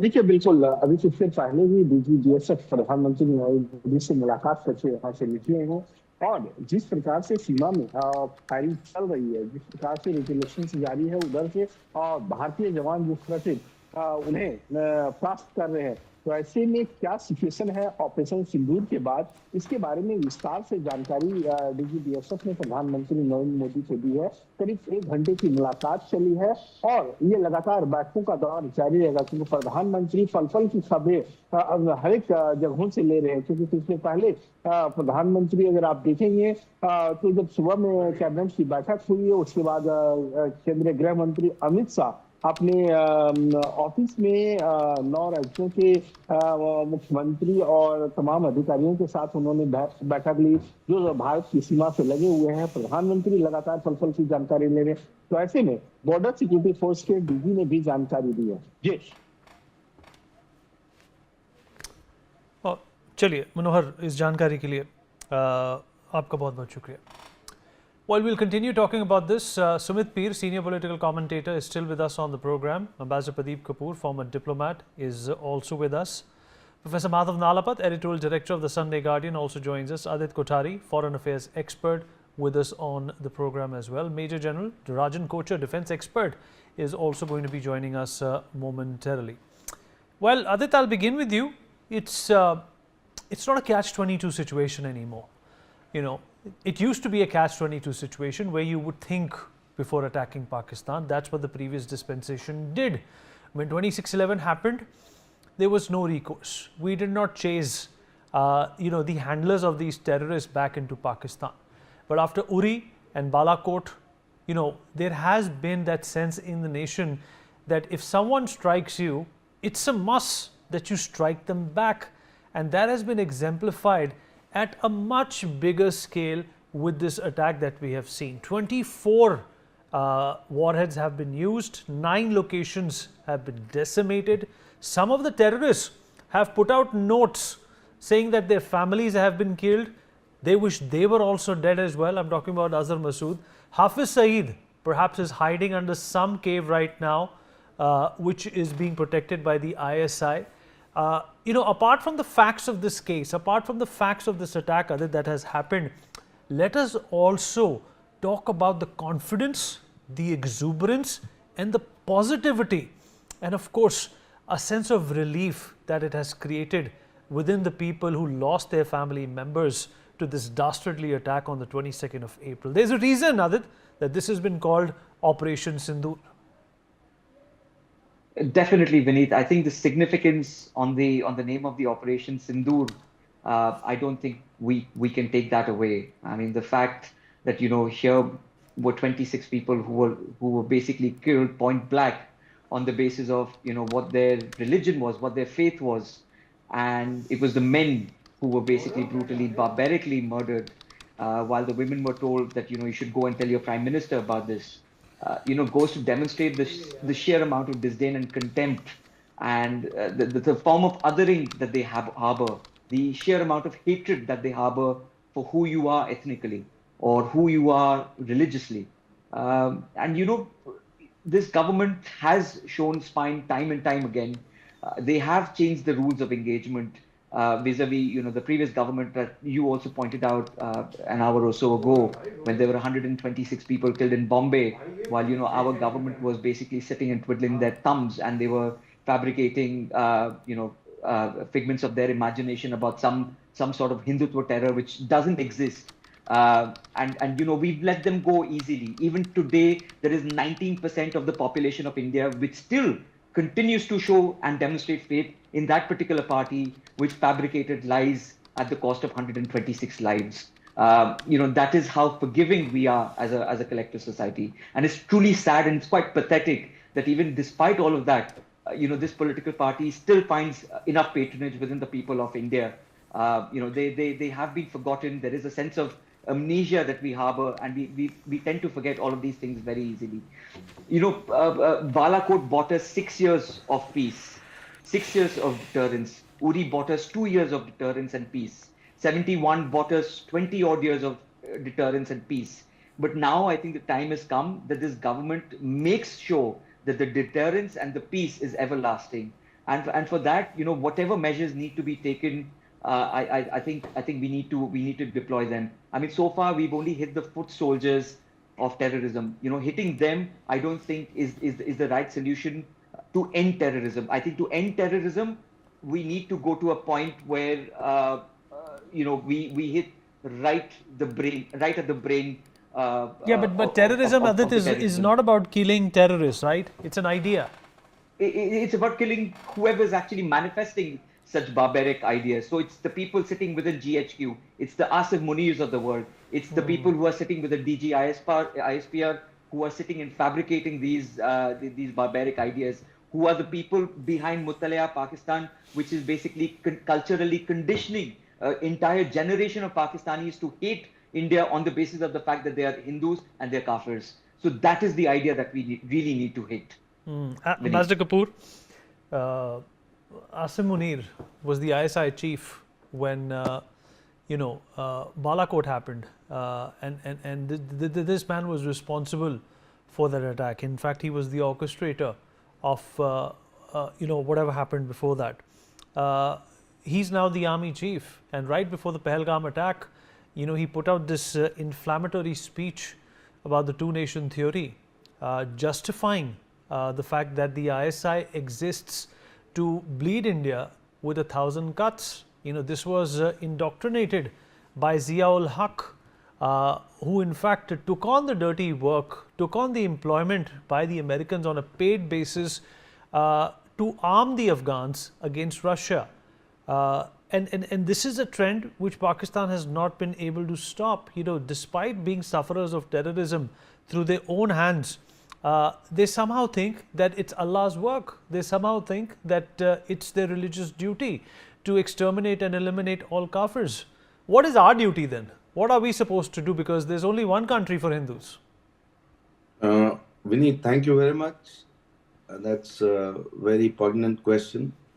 And we have to hark back to our ancient times, to Krishna teaching Arjuna about the value of defending the Dharma, to Ram fighting Ravan for defending Dharma. So that is what we have to arise and, sort of reawaken in our souls, even like Swami Vivekananda said. So, and it is a very great misfortune for a country like Pakistan to continue on the path that they have been doing and to have people like Asim Munir as the army chief, who's a rabid radicalist and who's radicalizing not only the army but the population. And the the talk that he gave to the overseas Pakistanis was so rabid. It was so shocking for me to hear the general speaking that language to overseas Pakistanis. Now, how do you deal with such terror? What my preceding panelists have said is absolutely correct. You have to see what is the source of all the terror. And Pakistan being an army with a country and a radicalized country and a radicalized army, how do you eliminate that threat forever? So that is where ultimately this whole game has to reach. And in this time, I guess, is the right time. So we have to see how we can reach that point, how the Breaking India forces, which are working jointly, are also overlapping a lot with the Breaking US forces currently. So for India, US and the Western world and other countries of the world, including Israel and others, to work together on this issue to come to a just conclusion is very, very important. India by itself may not have the resources and the capacities or the strengths to take it to a rightful conclusion completely. It will need support from a lot of other countries and sources. So that is what we have to embark upon, because they have to understand also that this is not just breaking India forces, there's also breaking every country forces which are non-Islamic. So if that is a sort of threat, now what gives them oxygen, what gives them sustenance is funding from sources like China also. And how do you counter that? How do you challenge that? How do you expose that? How do you stop that? So those are going to be very important issues. So how do you deal with this threat by not, the Israeli solution is also not a complete sort of end to it, because Hamas in different forms keeps on sort of arising again and again, and new followers, new leaders keep on propping up. So what is the solution? I think the whole world has to sort of sit together jointly, realize the perils that the world faces because of political Islam and jihadi Islam, and what is a successful way to bring it to a conclusion where this threat no longer exists for the world. We need. Professor Nalapat, editorial director of the Sunday Guardian, also with us on the program. Professor Nalapat, India promised kinetic action, and there you have it. Kinetic action has been taken against Pakistan. The fallout is, of course, is going to be understood in the next few days. What is going to be Pakistan's response? We don't know. And to be honest, I think most Indians also don't care what Pakistan's response is going to be, sir, because we already know what Pakistan is, what their capabilities are, what their strengths are. But what do you think has changed after this attack? Do you think that this is the biggest one in terms of our resolve? Do you think this is the mightiest one in making the people assuredly clear that terrorism in any form will not go unpunished? Well, Vineet, you've said it beautifully. The fact of the matter is, I think it is wrong to call it Pakistan. We need to call it Terroristan, because it's controlled by GHQ Rawalpindi, and GHQ Rawalpindi's most frequently used weapon is terrorism. Frankly, Terroristan is the best name that we can put to this particular neighbor of ours. Having said that, Vineet, the Israelis have gone after Hamas, Hezbollah, they have gone after the IRGC, and they have scored remarkable successes in going after these institutions, and even the Iranian IRGC, Revolutionary Guard. So I would like to point out very frankly that one thing the Israelis have demonstrated, they have taught a lesson that terror does not pay. Anybody who is living in a state where terrorism is flourishing, anybody who is living in a state, frankly, of denial of the reality of the Holocaust, the denial of the reality and of the existence of the state of Israel, well, they are going to pay a very heavy price. The people in general, unfortunately. In Gaza, unfortunately, the people in general. In Iran, unfortunately, the people in general. And my own view, frankly, people in Gaza absolutely fed up of Hamas, as the people in Lebanon are of Hezbollah, and frankly, the people in Iran are of the clerical regime. And regime change seems to be on the cards as a consequence of such popular unrest. So the reality is, Vineet, that India has shown it will not go with the mistakes of the past. Whenever leniency was shown to Pakistan, we got a harder slap on the other cheek. Then more leniency was shown, and even harder slap on the first cheek.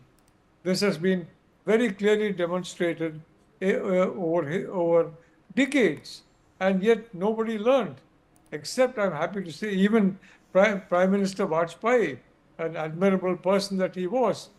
Soon after the coup that deposed Nawaz Sharif, the coup leader Musharraf was invited to Agra. And I'm sorry to say, I think that is a mistake, legitimizing him. India should not have done that. But the reality is, this government, led by Prime Minister Modi, has made no such mistake. This government has said very clearly that terror will be repaid. And it has done so precisely by eliminating the bases where these terror operations were coming from, were originating, a very calibrated move. And in my view, Vineet, I have nothing to do with the government, but from the limited information I have, my view is India is ready for even the most vigorous Pakistani response because of the counter response. And very importantly, our northern neighbor, I don't believe they'd want to get entangled in this mess because they're already at war, frankly, with the US over tariffs. And the leader is looking for some face-saving device to get a fourth term, and he sees Taiwan as a possible such method. And if that happens, there'll be an immense counterattack by the democracies. The fact is, Vineet, all those who believe in terror are on one side. All those who believe in freedom from terror are on the side of India. And that is the binary that has been espoused by Prime Minister Modi. So I'd like to say, I am optimistic that this lesson will be learned. But in case the Pakistan military fails to learn this lesson, the lesson that has been taught for the Pahalgam attack, then I would like to say that India is ready with its own response to the response. And this cycle of escalation, we have the escalation dominance on our side. And I can assure you that if needed, we will use it, continue to use it under Prime Minister Modi. Vineet. Well said, sir. In fact, some breaking news also coming in at this point in time. Mr. Jaishankar has dialed several counterparts. The External Affairs Minister has spoken with foreign ministers of Spain, France, Germany and Japan. He also said that he discussed India's firm and a measured response to cross-border terrorism via this attack.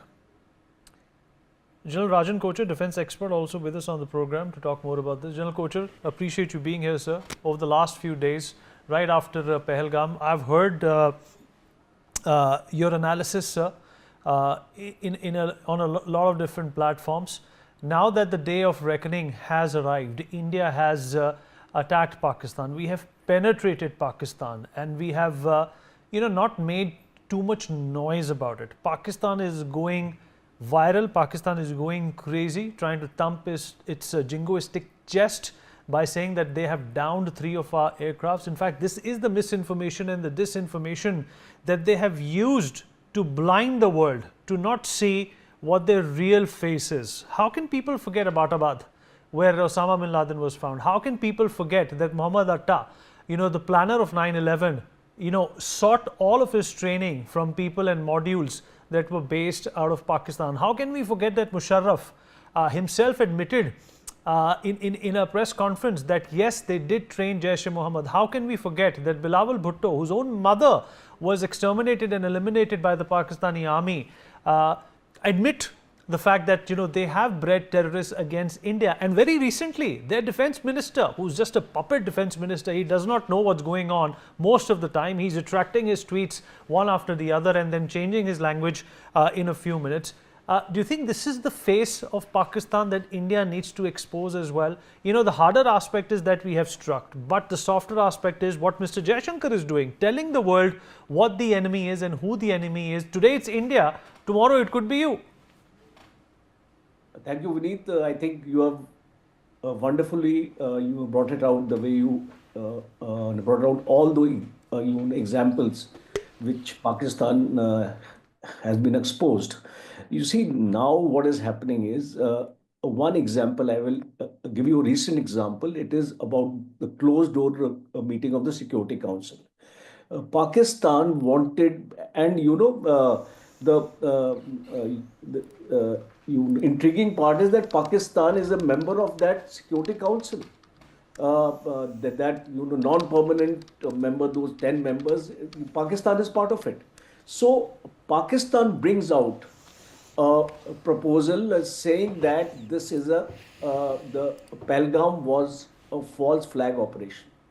And you can imagine that each and every member of the Security Council, whether it was a permanent one or it was a temporary one, straight away condemned the statement. So the posturing what Pakistan was trying to make in the United Nations was thoroughly exposed. And you are absolutely correct, because today, after this attack, and we have been able to take the images of before and after. We have been able to collate certain forensic data of people who have been killed. Now I believe 64 is the figure. I think it's growing by the day, and you may reach around 100 in the next around 24 to 48 hours. So this is the time we have to make a close and a shut case, because this opportunity will not come again. And to put back Pakistan in the FATF grey list has to be the agenda now, because I'm actually surprised when I was analyzing the FATF grey list.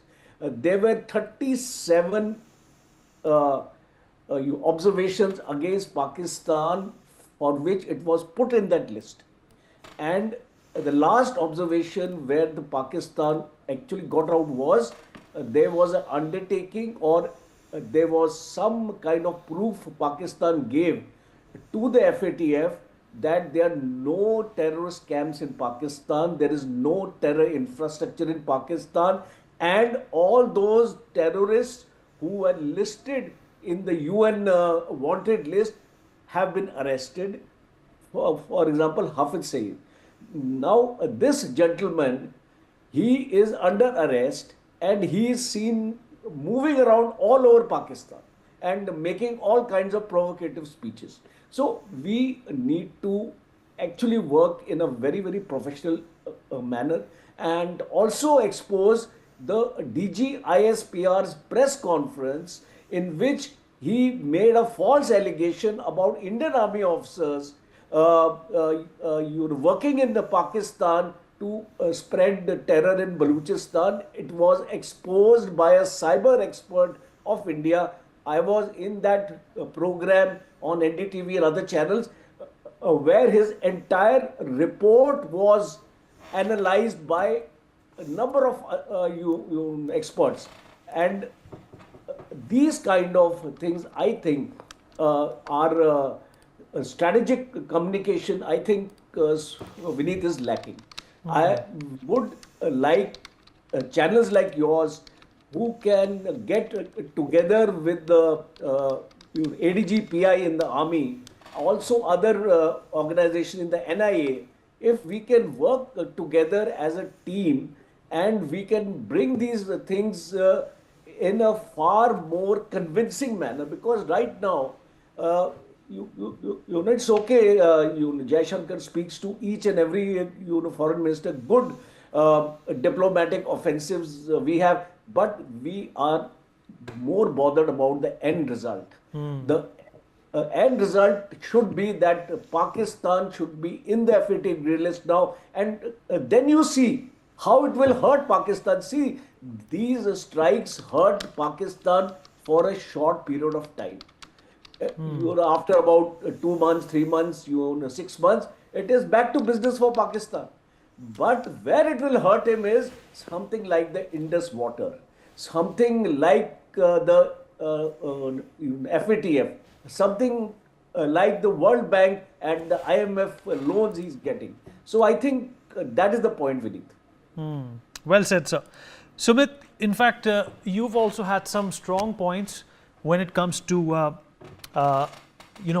radical terrorist groups using Islam, to enforce an ideology. We already see the makings of a brutal conflict in Gaza, where Israel continues to defend its own way and history of its being. Do you think that's exactly what the Pakistanis want in Kashmir as well? But little do they realize that there is potential in India to turn Pakistan into a parking lot, just the way Israel has turned Gaza into a parking lot. Honestly, if I can be direct and not politically correct today, this is the only language they understand. You can keep on doing whatever you want to do. Look, it is Islamic terror and jihad. 33,000 madrasas registered, unregistered more than 1 lakh. Okay, if I put all together 1 lakh.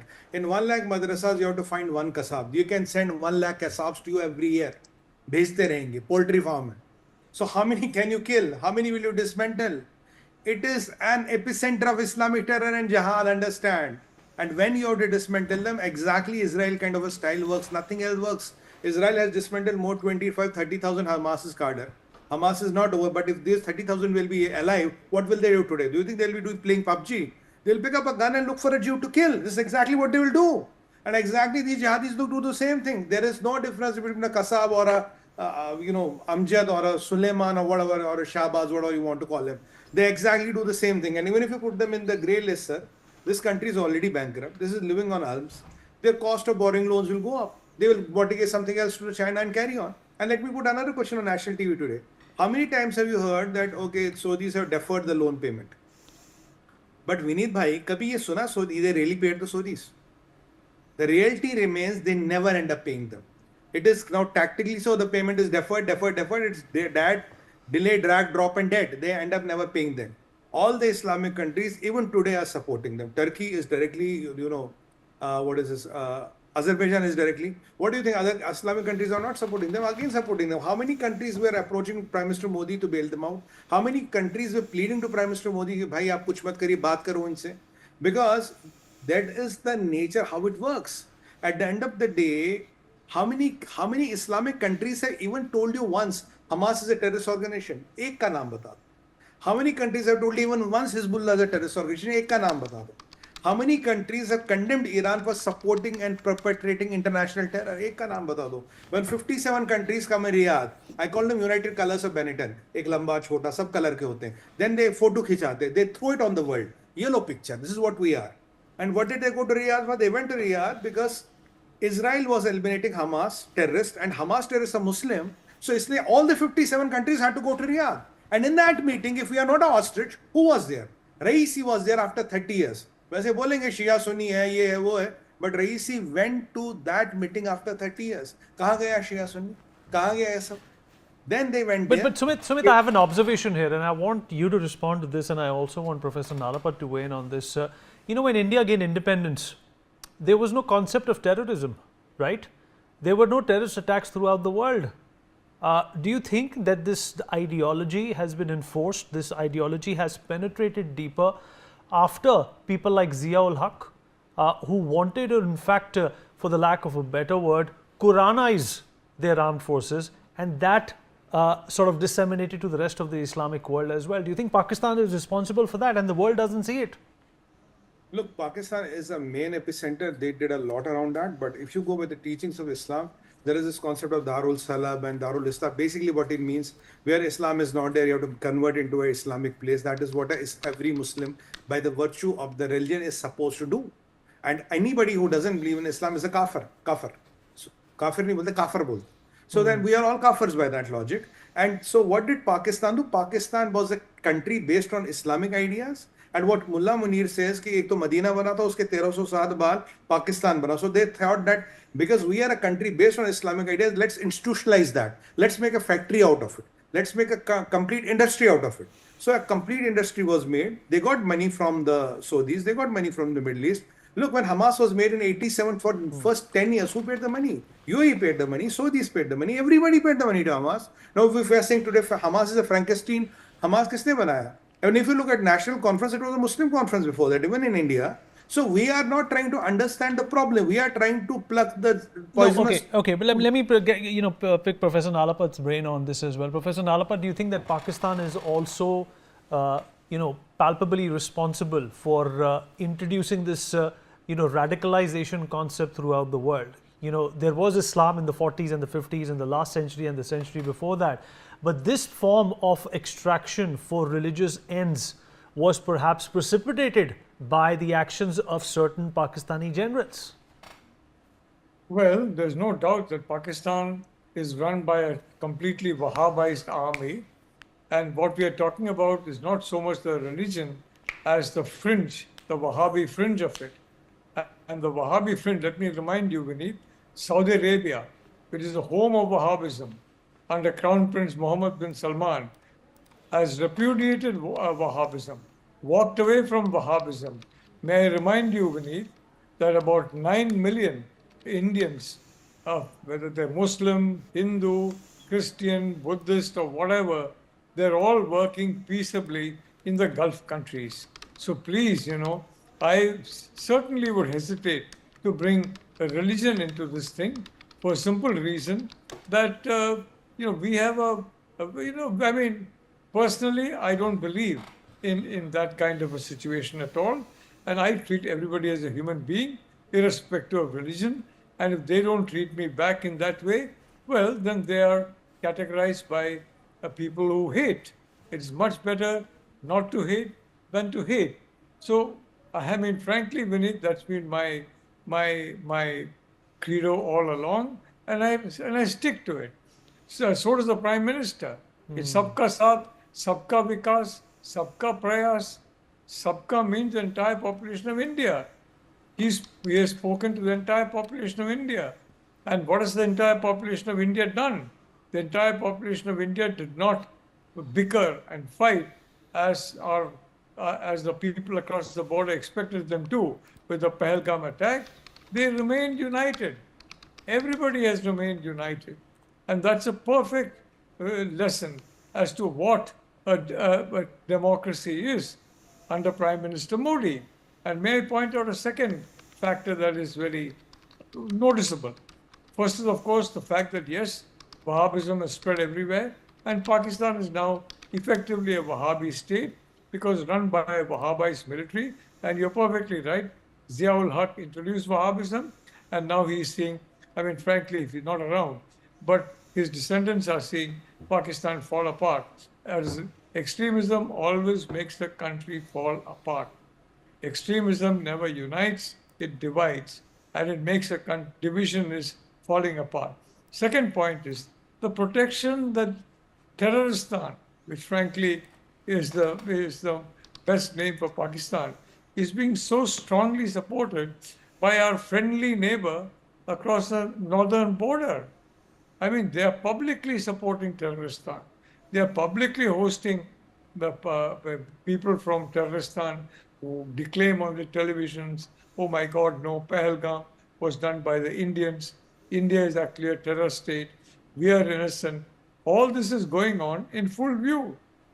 And frankly, I've seen the response from Sana Hashmi and many other people who are not Hindu, by the way. But they have said very clearly that it is very clear China is backing Pakistan, and that is wrong. So let's not have any high expectations from China. So frankly, Vineet, Pakistan whether it's the grey list, avoiding the grey list, or in UNSC, it is a reliable friend in China. And I think China needs to be called out.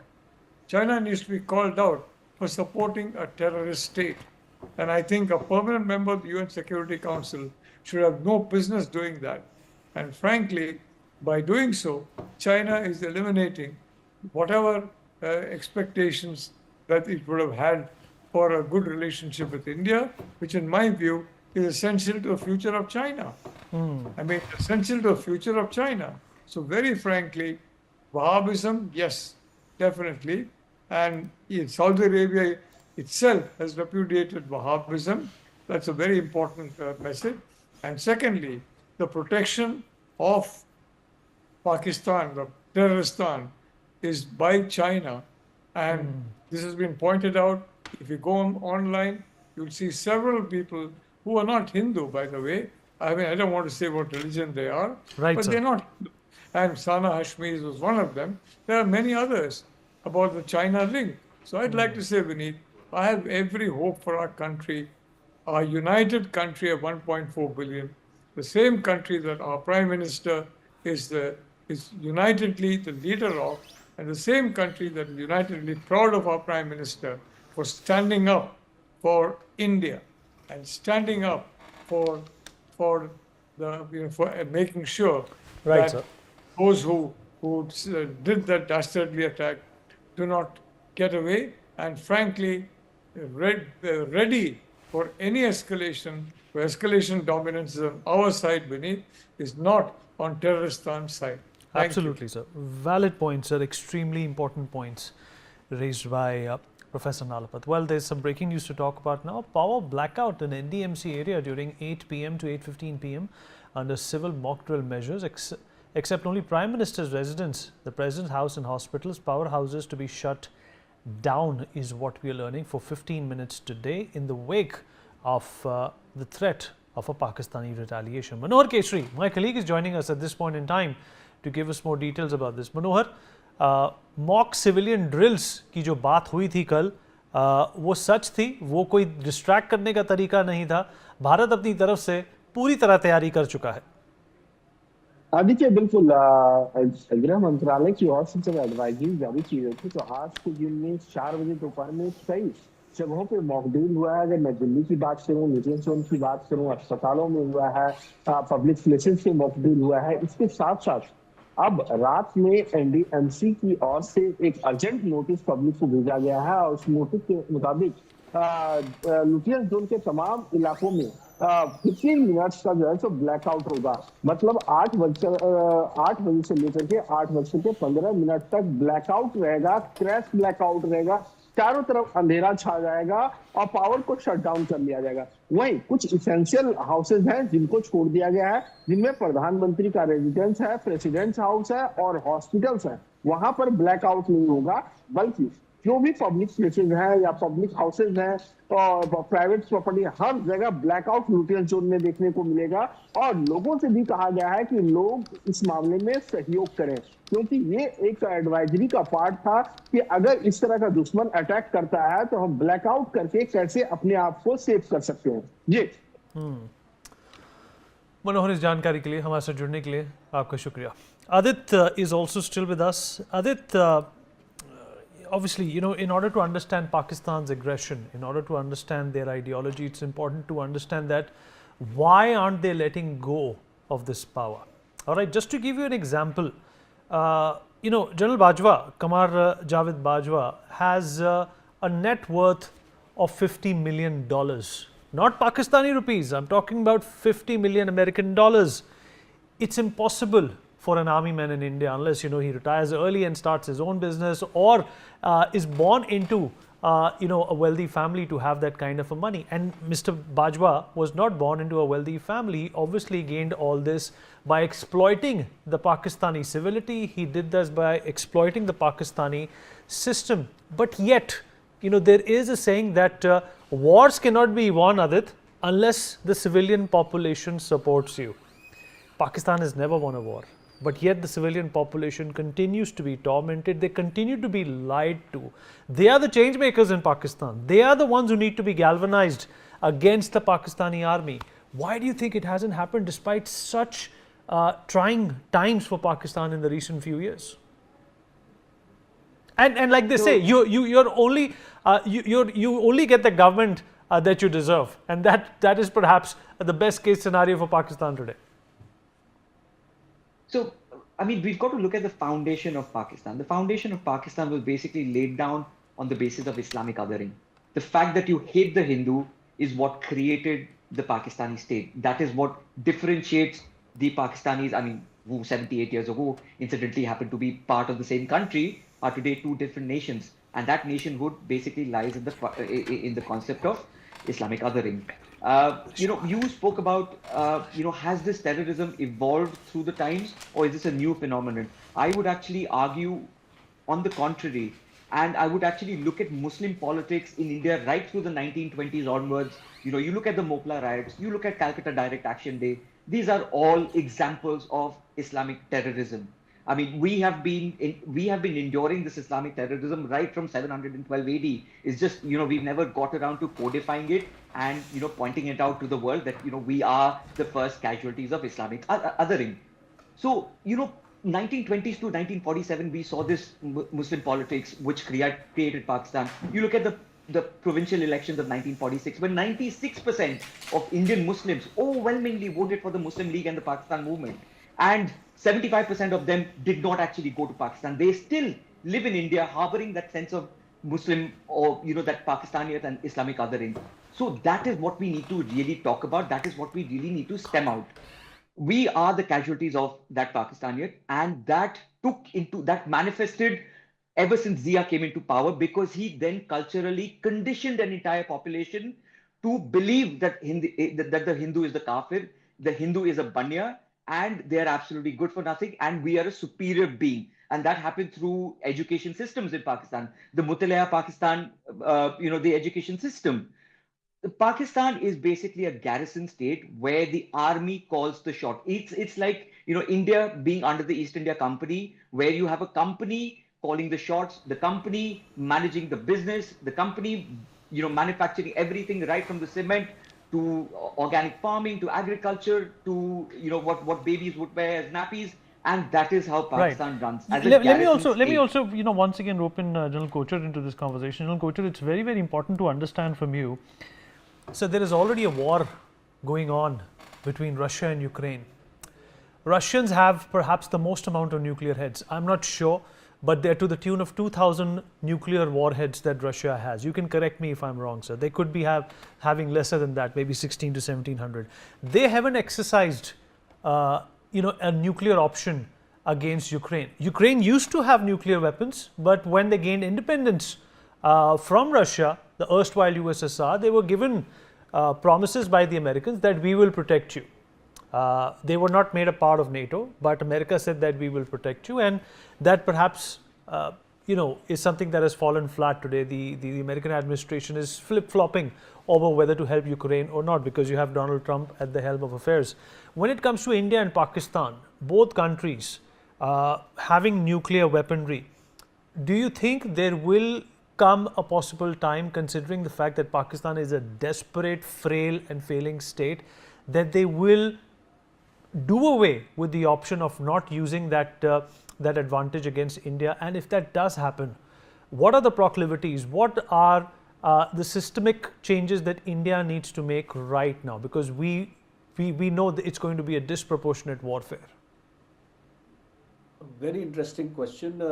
Russia has got approximately 4,300 nuclear warheads, as the figure of 2025 is.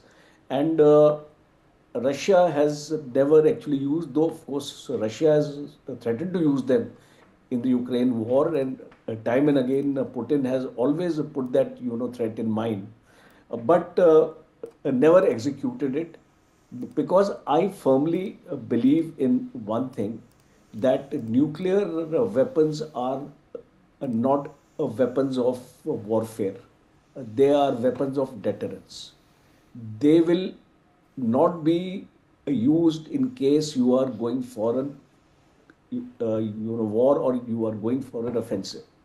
And now coming to your main point about India and Pakistan, how Pakistan time and again speaks nuclear, tries to threaten India with that nuclear bluff and trying to say that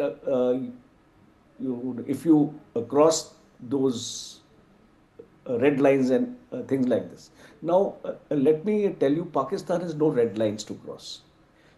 Pakistan is one country which can use a nuclear weapon without any red lines being crossed, because in their nuclear doctrine, there is nothing like a red line which has been mentioned. Now, if we come to that thought that Pakistan having these nuclear warheads with them can become a rogue country any point of time. Because see, who controls these nukes in Pakistan? It is not Nawaz Sharif. It is the chief of the army staff. On paper, it is the Prime Minister, his Council of Ministers, everybody will decide. But actually on ground, it is Munir who will decide. So if you get a fanatic kind of a chap, a lunatic kind of a chap, which Munir is, then you are not sure when he will use it. Now, if you look at our doctrine, because Pakistan's nuclear doctrine says that they can have a first use of the nuclear warhead, whereas our doctrines suggest to us that it has to be a second strike. So the point here I would like to make is that why are we always having a defensive policy? Why don't we also become offensive with Pakistan and we remove that from a second strike to the first use strike? Because you see that window you will get will be very, very short when a nuclear weapon can be launched. And you know why I'm saying is because Pakistan has got tactical nuclear weapons now. Pakistan need not use a atom bomb or a thing like that. Pakistan can use a weapon of a lesser yield, 10 kilotons or 20 kilotons or 5 kilotons, right, sir, in a battle scenario. So I'll just conclude by saying that there is a need to revisit our nuclear doctrine, and I don't think the world is going to take any action because there are 9 nuclear powers in the world today, and more are wanting to join the club. And who is going to control them? Yes, USA. You're right, sir. You're absolutely right, sir. But Sumit, it's very baffling and obfuscating for me to see that the Americans at this point in time, are having meetings, at neutral venues in Rome, in Qatar, to prevent the Iranians from having nuclear technology. Whereas they fully understand that Pakistan, a country which is in a worse position as compared to Iran economically and radically, is already in possession of 100+ nukes. I really have concerns understanding this foreign policy that America has been dealing with. Why do they still need Pakistan? There are two answers to it. The first thing what I've been always reiterating for last few months on all across platforms is that India needs to get rid of no first use policy of nuclear arsenal because they don't have the second strike capability and we are at nuclear triad. Let's make this our advantage. The concept of Islamic bomb is down in the dustbin. That's gone. Kuch nahi kar payenge ye. So we must emphasize that on our TV debate so that it reaches the people in the echelons of power. At least they start considering this. Answering your second question.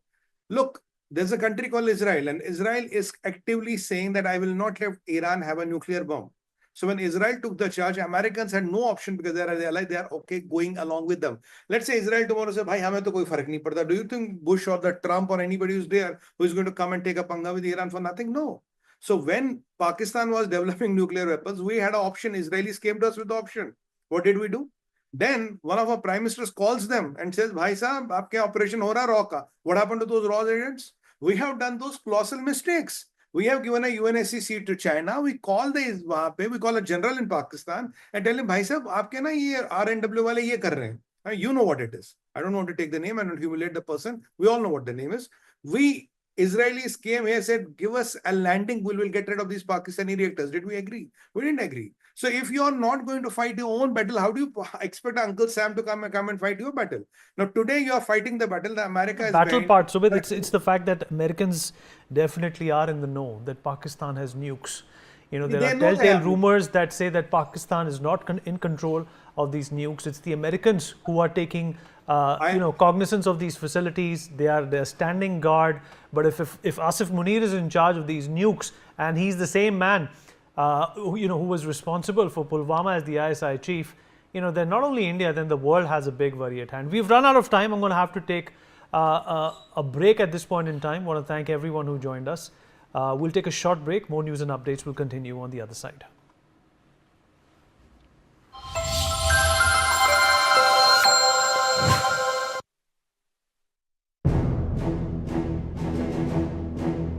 इन्होंने health insurance नहीं लिया और hospitals के लाखों के bill चुकाने में अपनी सारी सेविंग्स गवा दी।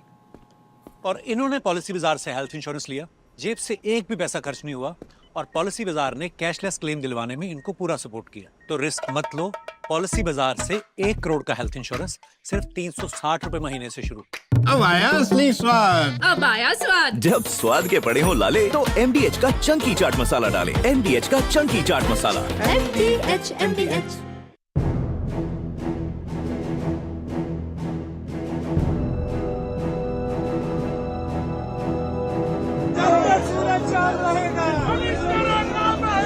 हमको न धन चाहिए न दौलत चाहिए, क्योंकि हमारे तो उस लड़के के एक ही लड़का था। सस्ते वाले दाल मसाले स्वाद हुआ बेकार। MDH की हल्दी मिर्ची धनिया करे कमाल। ये रंग दे, ये खुशबू दे, ये तीखा, ये कम पड़े। क्या निराला MDH मसाला।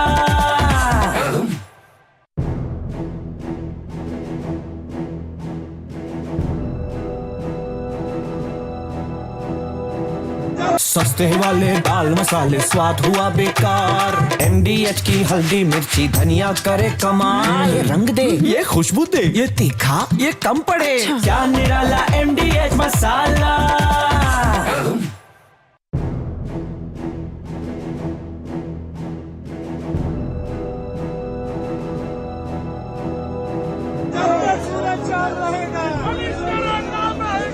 आपके घर के खाने में रेस्टोरेंट जैसा स्वाद ले आए MDH का शाही पनीर मसाला। पनीर को क्या मस्त बना डाला। चलो बेटे, टाइम हो गया।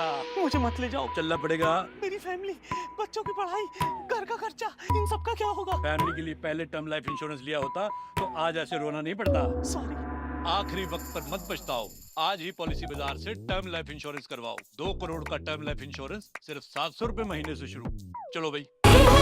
असली तड़के वाली, ये तो बड़ी समझदार, बड़ी होशियार। सही टेस्ट का असली taste MDH ginger garlic paste.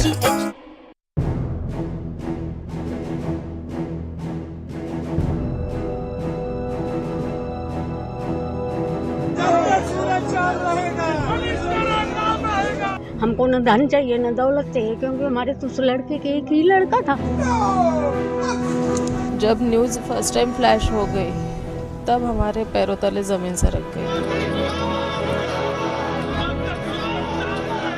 अगर वो आतंकी है तो उसको ऑन द स्पॉट खत्म कर देना चाहिए। बड़ी दुख की बात है कि हमारा हीरे जैसा सुशील अब दुनिया में नहीं रहा। आप इन लोगों को बेगुनाह क्यों मारे? इनकी क्या गलती है?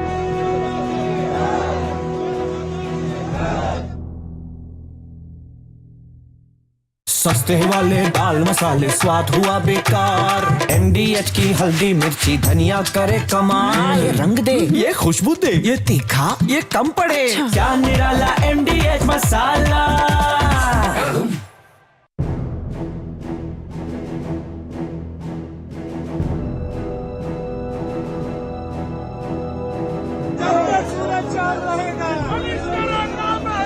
हमको न धन चाहिए न दौलत चाहिए, क्योंकि हमारे तो उस लड़के के एक ही लड़का था।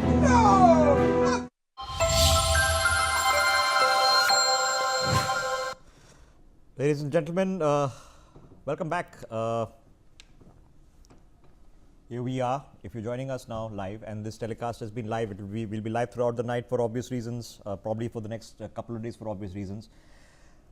We are in something special that is taking place. It took place over a course of between 23 and 25 minutes, starting from about 1:04 a.m. till about 1:29 a.m. Indian Standard Time on the 7th of May 2025. Now, what you're seeing on your screen, ladies and gentlemen, are drills that are happening all over the country. This is a live shot from Patna, which is the capital of Bihar, as you know, and you can see just some pinpricks of light are visible because blackout drill is underway. Now, there is valid technical reason for us to understand that modern warfare, just like we have shown in conducting the strikes, all of which have been videographed down to the missile strikes in thermal imaging, that modern warfare doesn't really rely on a drone, a bomber with dumb bombs that can only fall to the earth, looking, through an eyepiece to see which is the area they're supposed to hit. We're not in those days anymore. Nobody in India experienced this for maybe 2 or 3 generations. I'll have to look at, that's for the last 30, 40 years. I can't, in my living memory, can remember, I don't know, other than through reading, okay, what a blackout drill is, okay. That's the only reason we know this. So, now have a look at this, okay. So, that's the lights on, that's what Patna should actually look like, okay, with all the lights on, and this is what it looks like with the lights off. Can you split this shot please for us? All right, just put this on one side, let's do the before after, then you'll get an understanding of what a difference it actually is. And through the course of late last night, early this morning, when both sides of the LOC, let's do, I think we're confused on what we are splitting. If you just follow through, okay, you want to take the before and after shots of Patna just to put into context for people watching this telecast. Now, we saw, something surreal. The LOC, remember, certain parts are fenced and those parts are generally very well lit, and we have thermal imaging pointing at every inch of it as well, because we are obviously taking care of infiltration attempts that continue. But in terms of what we could see, total blackout on one side of the LOC, and for a period of time, total blackout on certain sections on our side of the LOC as well. And when my reporters were there live, my request to them was to switch off their camera light, because we can just hear what they're saying. What am I going to see? There's total blackout, there's nothing to show. So I can just hear what they're experiencing, because what they were hearing was very important. And it's telling us a lot. So now, that's again on the left side of your screens, what a cityscape in a modern Indian city roughly looks like at night, and what the cityscape looks like during a blackout. You can still see certain lights are on. There'll of course be certain cars on the road which are on. We don't have the SOPs per se. I remember my father telling me that during 71, when everybody had a Fiat or an Ambassador, you would, the top half of the headlight, you would put black paper on it. So just the bottom half of the headlight would be utilized for navigation on the roads. So there's plenty to digest as we open up this conversation on what it is that we're doing, what we expect to happen. It's a large conversation, and there are a lot of specifics to it. I'm going to come to the specifics. Let me open this up to our guests joining us. Let's get our reporters in as well. we have blackout exercises that are taking place in Lutyens, Delhi. They're happening in Bengaluru. So in Lutyens, Delhi, blackout, and let's break this information piece by piece. I want to take this and carry this as breaking news. In Bengaluru, ladies and gentlemen, the blackout drill has already been conducted. We're expecting a 15-minute blackout drill in the NDMC area, which is central Delhi, where all the houses of parliament, where the PM lives and all the MPs live. We're expecting a 15-minute blackout drill to take place. The only exception has been made for the Prime Minister's residence, hospitals and Rashtrapati Bhavan. Everything else will be total blackout. And we'll see that in Delhi between 8 p.m. and 8:15 p.m. We'll break that information on our screens very, very shortly. I have reporters coming in who are telling us what's happening in Bengaluru and beyond. Let's open this up.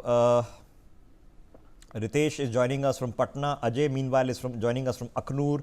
General Rajan Kochar is with us. Group Captain V.N. Jha, who's been quite literally soldiering on with us since all sorts of wee hours of the morning, is back with us. He's keeping his energy levels up, as I'm trying to as well. Let's hit the ground with our reporters to get a live input. Let's go to Patna first and let's blow up this image. Ritesh, अभी वहाँ पर क्या हुआ है blackout drill में? बिल्कुल, देखिए कि 10 मिनट का ब्लैकआउट था और अब ये समय पूरा होने जा रहा है। देखिए कि पटना का ये डाक बंगला चौराहा है और पूरी तरीके से यहाँ पर ब्लैकआउट किया गया है। आपको सिर्फ अंधेरा ही अंधेरा दिखेगा और ये बड़ी अच्छी तस्वीर है। और मैं अपने दर्शकों से बोलना चाहूंगा कि मेरी तस्वीर नहीं दिखेगी, क्योंकि हमें भी देश का ख्याल है और जो भी SOPs बनाए गए हैं उसका हम अक्षरशः पालन करते हैं। तो ये डाक बंगला चौराहा है और काफी पॉश है। यहाँ पर रात में इतनी ज्यादा लाइट होती है कि दिन का एहसास होता है। लेकिन देखिए कि यहाँ पर सभी लोगों ने लाइट्स बंद कर रखी है। 10 मिनट, ये 7 बजे ये जो ड्रिल है ये शुरू हुआ था और अब सभी जो शोरूम्स हैं, जो बिल्डिंग्स हैं, उन सभी की लाइट्स जो हैं वो बंद कर दी गई हैं और लोगों ने डिसिप्लिन का परिचय दिया है। लोगों ने दिखाया है कि जो बॉर्डर्स पे हमारे जो वीर सेना के जवान हैं वो तो अपनी साहस का परिचय दे रहे हैं, जो सिविलियंस हैं वो भी इसमें कहीं ना कहीं अपनी सहभागिता दिखा रहे हैं। और देखिए कि सभी लोगों ने लाइट बंद कर रखी है। ये पटना का डाक बंगला, ये पीक आवर है बिजनेस का, लेकिन सभी जो शोरूम्स हैं वो उनकी लाइट्स बंद कर दी गई हैं, गाड़ियों की लाइट बंद कर दी गई है। जहां भी आप देखेंगे ये अंधेरा है और ये अंधेरा जो है ये हमें उजाला की तरफ ले जाता है, क्योंकि जो SOPs जो केंद्र सरकार ने अपील की थी लोगों से, उसका लोगों ने अक्षरशः पालन किया है। ये डिसिप्लिन जो है, ये देशभक्ति का जो जज्बा है, ये बताने के लिए काफी है कि पाकिस्तान आप जितनी बार हिमाकत करेंगे आपको मुंह तोड़ जवाब दिया जाएगा। और देखिए कि 10 मिनट का ये ब्लैकआउट है और ये अब जो ये मॉक ड्रिल है अब ये समाप्त हो चुका है। लेकिन ये देखिए कि उत्सव सा माहौल है, लोग यहाँ पहुंचे हुए हैं और देशभक्ति का जज्बा दिखा रहे हैं और ये बड़ी अच्छी तस्वीर है। चीयर अप कर रहे हैं कि पाकिस्तान को करारा जवाब मिला है। लेकिन जिस तरीके से ब्लैकआउट के दौरान लोगों ने जो डिसिप्लिन दिखाया है, जिस तरह से लाइट्स, इवन मोबाइल। रितेश, आप कुछ लोगों से बात क्यों नहीं करते हैं? चर्चा करिए। अब तो ब्लैकआउट खत्म हो गया, we have seen the moment when the lights have been turn back on. कुछ लोगों से बात कर लीजिए। बिल्कुल बिल्कुल, बहुत सारे लोग हैं यहाँ पर जिनसे हम बात करेंगे कि इसको लेकर वो क्या सोचते हैं। देखिए कि कुछ लोग यहाँ पर हमें मिल गए हैं जिनसे हम बात करेंगे कि, क्योंकि अभी देखिए मैं कुछ लोगों से बात, ये बताइए, आप आइए, क्या कहिएगा? ब्लैकआउट हुआ, क्या कहिएगा? बहुत अच्छा हुआ सर। क्या सीखा आपने? हम लोग यही सीखे कि जवाब देना है उसको, और जो भारत ने जवाब दिया है पाकिस्तान को, उसको लेकर क्या कहेंगे? बहुत अच्छा हुआ है सर, बहुत जवाब अच्छा मिला है। खुशी है, अब बहुत लड़ने के लिए उत्सुक हम भी, हमारा खून में रग रग में दौड़ रहा है कि मोदी जी हम लोग को भी मौका दे। अगर बिहार के सिर्फ मौका दे देना तो पूरा भारत की क्या जरूरत है, खाली बिहार पाकिस्तान को लिख सकता है खून से इतिहास। आप बताइए क्या कहेंगे इस मॉक ड्रिल